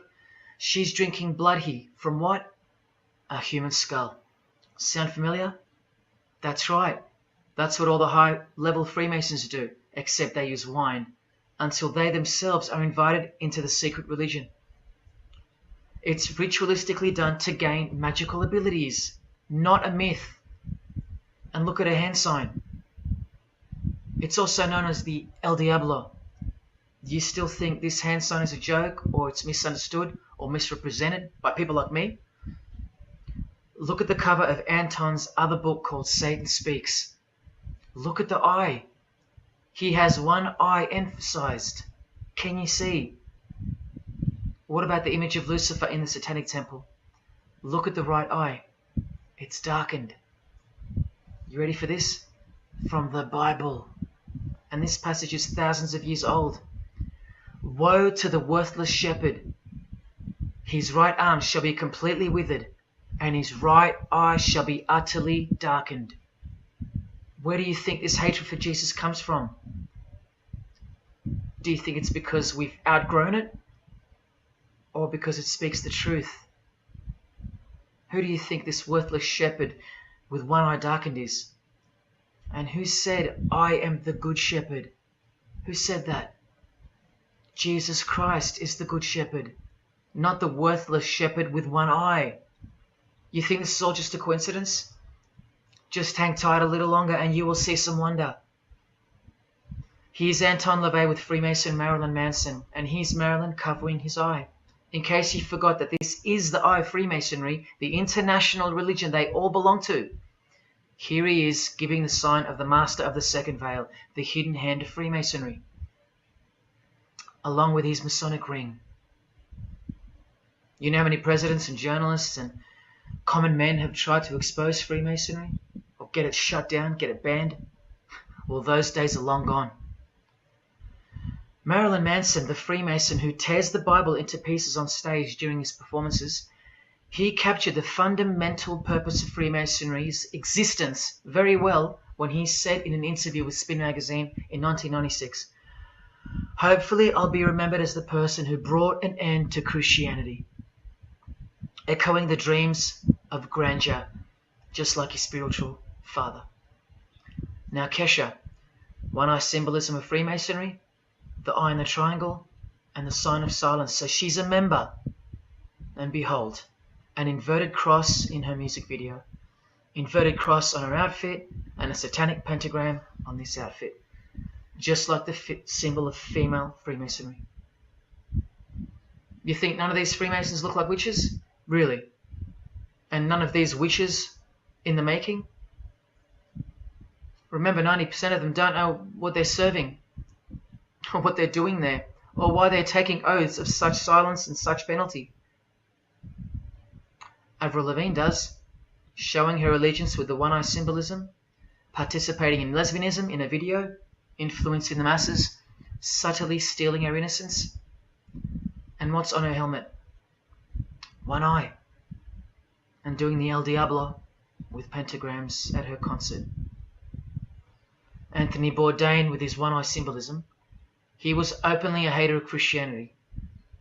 And what kind of woman would suit a man like this? Well, a fellow member of the secret society who hates Christianity too, of course, Asia Argento. One-eye symbolism, again and again. The sign of Lucifer's horns, and this pose of his image. Remember the Baphomet. There's Asia mimicking its pose, complete with the finger position. Creatures with breasts and an erect penis and a goat's head. You know, things you find normal now, thanks to international Freemasonry, normalizing evil and filth through multiple levels of and avenues of propaganda and influence, including television, movies, music videos, schools, education, through legislation, through passing of laws to protect the evil nature, and of course through your favorite idols. Chris Hemsworth, just your everyday good Aussie bloke? I'm afraid not. One-eye symbolism and the sign of silence, both of which mean he's taken all the disgusting oaths of Freemasonry under the penalty of death, thus catapulting him over the competition, never to promote Christian values or Jesus Christ again. The 666 hand sign, and now, see how the hand symbol makes sense?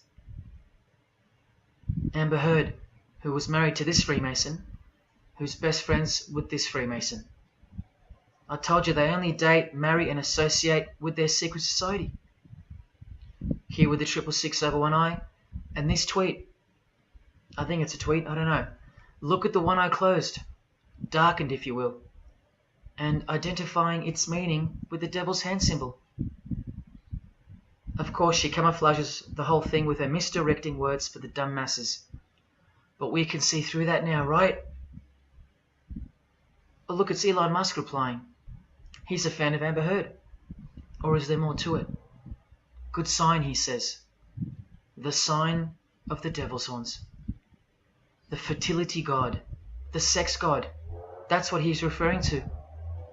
Why on earth would he point that out? You know why. But to be sure, let's go to his wife or girlfriend, Grimes. One eye. And whose eye is it?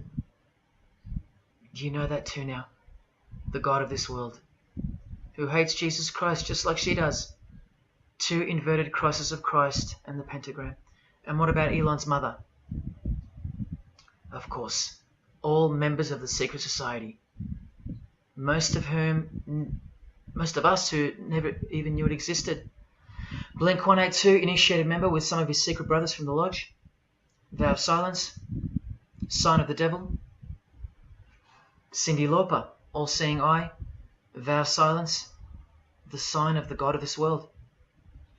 Christian Bale, who thanked Satan at an award show, doing the sign of the master of the second veil, the hidden hand of Freemasonry. Ashley Tisdale, all-seeing eye. Social media post, and hanging out with her boyfriend, who proudly wears the satanic cross. You think they belong to the same religion? Of course they do. Bonnie Wright, one eye, and the satanic horns. John Cleese, I include him here because he's a well-known hater and mocker of Jesus Christ and Christianity. He got rich off it, and he's a proud Freemason, showing his allegiance.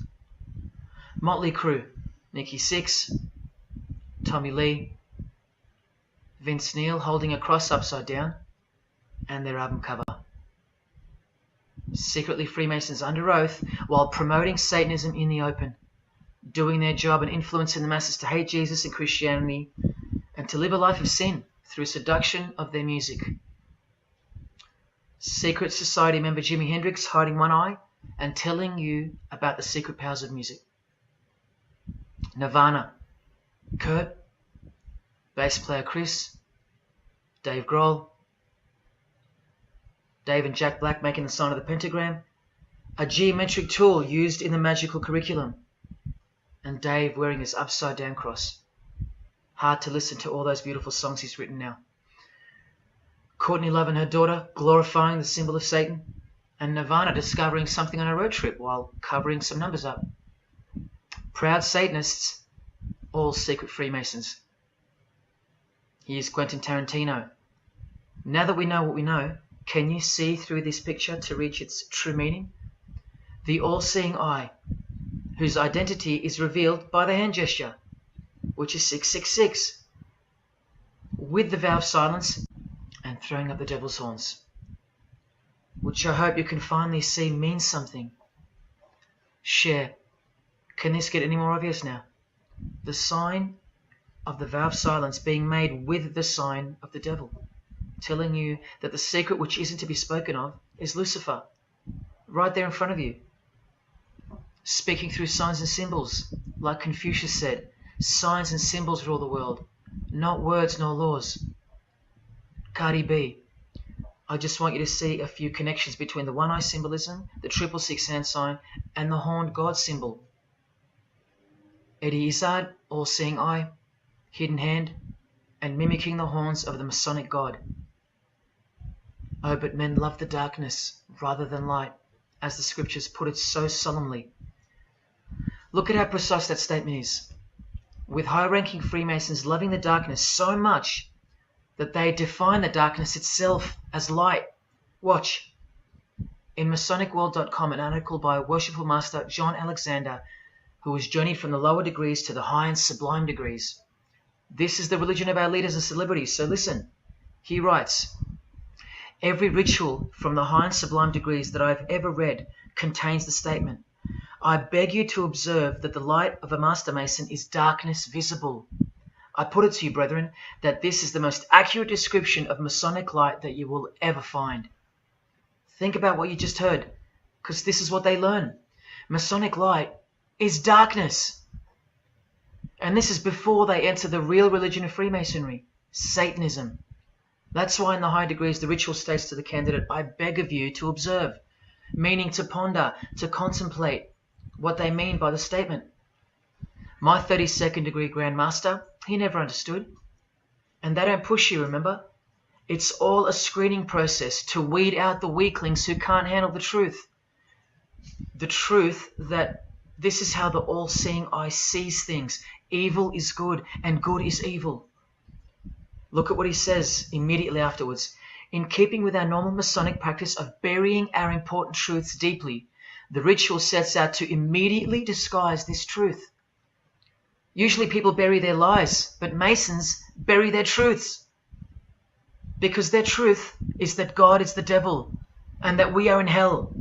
So everything has to be flipped on its head in order for things to make sense in this place where lust creates life, where might is right, where compassion is weakness, and of course, in order to succeed. Look here with another Freemason of the highest degree, Helena Blavatsky. She writes in her book, The Secret Doctrine. Doctrine means belief. So the book is called The Secret Belief. The Secret Belief of Freemasonry. She says, the sons of God, of whom Satan was one, all those spiritual beings were called angels of darkness because that darkness is absolute light. Do you see how far they go to protect and glorify the darkness? Because men love darkness rather than light. If these were just randoms next door or some minor cult, I wouldn't be telling you about them, and I really wouldn't care this much. But these are not randoms. These are our heroes. These are those who have crept into the power structure very slowly since 1717, when the first Masonic Grand Lodge was organized, to overthrow Christianity and the world. These are those who we admire, trust. And these are those who have perverted our culture with one hand, the hidden hand, while upholding it with the other hand. So you can never call them out. because they run charities, nursing homes, and children's hospitals in the open, while they propagate smut, violence, debt, and of course atheism in secret. While a plethora of everyday distractions are endlessly supplied to us through entertainment and news, plowing through our lives. That's political Freemasonry, politicizing everything, including entertainment, supplying you with their heroes and their idols. And now that 95% of the world have been spiritually disarmed by thinking, oh, the world is a good place and Jesus is a myth, they've rigged our infrastructure and they're about to bring it down so they can build up their new world from the ashes. A completely new system of life on this planet is coming. I promise you that. In a book called Satan's Master Plan, LaVey affirms his commitment to destroy Christianity. Now check out Anton LaVey, once again in perfect parallel with Freemasonry, stating in the Satanic Bible, waiting at the darkness visible for that bright and morning star. Bright and morning star being a reference to Lucifer. The exact same expression as the Freemason and worshipful master John Alexander that we just heard describing Masonic light. Darkness visible, identical language, because Freemasonry is Satanism in disguise. This is what the initiated queen of Freemasonry, Helena Blavatsky, says of the bulk of Freemasons in her book. The knowledge of their members about the full signification of their symbols is nil. And that's of course true to the Freemasons listening. How do I know she's a Freemason? Because her diploma was reproduced on page 66 in Freemasonry Universal, Volume 5, Part 2, in the Autumn Equinox, 1929. And also because she's displaying the Masonic penalty sign, like all these Freemasons. Drew Barrymore, all-seeing eye, vow of silence. And see, the symbol of her secret god. Elijah Wood, one eye, hidden hand of Freemasonry, and the devil's horns. Sammy Davis Jr., the eye of the Freemasons is the all-seeing eye of Lucifer. Because here he is with Anton LaVey, the founder of the Church of Satan. So when you see him hanging with other celebrities like Bill Cosby, can you be sure that they belong to the same religion? Sure you can. I told you they don't hang out with the uninitiated. You think the Rat Pack weren't Freemasons? Well, here's their leader, Frank Sinatra, doing the hidden hand.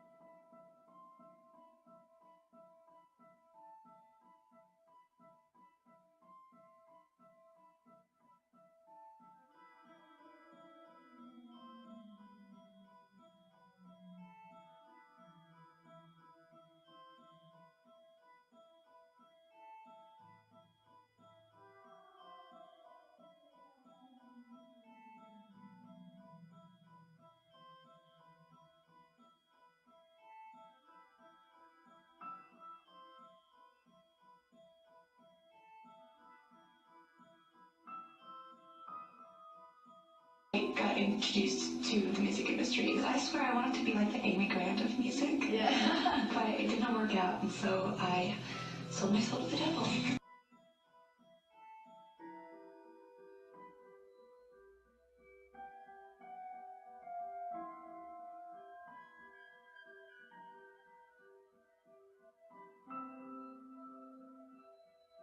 On that, have you considered maybe doing more acting? I only had a few lines. It was fantastic, but I can't really tell you anything else. But it would. Sure you can. I know I can't. It's very secretive. It's a very secret society.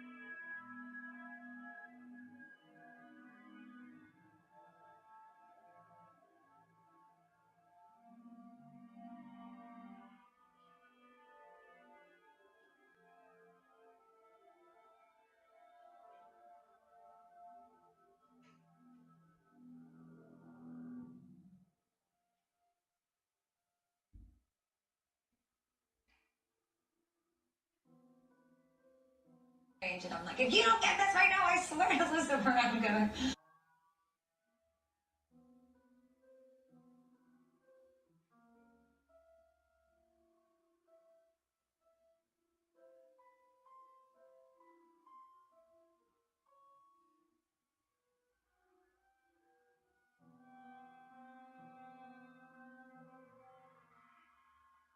poker facing with your sexuality.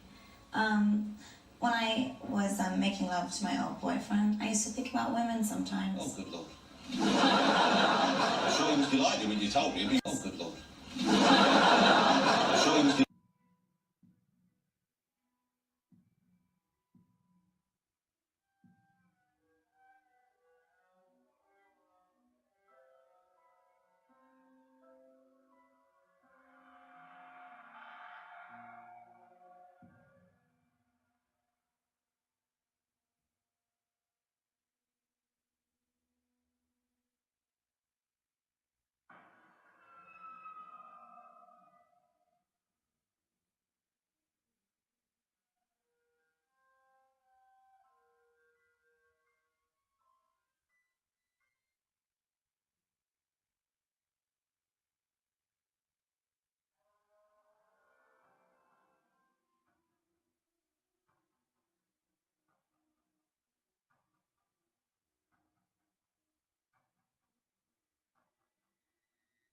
You may feel a small Christ.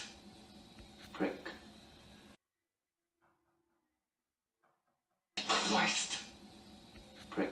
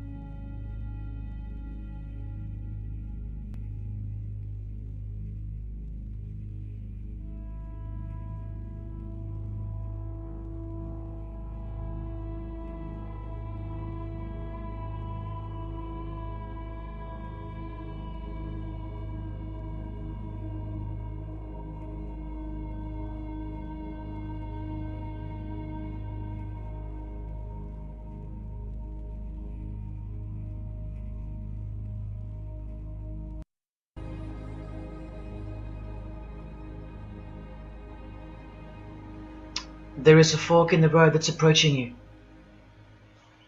and you can stay on the path which curves to the left by denying the existence of Satanism in the fullness that you've been shown. Or you can surrender to the truth and take the right-hand path.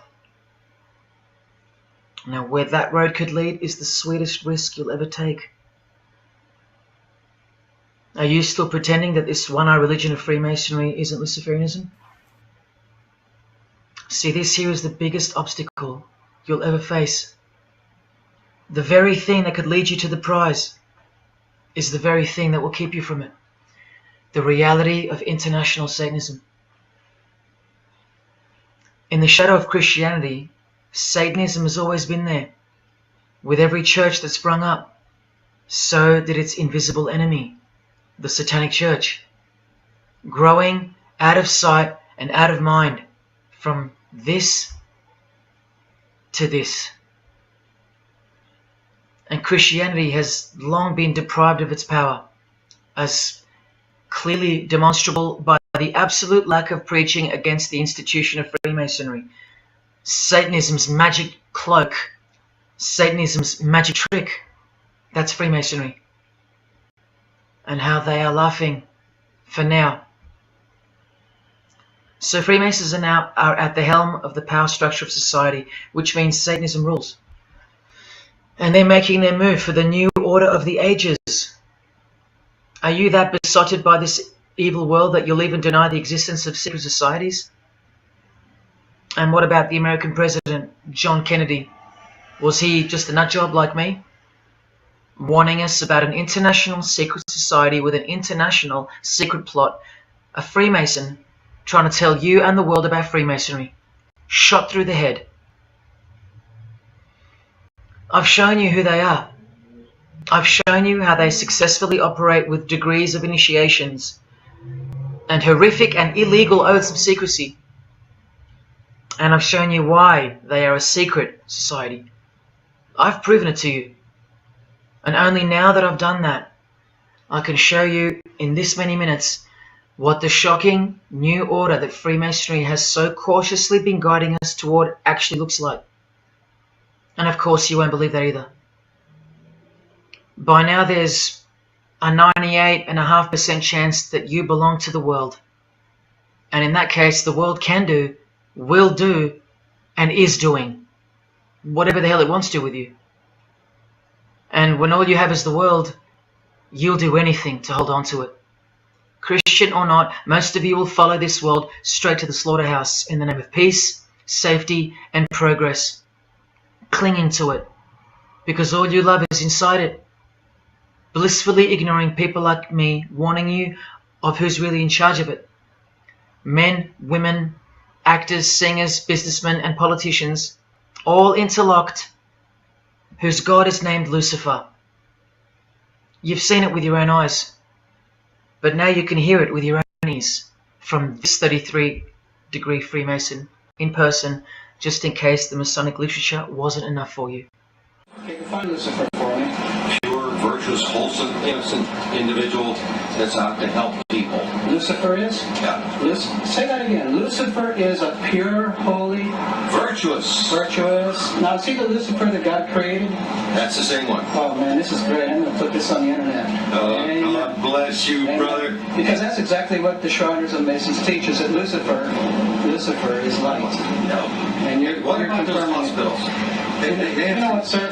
Jesus said, many will say to me on that day, Lord, Lord, we did not do these good deeds in your name. And you'll say, away from me, you workers of iniquity, I never knew you. Jesus said it? In Matthew chapter 5. You've been bred from childhood to fall for the biggest lie ever told, that Satan doesn't exist. And if Satan doesn't exist, well then neither does Jesus. And while your heroes and idols know full well that they do exist. And when I say you've been bred from childhood, I mean just that.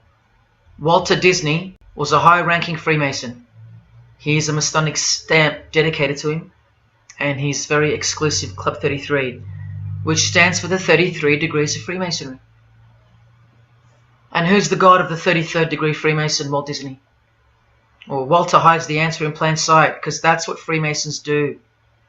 Firstly, the god of Mr. Disney is wicked. See how they veil evil with a cloak of innocence? What does the word veil itself conceal?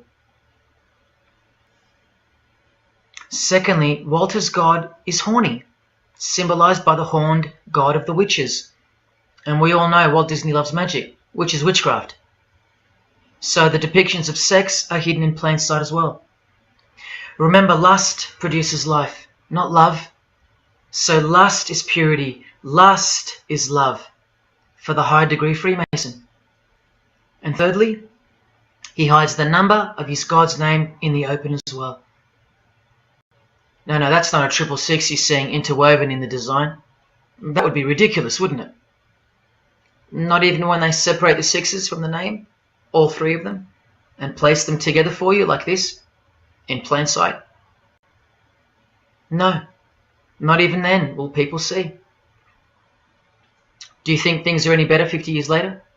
Here's the eye of Lucifer in the Nickelodeon channel, and his lightning flash.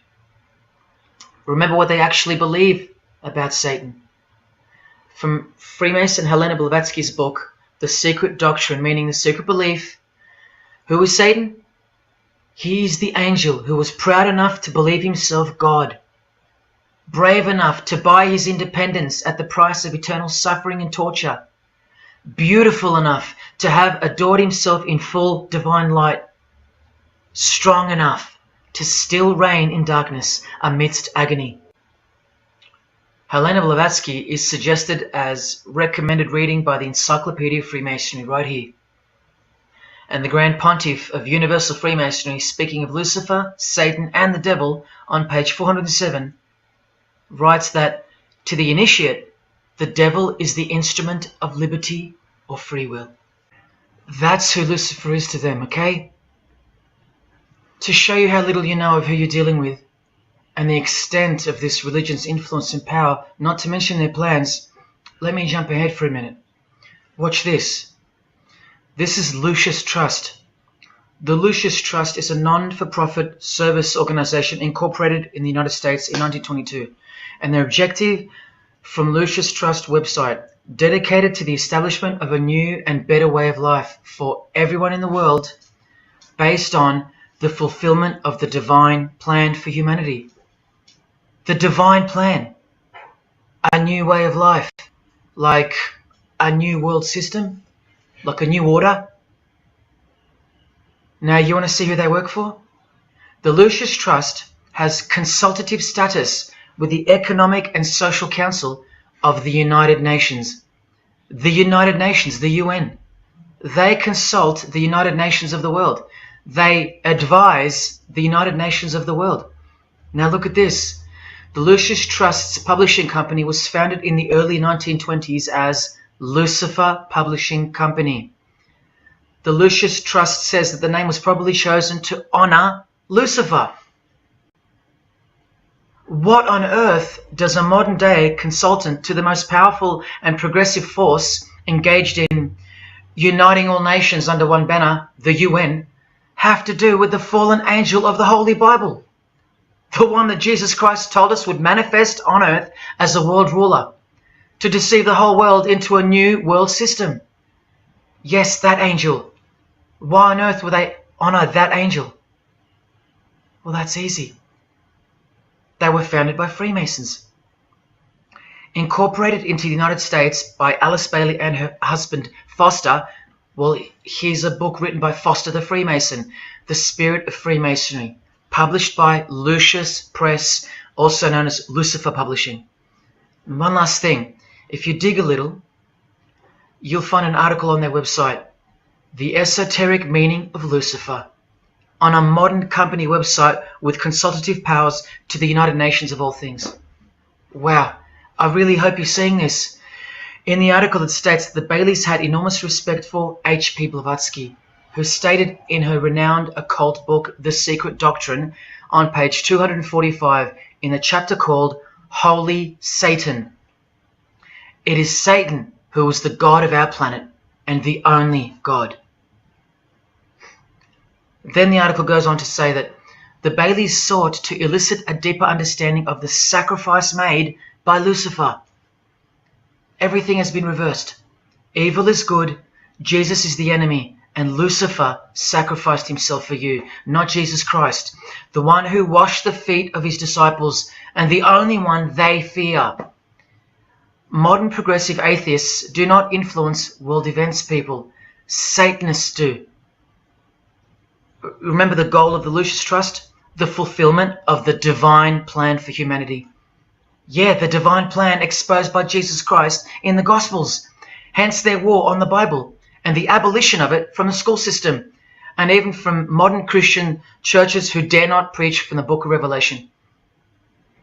Your most highly evolved and contemporary leaders of society secretly believe that in the theosophical perspective, the descent of these solar angels was not a fall into sin or disgrace, but rather an act of great sacrifice. They believe in the fallen angels and their revolt against God as revealed in the Bible, led by the devil, the chief commander of Freemason Bob Dylan, remember?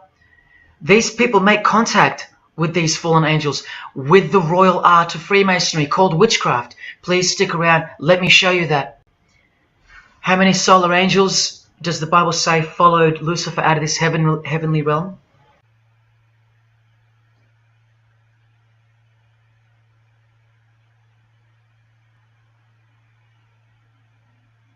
A third of the angels makes 33%. Does that number sound familiar yet? 33 degrees of Freemasonry. Just a coincidence? From the Gospels again, which expose these people every time. Do not let anyone who delights in false humility and the worship of angels, and who has access to some visionary world, beguile you, trick you of your reward. You still don't believe that the false humility of the charitable fraternity of the Freemasons is behind it all? Well, Blavatsky also published a magazine called Lucifer with a woman named Annie Besant. And here's a letter written by Annie herself with the official Masonic letterhead. and he signs off as a 33rd degree Freemason. Printed also in the left-hand corner, Annie Besant, 33rd degree, and a member of the Supreme Council. Undeniable and undisputable. Please don't make me prove it to you over and over. Have you caught a glimpse of who you're dealing with yet? They're all Freemasons, high-ranking, and they're all buffeted by a plethora of Masonic dupes who don't know any of this because they can't decipher the symbols and they don't care to try. They're proud and boastful and defensive of their beloved fraternity in which they get to rub shoulders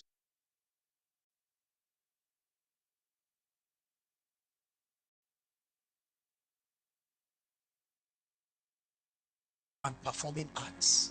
That's what is going on. Every war that is happening in this earth is a big drama. Theater and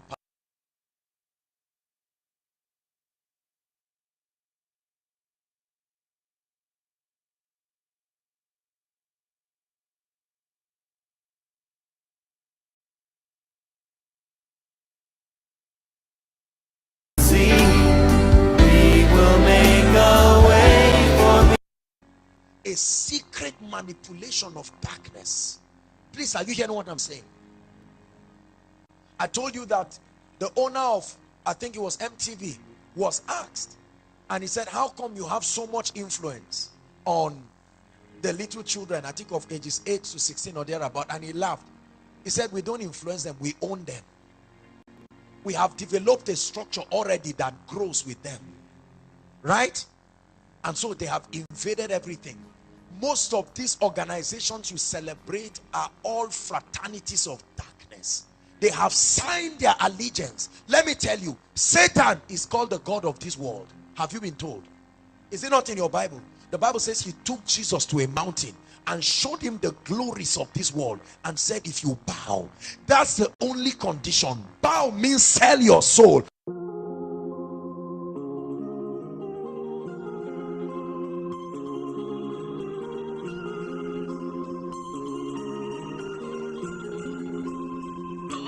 Welcome to the church house. I don't know why the attention of darkness has moved very closely to music, right? The highest advocates of the Illuminati are businessmen and musicians, right?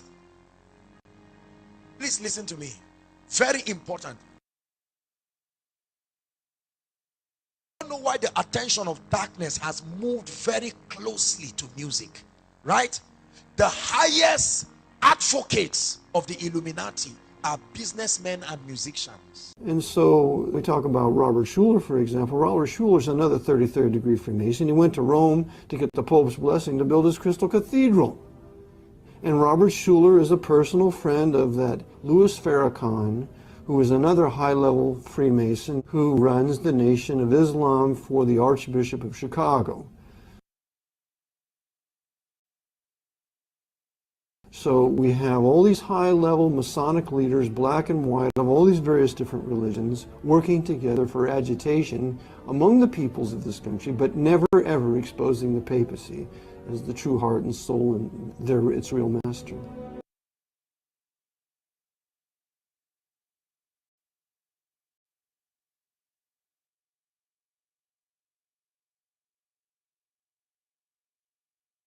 So is Andrew Tate CIA? The question has been raised because Tate has revealed in the past that his father was in the CIA, as can be seen here. To him, my father, when he died, someone messaged me who was in, because my father was in the CIA. He held the record of the CIA record for the fastest assimilation of a foreign language. My father learned Russian within 2.5 weeks.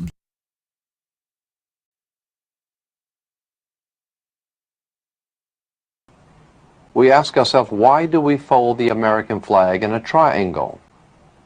And what does the pyramid or the triangle have to do with the American system of government on our dollar bill? If we remember that our Constitution was signed in Philadelphia, Pennsylvania is referred to as the Keystone State.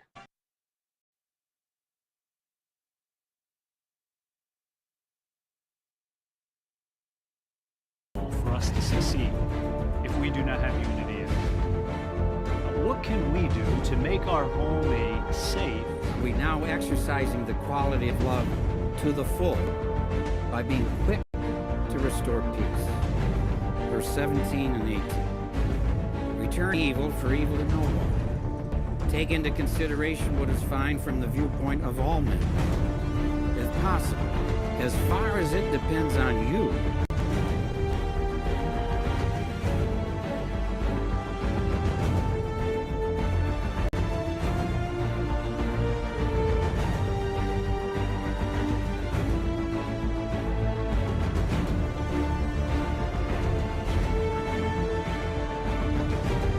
peaceable. Yes, and see that Jehovah is good. Happy is the man who takes refuge in him. Yes, if we follow the psalmist's advice, we can be sure that our relation... Greetings. We are so happy that you could join us for the December JW Broadcasting program. We are confident that the next hour will be spiritually refreshing for all of us. Brother Mark Numer is joining us today. Mark, what do we have coming up on the program? We're certainly looking forward to what you have to say, Brother Splain. In addition to that,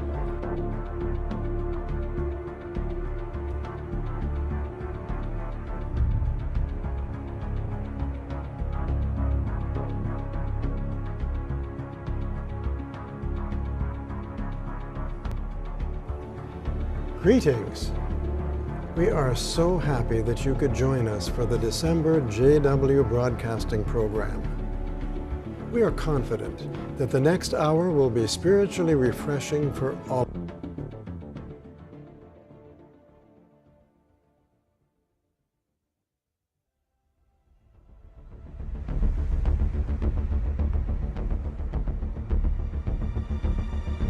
Bruh. Think of it like a play. I enjoy learning the words of the play.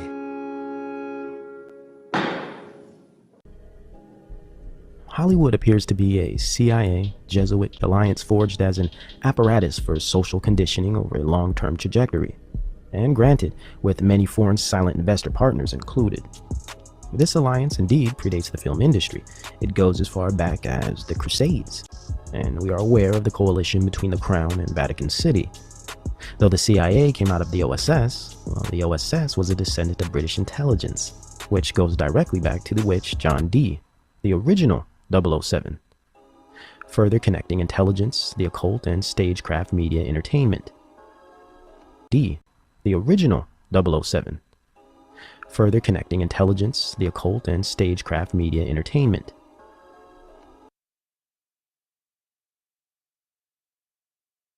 Wake up!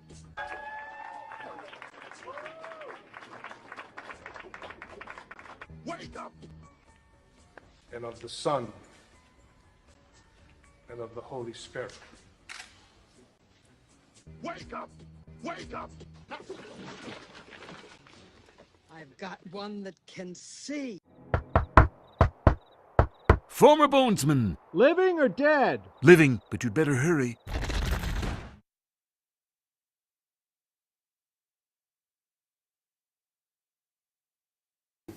Take a look at this, the skull and bones. Have you not seen this on many bikers' jackets? Or what about this? It's the cross of the Knights of Malta, a secret society that hardly anybody even talks about.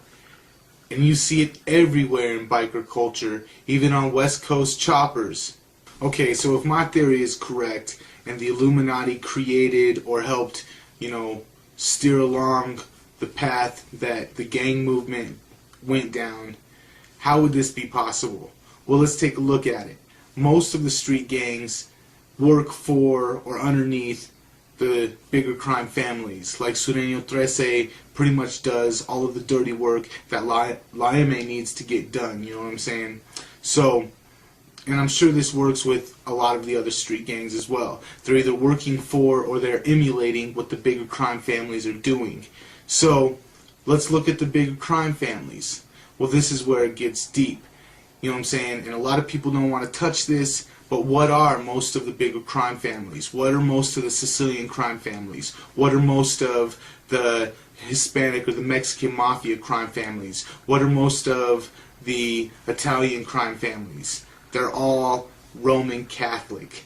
And if you've done any kind of real investigation into this, you can't turn a blind eye to the Vatican. You know that the Vatican has a huge role in the Illuminati.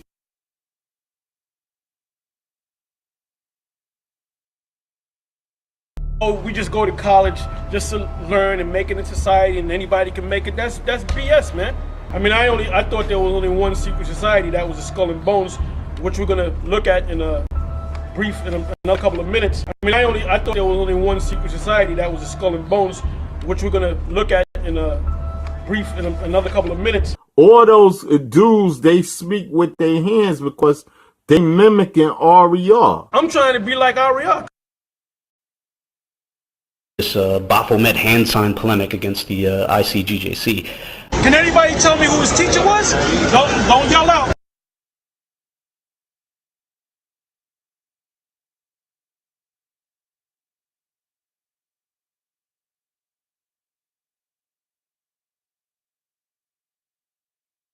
Talking about, oh, I do this every day. Yeah, but you don't do it every day on video. And when you do it on video, it's throwing up hand signs to the Illuminati. You are not to do that. You are not to do any kind of Masonic, demonic hand gestures. Why can't you just keep your hand in your lap and talk when you're on video? Because you can't, because you're worshiping Satan. That's why.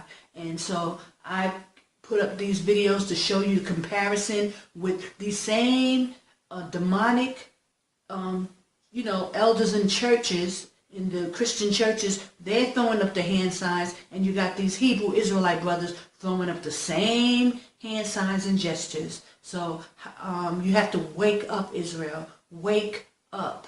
I mean, stop making excuses for evilness and wickedness, because the Most High said, woe to those who call good evil and evil good.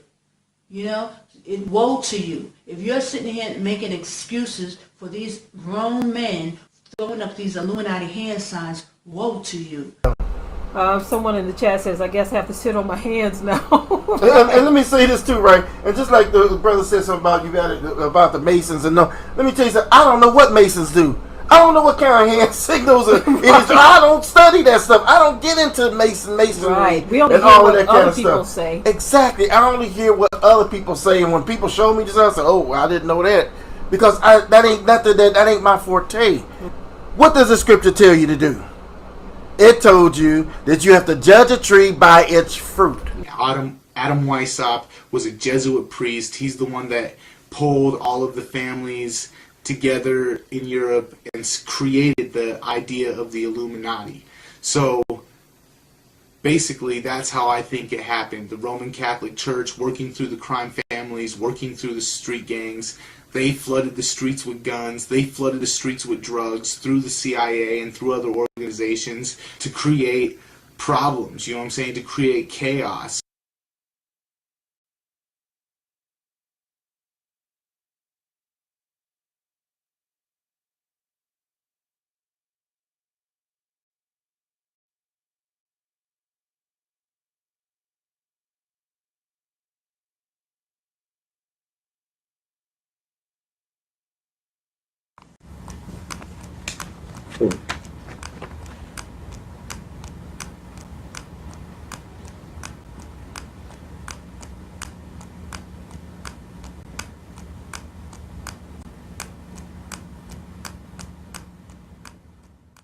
But who is Yahweh ben Yahweh? And how did he come to amass real estate holdings in the hundreds of thousands of dollars? Yahweh ben Yahweh was born Hulam Mitchell Jr. and grew up in Oklahoma, a one-time member of the Nation of Islam. Yahweh's group claimed they were the true Jews. For years, they remained clouded in mystery. My pleasure. The Nation of Islam, because we can't be out here just willy-nilly. Every time I go somewhere, I do have security. And I've been so blessed that the Nation of Islam always gives my security. Even in the U.S., my security was provided by the Nation of Islam in LA, in Atlanta, in Houston. It's a big blessing. Praise I give Allah. thanks. Praise God. So in 2003, I'm running up ahead now. I established Israel United in Christ. I was in the Kemetic community for a short time. Went to the Nation of Islam for a short time, and I met a brother named Black who gave me a flyer regarding the Holy Bible. And he showed me that in the Bible, our race is in the Bible. The CIA gangs, man. We know that these gangs been planted in the so-called community. Yes. That's why I said the CIA Right. government. You know, this is It was interesting that are the gangs labeled now as terrorists, bro? yes, it's interesting here because a couple of years, about 6 or 7 years back, I said, you know, it's amazing how you could have people with these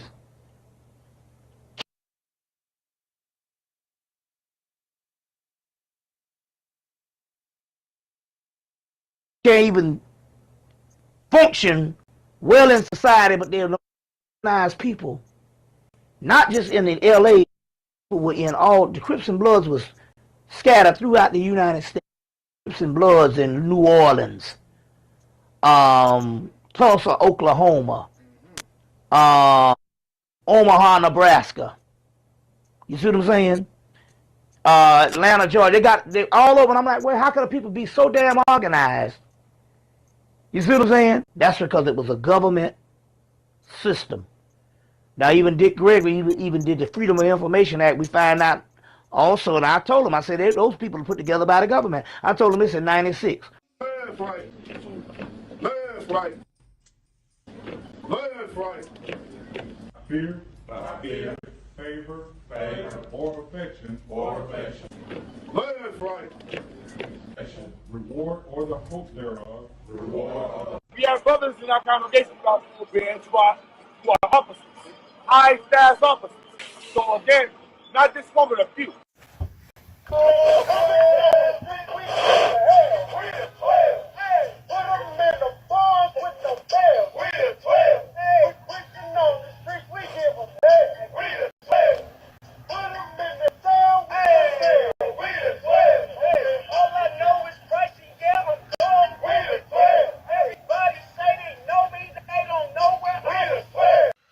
So I'm gonna try to make this one short. Just understand, like we just saw in the other video, the video before, part 4. What's it called? This is what they do. Like, I just really pulled this one to show, like, this is IUIC stance. This is how IUIC moves. IUIC snitches on people, and they pride themselves in this. They are proud to go around saying they are snitches. They're proud. They were proud to say that Nathaniel was a detective.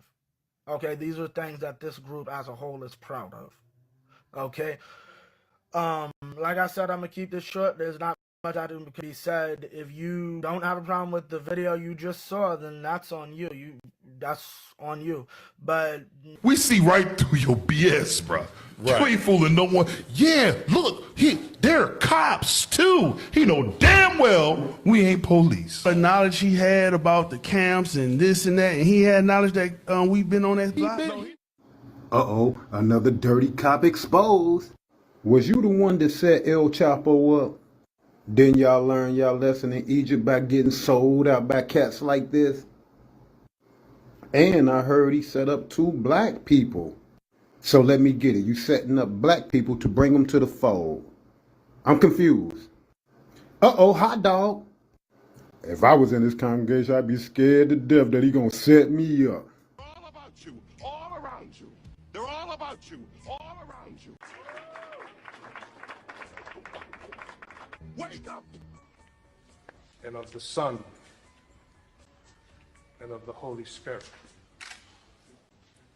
Wake up! Wake up! I've got one that can see.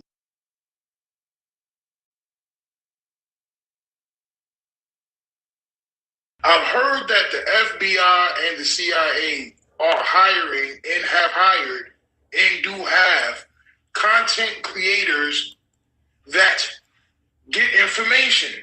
Look at this man's podcast, and who C-Mac is the #1 nigga that go on his podcast. I was a former special agent of Homeland Security Investigations, and I like it. I left that in December 2020. It was a great career. I really enjoyed it. I really didn't want to leave. Did they come to you and say you have to leave because your YouTube channel is becoming bigger? They didn't say that exactly, but it was pretty much insinuated. We've gone into this before, but we're gonna go into. Cause I mean, people like every day. I don't know what anti-Semitic Christians y'all been listening to. You know where this doctrine comes from? That the symbol that is called by some the Star of David or the Shield of David, ignorantly called. When all you have to do to prove that these guys are Satanists is look at the hat they got on their head. Yarmulke, which symbolizes Saturn worship, right? And the same cracker Christians that are accusing them are equally demonic, right? So, I mean, and this is who you're going to as an information source. Ridiculous. And then, another thing, man. You guys in GMS with the 6-pointed star, take off, man. Because that has nothing to do with King David or Solomon. That star right there is the star of Moloch, man. Yeah, that's the star of Moloch, or the star.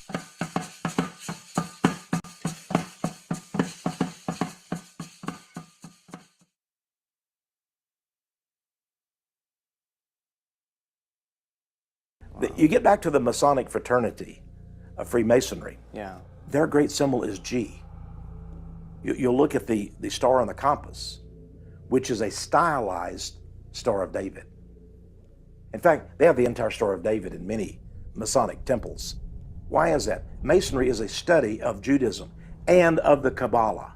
The Jewish Tribune newspaper on October 28, 1927, stated, "Freemasonry is based on Judaism. Eliminate the teachings of Judaism from the Masonic ritual, and what is left?" Albert Pike said in his book Morals and Dogma that the Kabbalah is the very basis. Without the Kabbalah, we would not have the 33 rituals of the Masonic Lodge. But the god they worship, the great architect, is Moloch, the star god. So John Dee rediscovered the technology of how to draw the magic circles, how to say the right incantations, how to actually do black magic on a governmental level. This is what people are going to have so much trouble with once disclosure happens, is that these people actually practice black magic, and they are very, very good at it. And I want to say something else.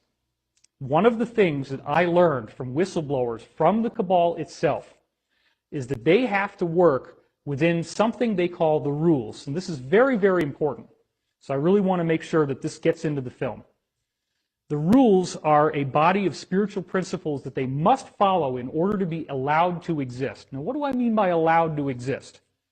I mean that they are aware that there are benevolent forces that will prevent them from achieving their goals unless we give them permission to enslave us. Now, think about that.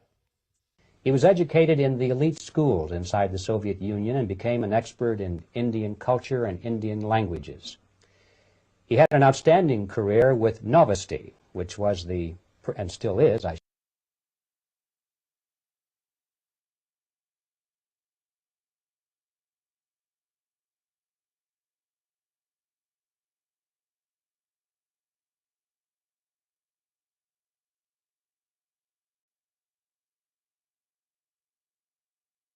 process, which is Novosti, which was the, and still is, I should say, the press arm or the press agency of the Soviet Union. It turns out that this is also a front for the KGB.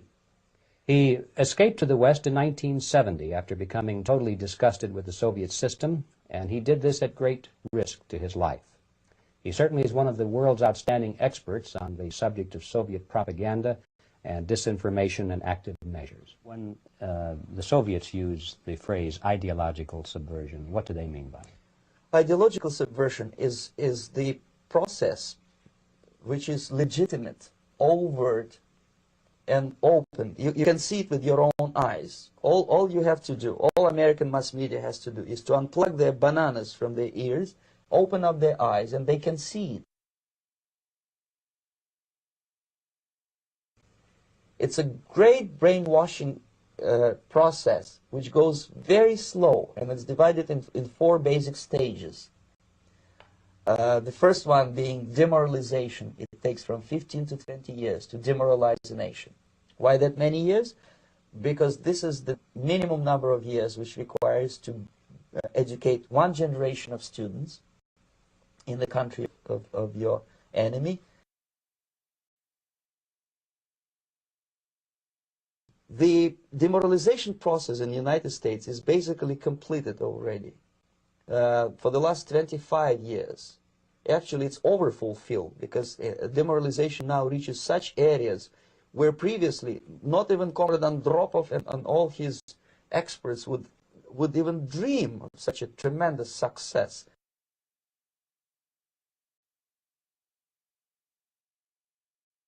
Most of it is done by Americans to Americans. Most of it is done by Americans to Americans.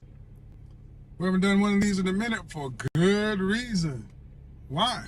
The shows are Monday through. Now, you see, I'm not going to go into detail, but he did a gesture with his hands and with his sunglasses, okay, I know what this means, but yeah, Kevin Samuels basically sold out his people, all right? So, yeah, when it's all said and done. Thanks to lack of moral standards. As I mentioned before,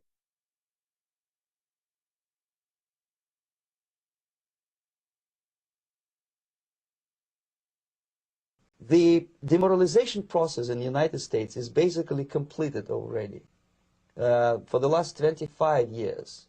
Actually, it's overfulfilled, because demoralization now reaches such areas where previously not even Comrade Andropov and all his experts would even dream of such a tremendous success. Most of it is done by Americans to Americans, thanks to lack of moral standards. As I mentioned before, exposure to true information does not matter anymore. A person who was demoralized is unable to assess true information. The facts tell nothing to him. Even if I shower him with information, with authentic proof, with documents, with pictures, he will refuse to believe it until he is going to receive a kick in his fat bottom. When a military boot crashes then he will understand, but not before that. That's the tragic of the situation of demoralization. So the next stage is destabilization. This time, subverter does not care about your idea. Hey, family. Ooh, man. God. Hold on a second.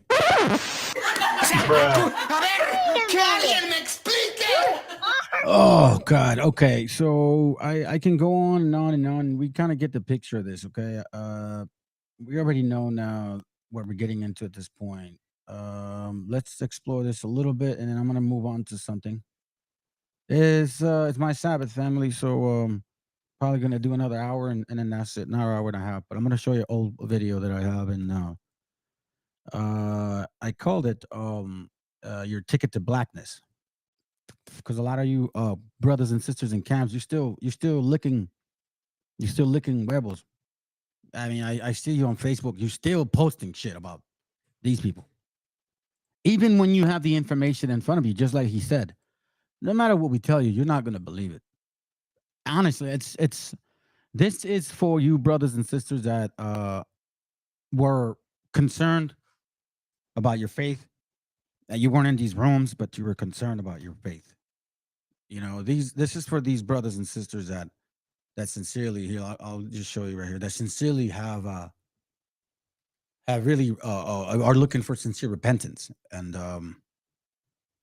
you know, you're examining yourself, and at the same time you're being sincere about what you've done, and you know what I mean, that you're gonna have to answer to the Father, you know, and that's inevitable. That's just, you know, we're all gonna have to pay somehow, some way. Some of us are gonna have some leniency, and some of us will, nah, man. Some of us are gonna be saved until that end to prove a point, and that's scary, family. Look, I ain't lying to you, man. I was watching this.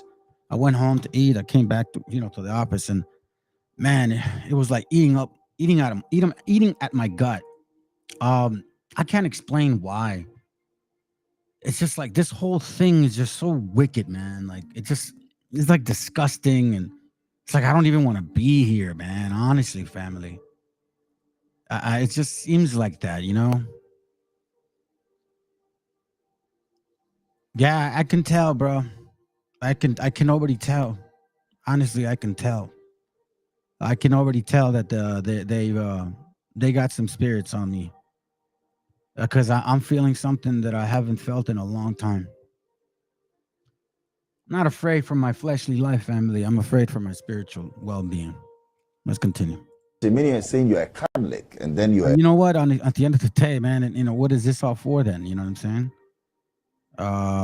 If you really are, I guess, a messenger, so to speak, you got no choice.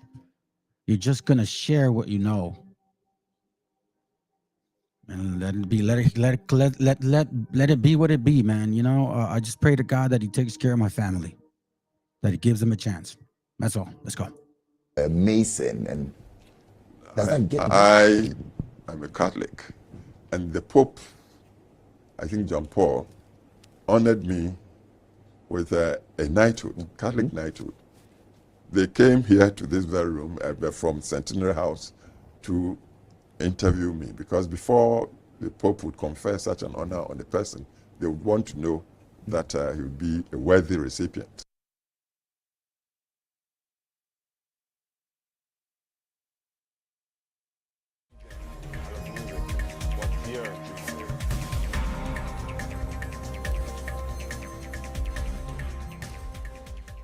What have we learned?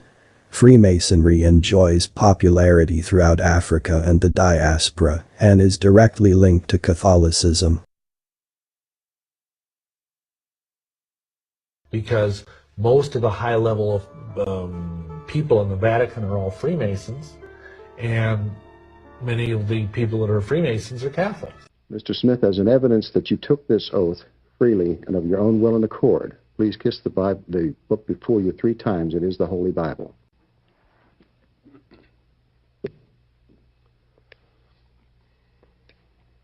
The Illuminati was also invented by a German Catholic Jesuit priest. So South Africa needs a ruling class, and I'm talking about politicians now. I'm talking about, we're going Mason, right? We're going Freemason, we're going the Illuminati thing. Most influencers and prominent historical leaders were a part of the Purpler Hand Signaling Club. Nigerian Christians, you must come out of these false churches, return as the Israelites.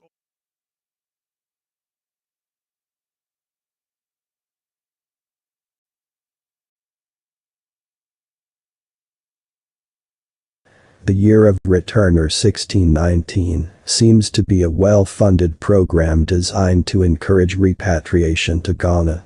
Dr. Kwame Nkrumah is a member of fraternity. He pledged when he was at Lincoln University, when he was in the U.S. And so they're 100-year-old fraternities and sororities, and every one of them has a chapter here in Ghana. I was in Ghana, Sierra Leone, Nigeria, and especially Ghana. But suffice to say, there is a long listing of different lodges in the country of Ghana, involving politicians and members of the Bull fraternity. Every black person living should go to Ghana and see them slave castles so you can see what they did to us. You got to see what they did to us. Prophecy dates appear to undergo reinterpretation with each passing generation. And I had a vision, and the angel Gabriel came to bring the word of God, and the year of the Exodus would be 1967. And the 2019 year of return is a sign. It's an end sign for the nations. And it just so happens that right around in 2019, the Panafest and all these black people going to Ghana visiting, and it created all this money flowing into Ghana. You know, some of the critiques have been that it's based on just tourism. You're saying year of return as opposed to year of repatriation. It was something I had planned on doing years ago. It's been on my vision board for years.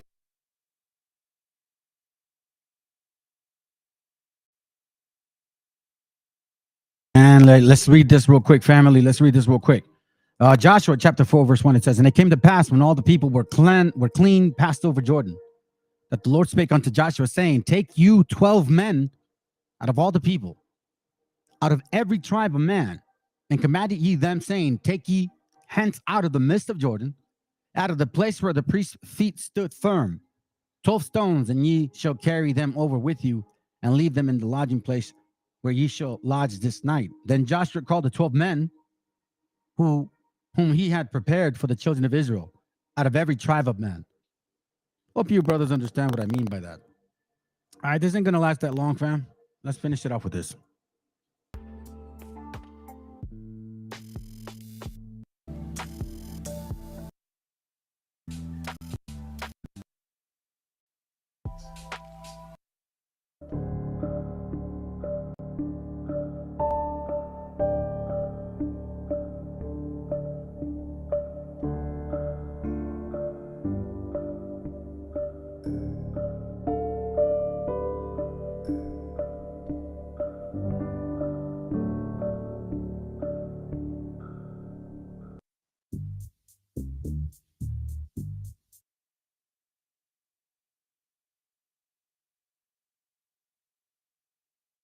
Hey, homie, I'm getting tired of dudes just getting over on the raza. Yeah. This is for the raza.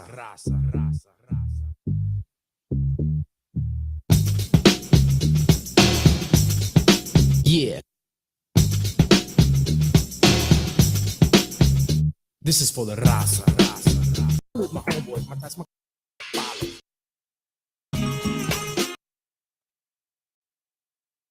The heart of a man is like deep.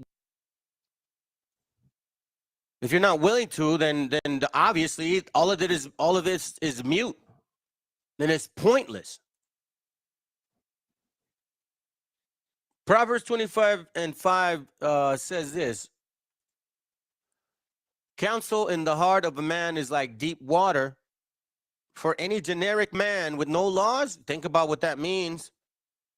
Now, if you're a man of the laws of God, and if applying them, and meaning examining yourself, if you're in the faith, again, I'm not going to say it 100 million times, but I'm going to say it again. It ain't just about, oh, check, fringes, Sabbath, check, not eating pork, check. Okay, cool. What's good? I'm good. No. That's not enough. The counsel in the heart of man is like deep water. So if you ain't under the laws of God, you're going to drown. But a man of understanding will draw it out. So what I'm saying to you, brothers and sisters, about what I'm going to share today, and it's you two bros who I'm going to talk about, that you're not going to hate. You're going to basically say, you know what? He's right. Because I know that under your title, you have so-called, what do you call it? Military structure. And you can't imagine someone like me correcting someone like you.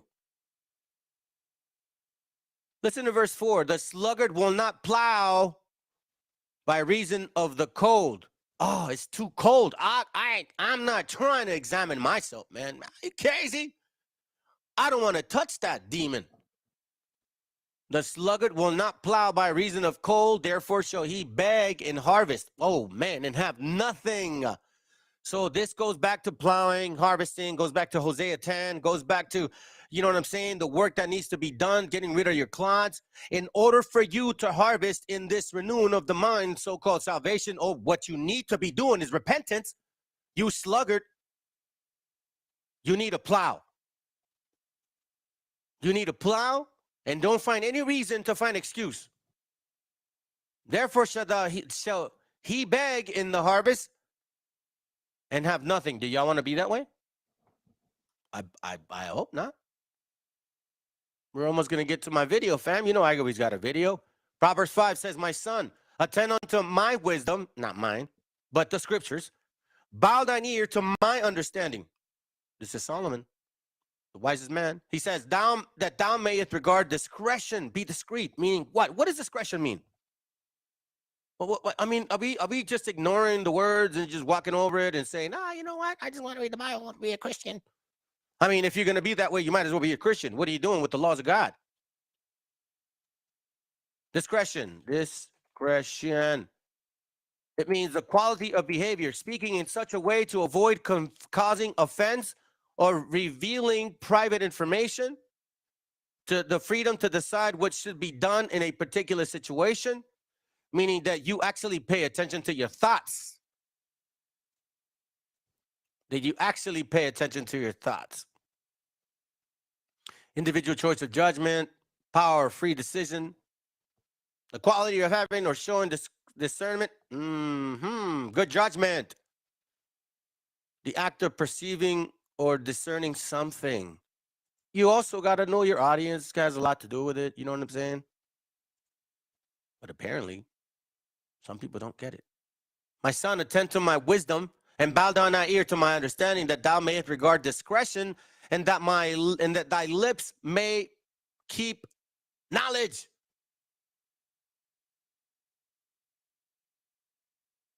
For the lips of a strange woman drop as a honeycomb, meaning other doctrines, and her mouth is smoother than oil, like a snake salesman,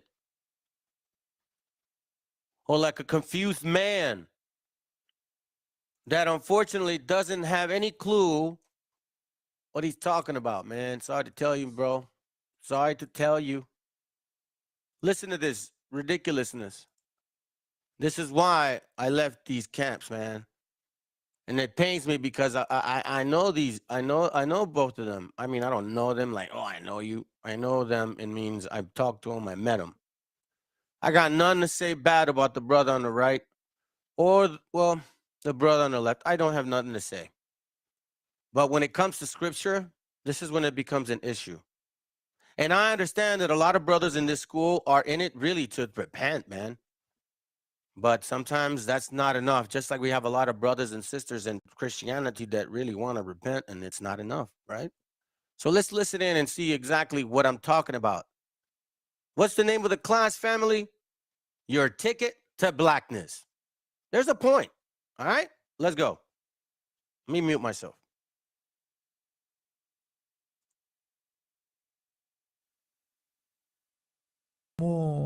Batalla con Oh, I forgot. It's in Spanish. So remember, this is a Spanglish channel. con eso. Me estaba diciendo sobre cómo hay mujeres bonitas y cómo batalla con eso, y que con la que él vive no está casado, que es su novia. Entonces, yo estoy escuchando eso, ¿verdad? Y en la Biblia nos explica todo, que todo lo que está diciendo él, pues es pecado. Pero como nuestra gente no tiene el conocimiento de las leyes, les falta ese entendimiento. Cuando me enfoqué a lo que estaba yo queriendo darme cuenta que tenía pintado en el brazo, ni más ni menos, un Cristo blanco. Fam, I'm gonna let it play and then I'm gonna come back, okay? At this point. That's why I played it a little bit back so you guys can get the gist of it. I'm not trying to isolate it and make it like, oh, look. Nah. I don't play those games, bro. I show you exactly how it is because I have a point. Okay, so let me let it play and then we'll continue. Oh, and I forgot to turn on my camera. My bad. El César Borgia, al Cristo de los caucásicos, que a nuestra gente piensa que es Cristo, y por amor a Cristo se tatúan la cara de César Borgia. Por eso nuestra gente está destruida, como decía el soldado Ezekiel. Estamos demente. Pero poco a poco, ya despertó la tribu de Judá. Y poco a poco vamos a ir despertando las 12 tribus. Judá empieza a despertar las 12 tribus de Israel. Y está profetizado. Mira, dame Deuteronomio capítulo 33 y el verso 27. Y por favor, prepárame algo que saque los Civil Rights Movements de los 60. Un video corto.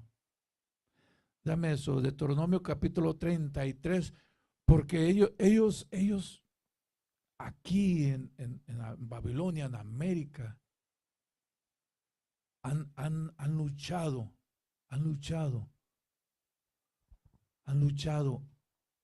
la tribu de Judá. Okay, fam. So you heard the man. Let me go back here. We left off at 134. I think it was around that time. All right, listen to what he says, all right? Now I'm going to interject. Blanco es en el conocimiento de las leyes, les falta ese entendimiento. Cuando me enfoqué a lo que estaba yo queriendo darme cuenta que tenía pintado en el brazo,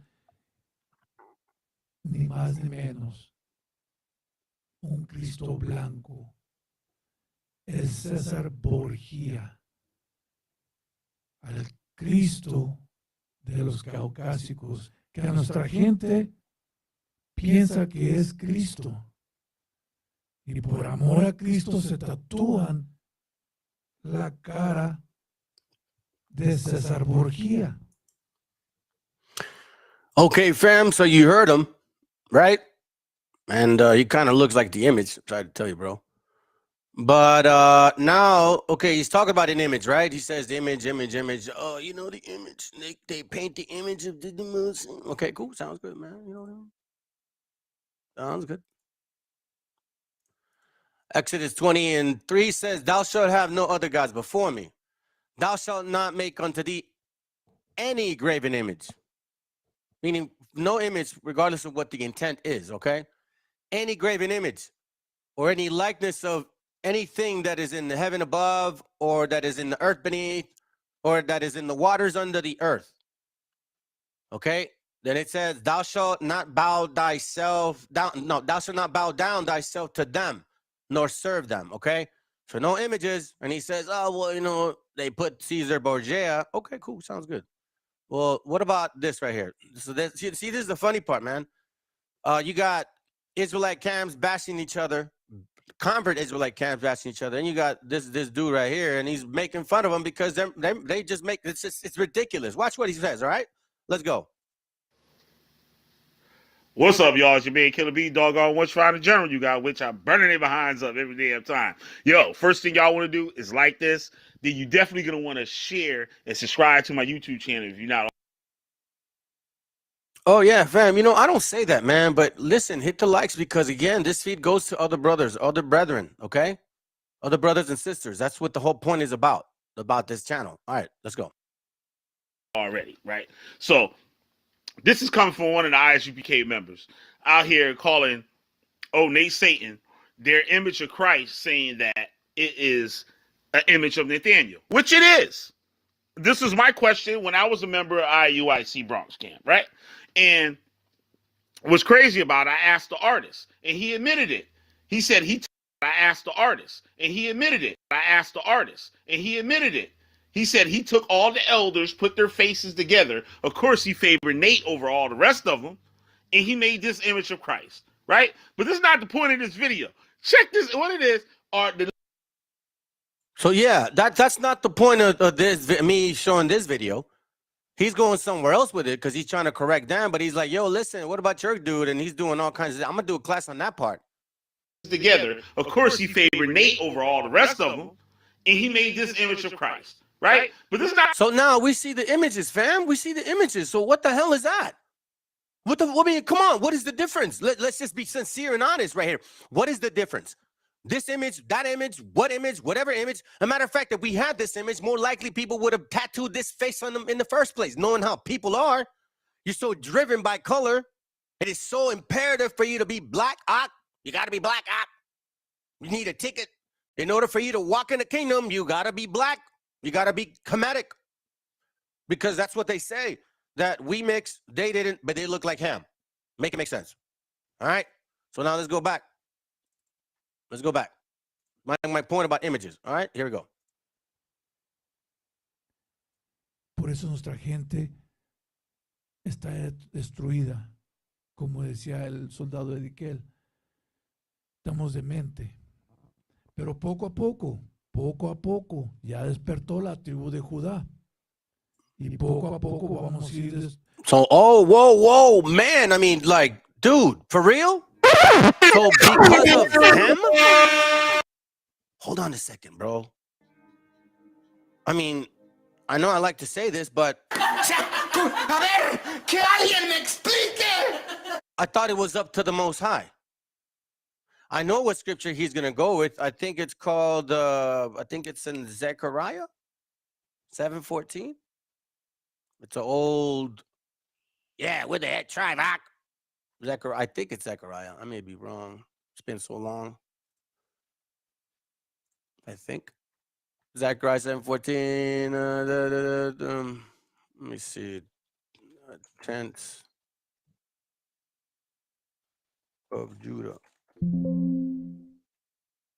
Zechariah 12:7. It says, the Lord also shall save the tents of Judah first, that the glory of the house of David and the glory of the inhabitants of Jerusalem do not magnify themselves against Judah. Okay. It says here because apparently they were looking at Judah like they were the bottom barrel of the barrel, like a nation of people that you don't want to be. Last time I checked, I'm just saying, ain't nobody trying to be Mexican. That's an illegal alien, my friend. Nah, you guys want to be aboriginals, but you don't want to join the club. So anyways, as far as I see it, yeah, all right, cool. But you can't guarantee that Judah is so-called the black man, because we know history. They did not go through a transatlantic slave trade. You guys did all these things through servitude of the Headright program. Come on, man, stop lying. But anyways, let's continue. That's not the point. Despertando las 12 tribus. Judá empieza a despertar las 12 tribus de Israel. Y está profetizado.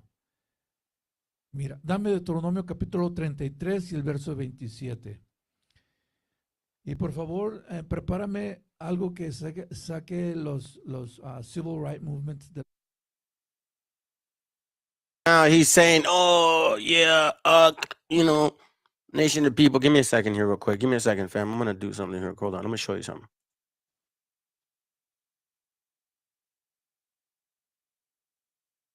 Hold on. Let me see. I'm not going to say it. I'm going to show y'all. Okay, I'm going to show you. Let's see. Where is it at?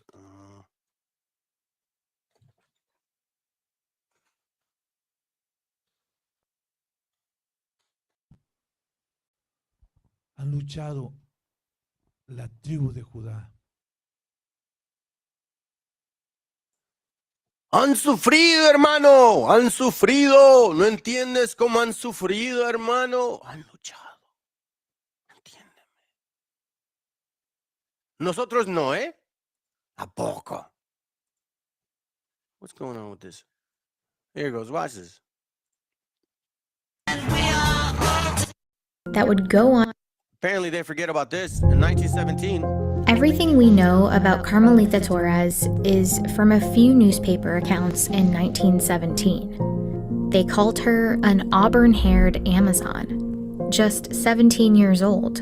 She led angry women in anti-American rioting and shut down the US-Mexico border. But hidden within her story is something much bigger than a single riot.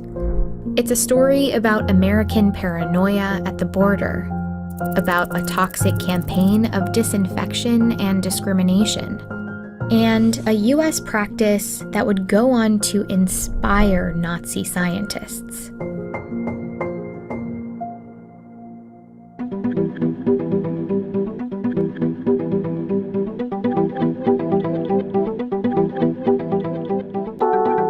At the border between El Paso, Texas and Ciudad Juarez, Mexico, thousands of people cross back and forth for work and school every day. They line up in Juarez and often wait for hours to get through the US checkpoint. But the border didn't always look like this. Crossing this border used to be free and unrestricted. People would come and go without a passport. But after 1917, Juarez and El Paso became two separate. Look at that, fam. Look at that. Look at our gente right here. Look at that. Look at that.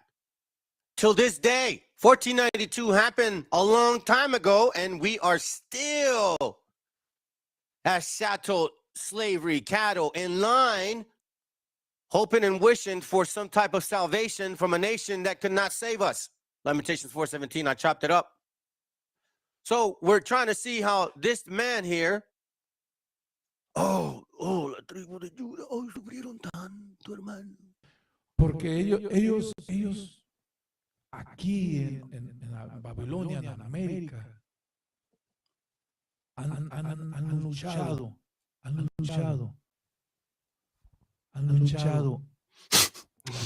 Hey, you know what, fam? I got to play this for y'all, man. This is funny. Because, you know, I'm a fan of jokes too, right?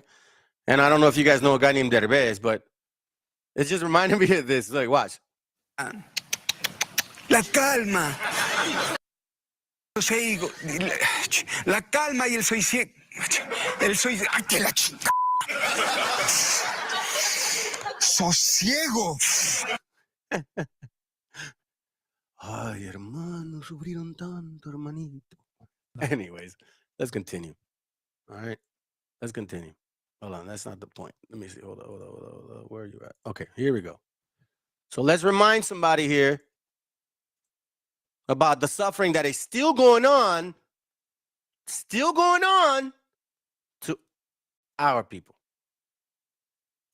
Communities. It was a turbulent year at the border. The Mexican Revolution was ongoing, and the U.S. was about to enter World War I. All of a sudden, you have the war hysteria created by World War I. People here in El Paso that are deadly afraid that the Germans are going to attack from Ciudad Juarez. The fear of invasion brought tensions to the border, while across the U.S., a different movement was gaining strength. The eugenics movement, based on junk science, aimed to create a genetically and morally superior population. That meant stricter controls on immigration, only allowing those deemed fit to enter. On Ellis Island, one of the busiest ports of entry at the time, U.S. health officials were tasked with weeding out immigrants they thought were unfit or disease carriers.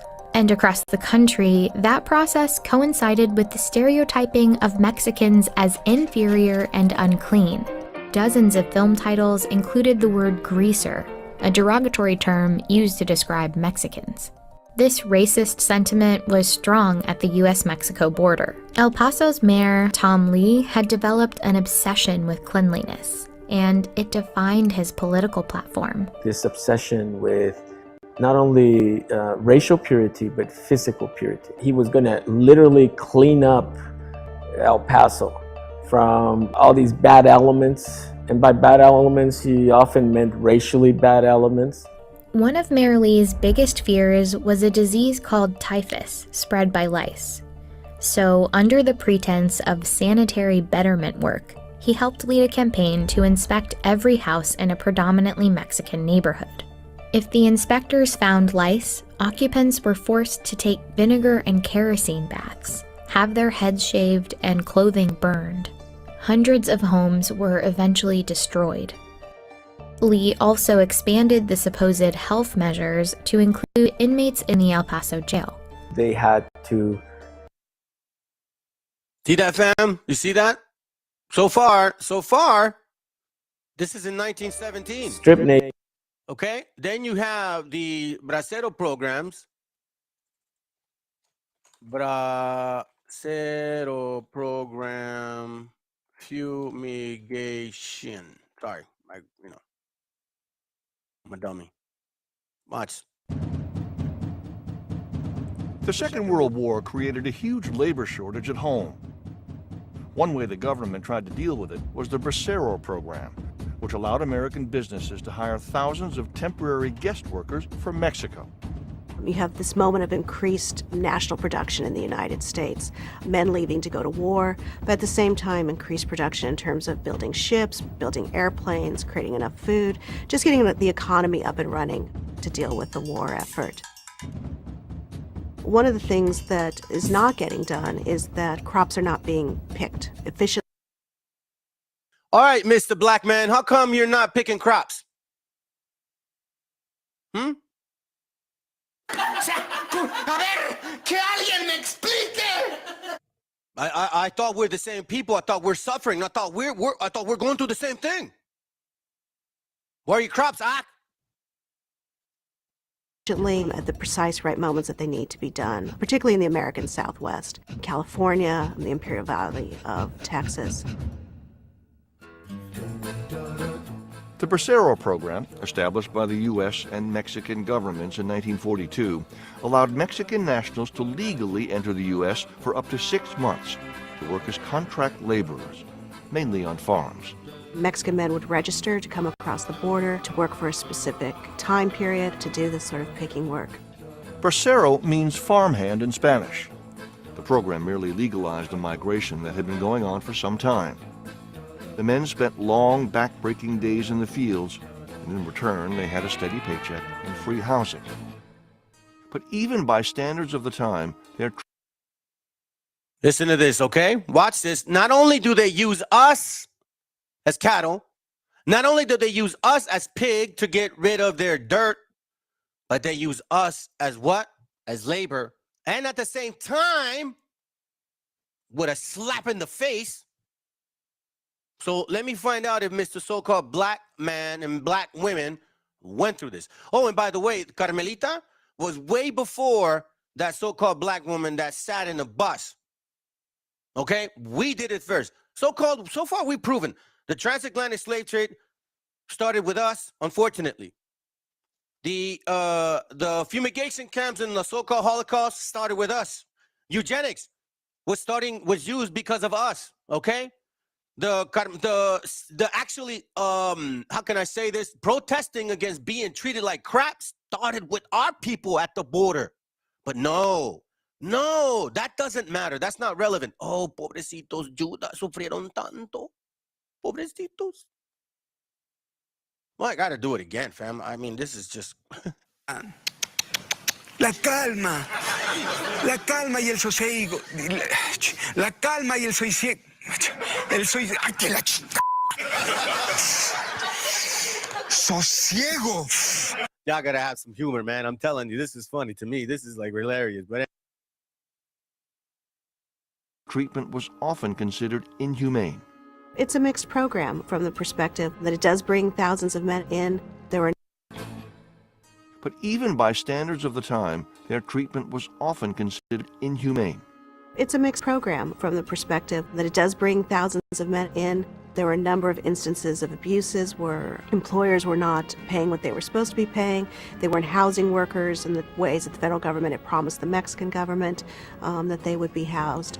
So many Mexicans participated in the program that by the end of the war, they formed the second largest minority in the nation after African Americans. The program continued for years after World War II because growers said they couldn't find enough Americans willing to work on their farms. Whoa, wait a minute. But I thought that you were suffering just like us. You mean you weren't picking cotton like us? But I thought you were. I thought they suffered so much. Where you at? Hey, bro, I gotta play it again. I gotta play it again. Un video corto. Dame eso, Deuteronomio capítulo 33, porque ellos aquí en la Babilonia, en América, han luchado. Ok. So dice que de eso han luchado, fíjate.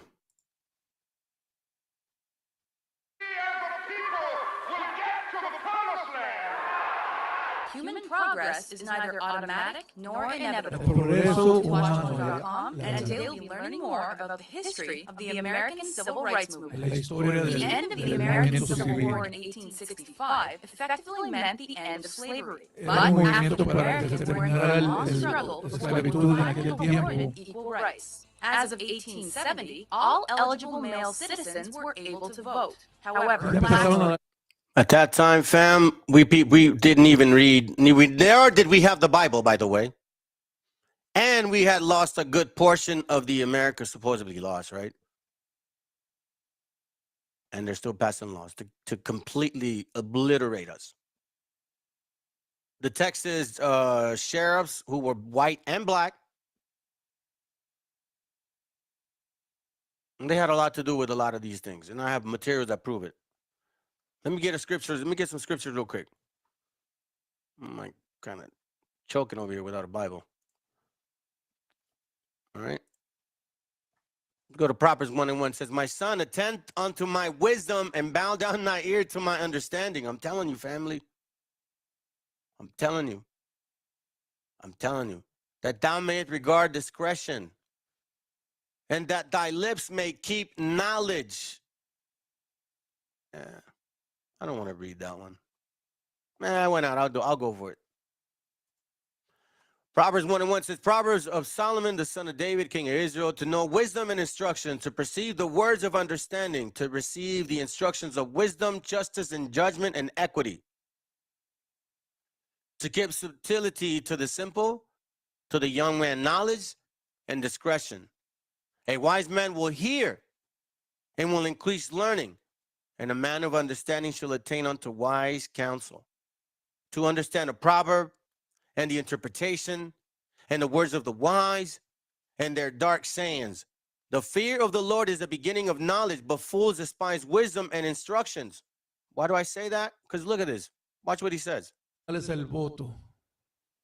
Discouraged to by violence and eventually Los manipulaban relations. para que In votaran de cierta 1896, forma the a Supreme favor de Court uno ruled to que maintain quisieran que racial tuvieran segregation in private businesses in a la otra case nación called como Plessy versus presidente. Ferguson. Soon broadened to include schools, many southern states applied this Ahí separate dice, equal mentality las, to all aspects las of life. personas que son de However, color this aquí led to the esperan. application of Jim Crow laws, Hombre which resulted caucásico, in blacks nada being más, treated as solamente. second-class citizens. Hombres de Segregated color, schools, public siempre. transit, Esa es restrooms, la actitud water que se fountains, da and en more Estados continued Unidos. well into the 1900s. In 1909, a group En of el prominent black and white 1909 campaigners created the National Association for the Advancement of Colored People, or NAACP. Los Their goal was linchamientos, to increase racial que equality vienen siendo and cuando los challenge colgaban. issues like the Jim Crow laws. Unfortunately, La it ley was de between Jim Crow. 1910 and Los Ku Klux 1930 Klan that white se supremacists toparon con los Ku Ku Klux Klux Klan saw Klan. its biggest expansion and Judas increased racial se tension. topó contra Following Ku the Klux First World Klan. War,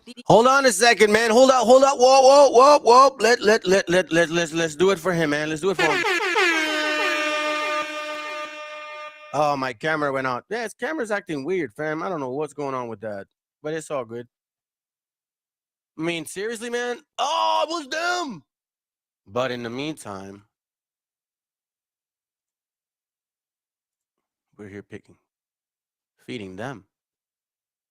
What the F are you talking about, man? The program continued for years after World War II because growers said they couldn't find enough Americans willing to work on their farms. In 1964, with mechanization of farming on the rise, the program was finally phased out, but not before 4.5 million Mexican nationals had been part of it. The Bracero program may have ended, but labor shortages for certain jobs persist in the United States, along with the debate about Mexican workers. And so what you see from really World War II to today is this constant ebb and flow of policy and ideology about the place of these transient Mexican workers in the U.S. economy. And they're vital to portions of the U.S. Yeah, they put that pretty little background sound, huh? My God. What about this one? Huh? This was when?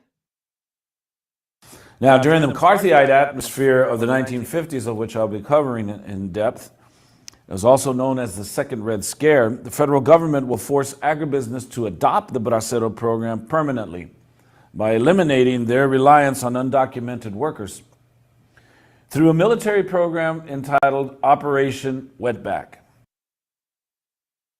Operation Wetback, okay? In the 1940s, 1920s. Watch what happens.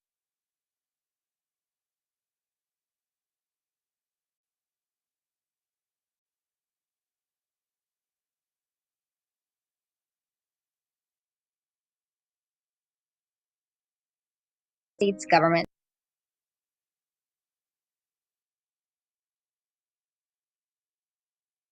The Bracero program was a set of agreements from both the Mexican and United States government that created short-term agricultural labor opportunities for Mexican men on American soil. The program began in 1942 and ended in 1964 and created a massive wave of migration for men willing to work. On paper, the agreement seemed to suggest that the program is beneficial for both the U.S. and Mexico. Congress passed the Revised Agricultural Act of 1949 that proclaimed that the Secretary of Labor and the farmer employer have duties and responsibilities to ensure that Mexican workers were treated fairly and adequately. For example, it states how the Secretary of Labor can provide transportation, provide workers with such emergency medical care, and burial expenses. It also adds that it will assist such workers and employers in negotiating contracts for agricultural employment. This law provides a foundation for the Bracero program and establishes the active role that the U.S. would be taking to ensure proper treatment of Mexican laborers. However, upon further analysis, it becomes evident that the legal intent did not match the execution of the program. On record, there was the assurance that certain benefits would be provided to the workers, and yet there were clear abuses towards the braceros in their living and working conditions that illuminated an ugly truth of the program. To understand why so many Mexican men were willing to come to the U.S., it is important to recognize the context of the time. Many families had very low living standards in Mexico. They suffered hunger, homelessness, and other hardships. The men arrived to the U.S. with high hopes for the program and what it could mean for them and their families back home. However, they soon realized that the program was filled with false promises that preyed on their necessity. One bracero, Mauricio Herrera, expressed the pressure he felt to enter into the Bracero program and the disappointment that followed. There was not enough rain, no credit, no government support, so I had to go north. Didn't earn much money. I thought I would, but I didn't. Nearly 3/4 of the braceros were single and younger than 21 years old. The contracts require that there be a standard safety procedure when dealing with transportation, but growers would choose the transportation they saw fit from the camps to the worksite. Examples were old school buses, large trailers, open bed trucks. Braceros remarked the uncomfortable conditions they had to endure, including extreme heat and limited space in the vehicles. To add on, once the braceros arrived at their residencies, their experience became much worse. On the fields, they had back-breaking labor every day. They were under the orders of the camp manager, for which most included a very strict schedule of early days, hard labor, and early sleep. The braceros are paid very low wages, and the Mexican government eventually demanded that this be amended. They insisted on renegotiating in order for there to be fair wages, and this led to much tension between the countries. While one would hope to come back to a proper living station after working hard all day, often the barracks were overcrowded and with no ventilation and no access to good drinking water. What they were provided with was not a matter of excitement. Many braceros reported having one small bed, one shared toilet, and limited shower stalls. One historian notes how there were many clear violations of contracts. Lack of water during the workday and the right to prepare your own food was often ignored. Braceros would be intimidated into remaining quiet and complying, fearing that they would be denied work or sent home. It discouraged most from speaking out or raising questions about the living conditions. To give one example of the extent of this complete negligence was when the Department of Health in San Diego region wrote to Roland Height asking him to bring his labor camp to code, which included an accumulation of trash, dirty kitchen, no hot water, and no working toilets. Yet ironically, despite these clear violations, there was no threat that the camp would be fined, let alone be closed down.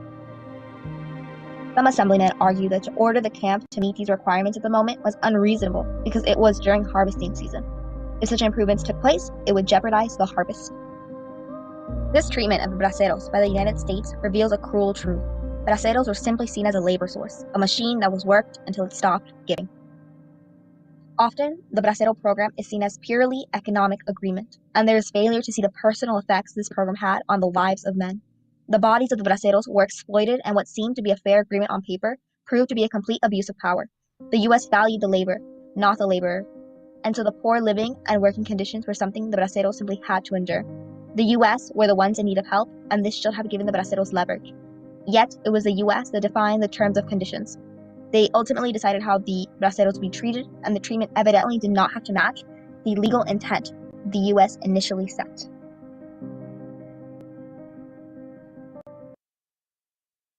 I believe it was around that time, or that was a repatriation. I think that was a repatriation. Hold on a second. The repatriation of 1920 Mexicans, I believe. I think that's how you spell it, fam. My apologies if I don't spell it right. Oh, here it goes right here. All right, listen to this real quick.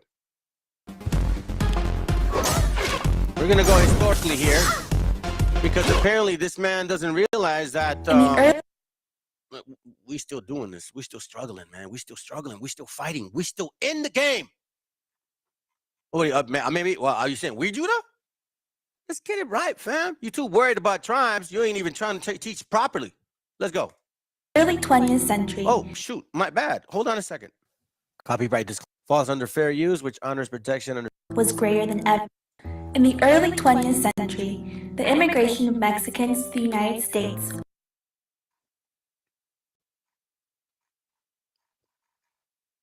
look for it.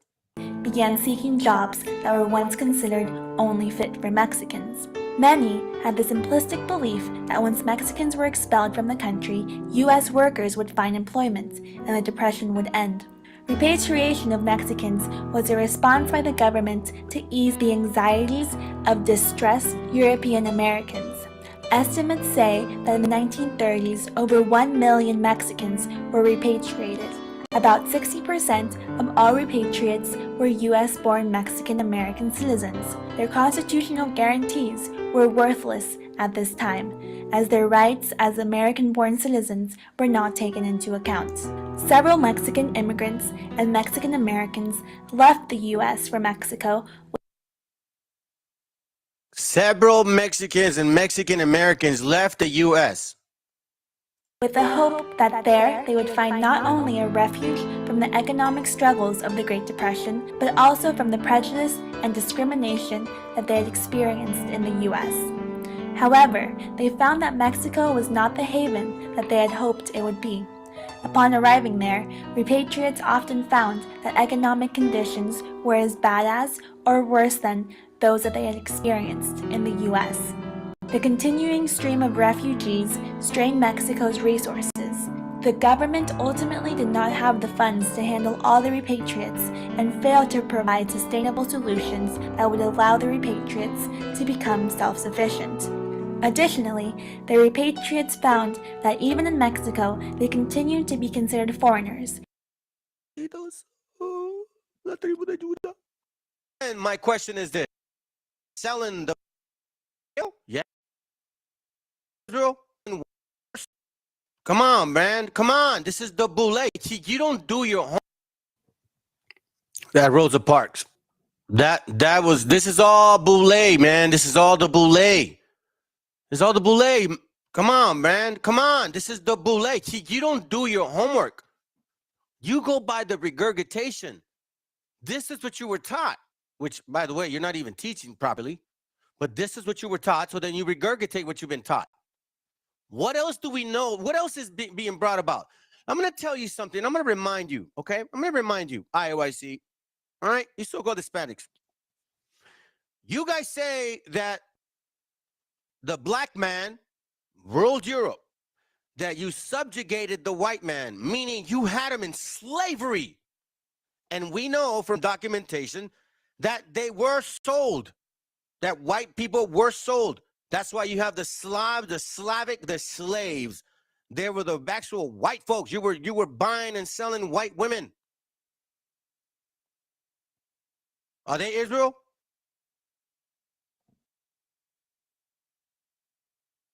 Because I don't think Israel did that. When did we buy and sell the white man? When did Israel do that? Crickets, fam. You see, when you look and dissect this for what it is, and you start wondering, like, wait a minute, that actually, like, what? What are you talking about? For real? Yeah, man. So if the so-called Phoenicians, no, not so-called, the Phoenicians ruled Europe. These black folks, these Canaanites, because that's the majority of them, not all of them, but a good portion are Canaan. They go and say, yeah, those are the tribe of Judah, and we rule the white man. Okay. So documentation shows that you were selling the white man as slaves. So now they supposedly enslaved you. So is that a curse of the Most High, or is that just a nation getting back at you for what you did to them? And then my question is this. Here, let me see if I can get his face. Because honestly, it's just going to be like, oh, pobrecitos. Oh, la tribu de Judá. ¿Cómo sufrieron? Let's see. Versículo 8. Judá, la tribu de Judá, del afroamericano, del que hoy vimos nosotros, donde tenían la lucha de los derechos civiles. Oh, la lucha, huh? Okay. Let's not forget, just in case, before I make my statement. Yes, Operation Wetback. So this is kind of share with you the mindset of the larger society and what that historian Francisco Valderrama was talking about in terms of Mexicans. And the idea in the national American character and the American psyche is that Mexicans somehow are not part of the American experience. This violation of human rights was designed to break up unionization efforts in the fields, deport those with or without documents, and import braceros as strikebreakers. And it forced growers to hire braceros, not undocumented workers. So let's visit the operation, or let's revisit it. On June 17, 1954, 2,000 undocumented Mexican workers were deported across the United States. Fam, I got a question for you. Now praises, he that leadeth into captivity shall go into captivity. That's right. But I got a question for you. Are we still being undocumented, and are we still being taken by ICE and Border Patrol? I just need someone to say yes or no. No, I'm lying. I'm imagining stuff. Are we still being deported? Yes or no? It's a simple answer. A simple yes or no. I know for a fact that every single one of us has one family member, or we know of somebody that is not legal and that's been deported many times. Maybe a few of us have. But I know we all know somebody. This is our struggle. So since they are not Judah, then who the hell is Judah, and who the hell is waking up now? I ain't claiming to be any tribe, but I sure as hell am not claiming to be black. So my question to you is this, after I finish showing y'all this, okay? I'm going to ask him. Mexican border at the beginning of the most aggressive Mexican deportation program up until that time. Official records state that over the course of the next several months, approximately 1.3 million. Yo, hey, Turquoise Prince, that's right, man. That's right. I'm a living proof. You know why? Because I have a loved one that is a living proof, bro. Every day, there's that question in mind. What if? What if? And I know what that feels like, because when I had a warrant like a dummy, I had that in my mind. Like, what if today is the day? What if today the blackout picks me up, man? What if today is the day that I go to jail and I do my time? Because I was facing several years. The reason I didn't is because of Most High. It wasn't because I was in good conduct. I mean, he kind of did help me a bit, but in a sense of getting my mind right? But I should have been in jail, fam. I should have paid for what I did. Quite frankly, in the laws of the land. So yeah, it's still happening. It's still happening. So let's go. Mexicans either voluntarily left the United States or were forcibly deported. These mass deportations made up the 1954 campaign known as Operation Wetback. Hey, forcibly deported. Okay, so I don't know if you guys have ever seen forcibly deported, but let's look at this, okay?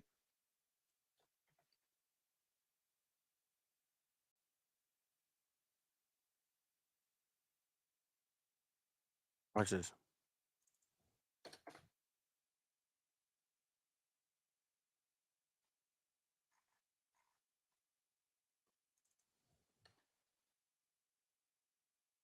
Watch this real quick. Watch this.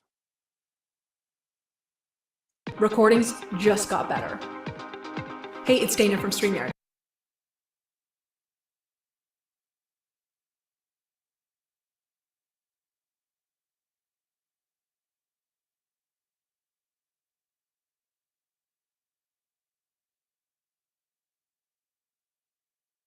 Described in the Pentateuch, the first five books of the Bible. That's what Jews believe. Jews only believe in what is called the Pentateuch. That's the Old Testament of the Bible. The first 5 books of Moses. Then the white man goes on. He said, like Jews everywhere, philosophers use the Old Testament as their Bible. So we want to ask Bus Stop Bishop, when y'all start being for Jesus Christ? When y'all start interpreting the New Testament? But let's go on even further than that. This article right here is actually one of my favorites talking about these bus stops. Because when these fakes start copying the teaching, because you must remember, when the messenger's teachings first hit the black man, it started a wildfire. The reaction of the white man, they wrote like if you saw a UFO. You like, look at that in the sky. You make no mistake, they all saw a UFO. You can't come years later pretending like you talking about a UFO. Because when you see the people who really saw the UFO, their reaction is different. So this article right here is when the black Jews and the Hebrew Israelites who were still in the teachings of the messenger first began to make the news. This article comes from the April 19th, 1970 Daily News, and the Daily News was a New York newspaper. It says, according to Yaakov Gladstone, the white Canadian Jew who founded something, the Israelites are American-born blacks who enslaved ancestors were exposed to the Old Testament teachings and who came to identify with the oppressed Israelites of biblical time. So this the white man. These new niggas who don't want to be called black Jews no more, these niggas want to be called Israelites. So these niggas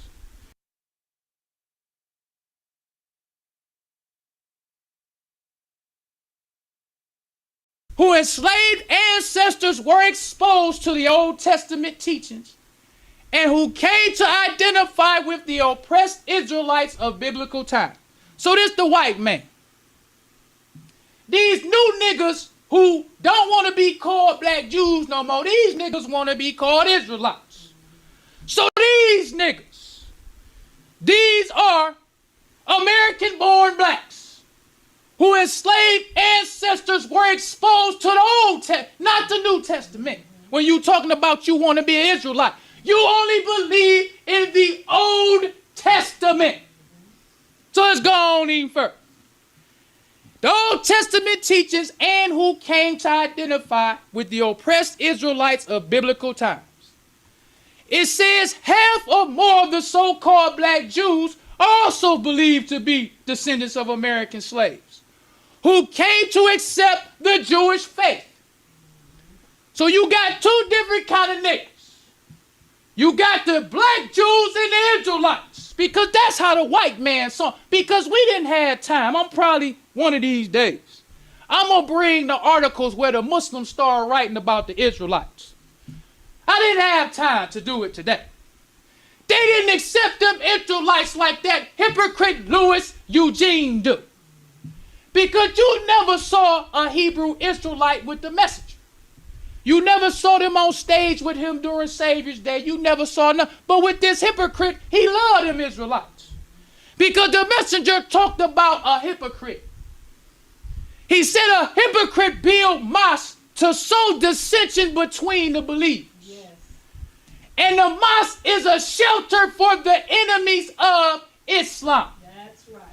Because when you look at the history of this hypocrite Louis Eugene, his 1983 Savior's Day, he had Israelites on stage. Black people had never known nothing about an Israelite. He let them be on stage. They made national news because the Jews was kicking them around in the street. This hypocrite and Wallace went to support them. We support the Israelites because the Israelites is really the true Jew. So for 40-some years, this hypocrite was telling the black man that these Jews is the true. They didn't even have a platform in America. Ain't nobody know nothing about them. So 40 years, this hypocrite is starting a whole Hebrew Israelite movement in the Nation of Islam. Because they hearing this hypocrite, they don't know who Ben Ami is. Even to this day, though, if you go to a black man and talk about Ben Ami or Prince Asiel, they don't know who they are. But they know this hypocrite. They heard this hypocrite talk about the true Jew. So this hypocrite is the one who started them to see how they can take the teachings of the messenger and become a so-called Nation of Islam. So this is the white Jew again. He goes on even further. He says half or more of the so-called black Jews are also believed to be descendants of American slaves who came to accept the Jewish faith as a result of hearing the Old Testament stories. Once again, Old Testament. But they have embraced the religion as is practiced today. The Israelites have not. These Israelites claim that they are true Jews, Gallstone said. They say whites are not real Jews, only converts. They say Moses was black and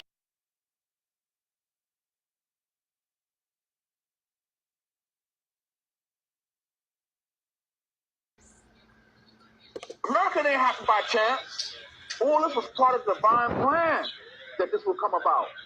The Moors then had a plan for a new world order. A one world, new world order. That was a Moorish plan originally.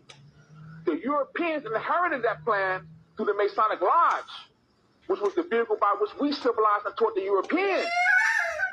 And so now when we hear them saying it, we ready to throw out the baby with the bathwater, thinking it's from them. No, we originally laid out that plan for one divine world order. And they merely inherited it. And when we fell off, they still espoused it. Even though many of them are not carrying out right exactly, because you got to understand that the European Masons who run this government, who run the international scene, that they're under certain oaths and obligations. There's certain things that they can't do. There's certain things that they can't speak on. They're functioning more or less in a custodial capacity or fiduciary capacity. They will make custodians. When we were falling from power, we said, all right, you see this throne? We're going to make you custodians of this throne.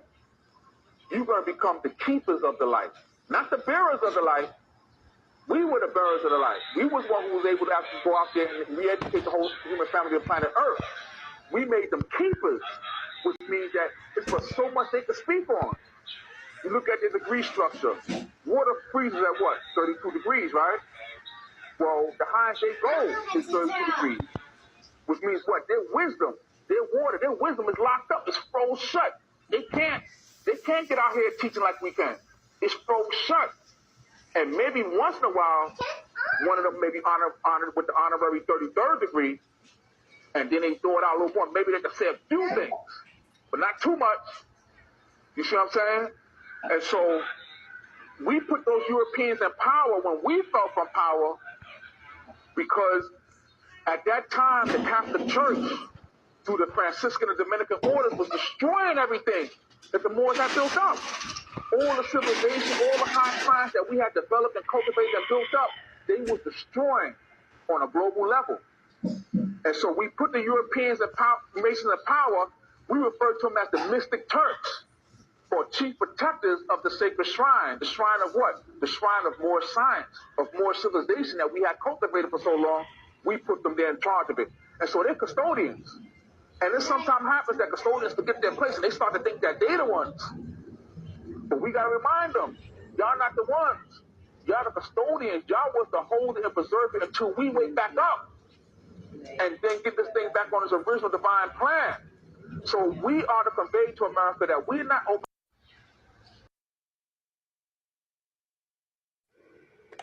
And we can build the things necessary for us as well as the future generations. I could care less if people still debate if we Hebrew or more or this, that, the other. I like a good debate every now and then like everybody else, but at the end of the day, if we ain't building nothing, what's the point? Right. So like, would you identify yourself, because like the Moorish American title, we know that's later on, but like from a biblical standpoint, would you say that you are the actual descendants of the ancient Canaanites? Absolutely. Of course. Absolutely. Absolutely. Emphatically. Okay. Emphatically. And the record will reflect it. And the historical record will reflect it. Absolutely, without a doubt or contradiction. And we can build the things necessary.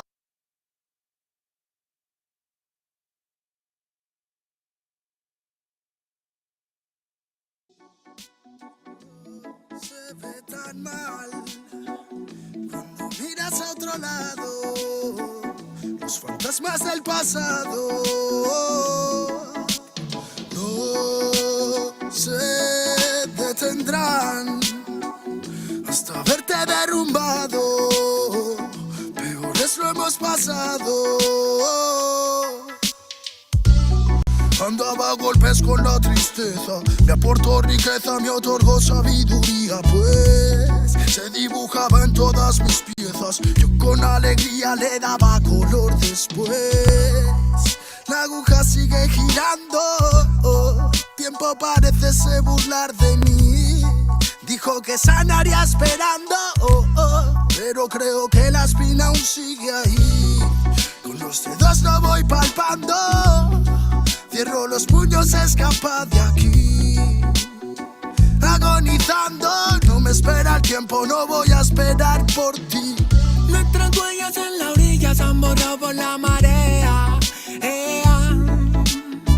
Si esas estrellas ya no brillan, las entiendo pa' que veas.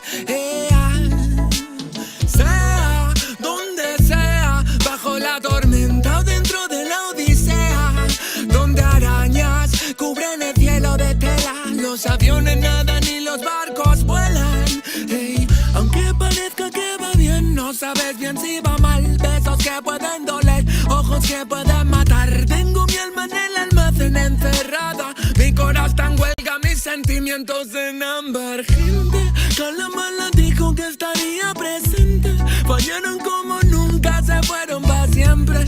Millones de razones para vengarme, pero a veces duele más actuar indiferente. Como no quieren ver ahogados, tenemos branquias y cerrados los bronquios como la mente de un guardia. Yo soy la montaña y vine con la cordillera. Más cojones que tu ganga tiene una madre soltera. Tú cúbrete si suena mi tu.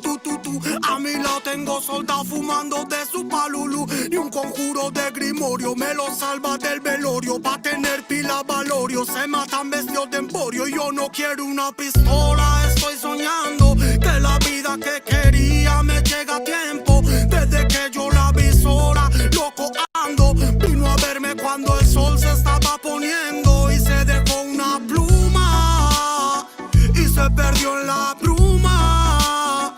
Nunca se despidió de mí, ey. Nunca se despidió de mí, ey. Vivo en un mundo que parece roto y sé que no, porque todo es perfecto y lo debo plasmar. Me fumo un troco lo tras otro y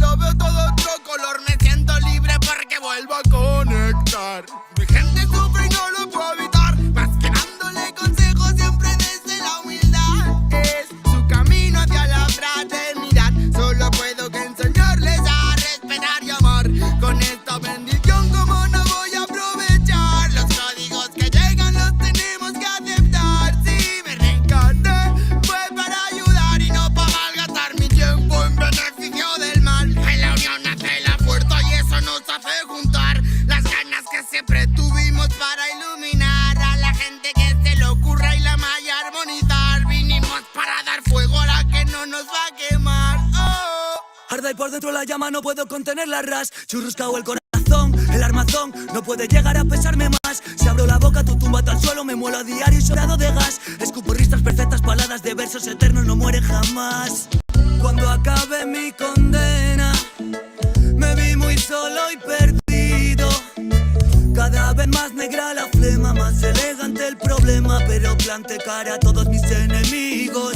Recuperé las ganas, las fuerzas y el garbo. Dedico requiems a mis diablos, que aquí estoy vivo de milagro. Delicadas flores crecieron entre los cardos. Me dicen bien, es más delgado que de costumbre. Será de tanto que he bailado en el alambre, que a tanta pena es mejor no ponerle nombre. Llevamos la música en vena, nuestra sangre.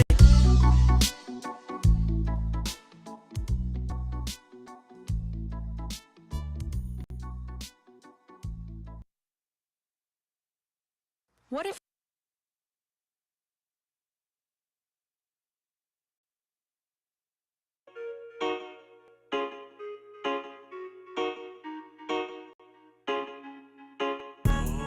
Hay tiempo para pensar si hoy no queda más que reír por lo que nos hizo sentir.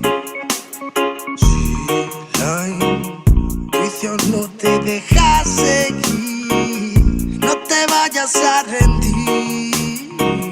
No te quiero ver sufrir. Búscate, escúchate, lucha, que mucha de tu fuerza nace de ti. Vas a ver que alimañas muerden tus entrañas, con sus artimañas extrañan tu fin. Sigue pues si tus pies tocan el suelo, el anzuelo no tira de ti. Grita fuerte si la vida te duele, que vuele el dolor, lo expulsamos de aquí. Las mañanas go.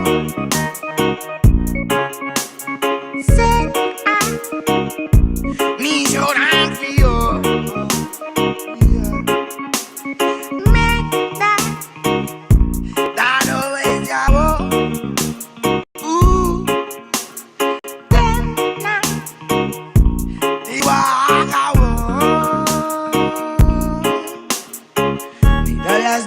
Antes de perder las formas, sé la luz del sol cuando no lo puedas ver. Cierra su boca cuando te hablen de más normas. Todo lo mal montado se ha de romper. Aunque que tú te rompas no hará más que estorbar. Si es bajo el castigo y mando de Lucifer, en verdad tú sabrás con lo que te conformas. Y yo con el super amor traer. Hablan sin sentido y se enamoran, pero todo llega y solo te queda esperar. Pasan los segundos y las horas y sin darte cuenta todo vuelve a comenzar. Todo parece lógico en este mundo de plástico, hay que ver la fe cómo se va perdiendo. Quizás me quede afónico de ser mi propio médico y crecer sin ser un hombre que va muriendo. Tal vez me esté volviendo loco. Tal vez viviendo poco a poco. Took me so high, there's nobody low. You take me too high, there's no way to go. Así que let's go, vamos a bailar lento, sintiendo todos los movimientos de acá adentro. I won't let you down, thinking this moment of happiness right now, now, now, now. El agua refleja el alma del que se aleja. Cuando te quejas, se retrocede de atrás. No te pierdas, o te perderás. Abre la puerta de tu portal, que te arrastrará en la profundidad del mar. Mar, me dejaste arrastrar, ya ni siquiera ve la luz refleja. Solo un pelín internado en la oscuridad.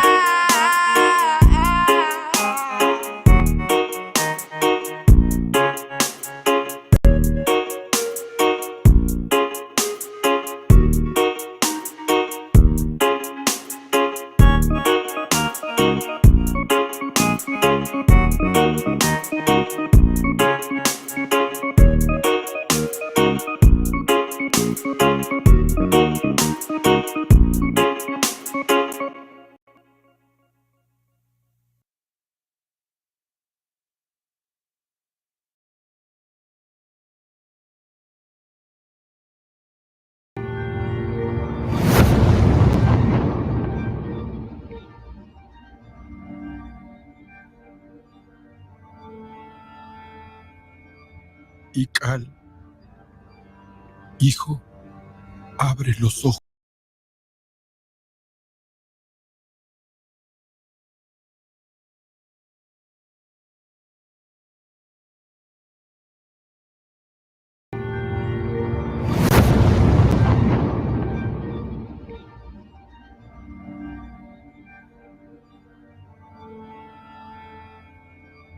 Y Cal, hijo, abre los ojos.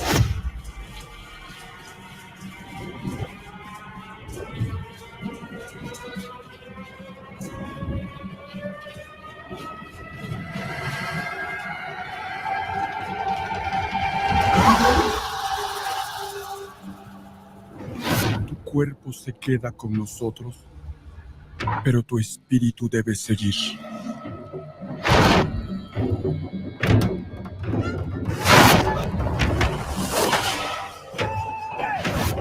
Busca la luz. Aléjate de las sombras.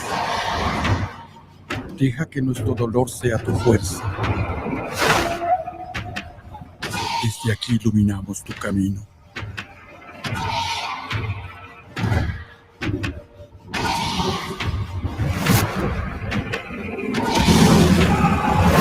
Lucha como nosotros ante esta pena tan grande. Yo soy tú. Tú eres yo.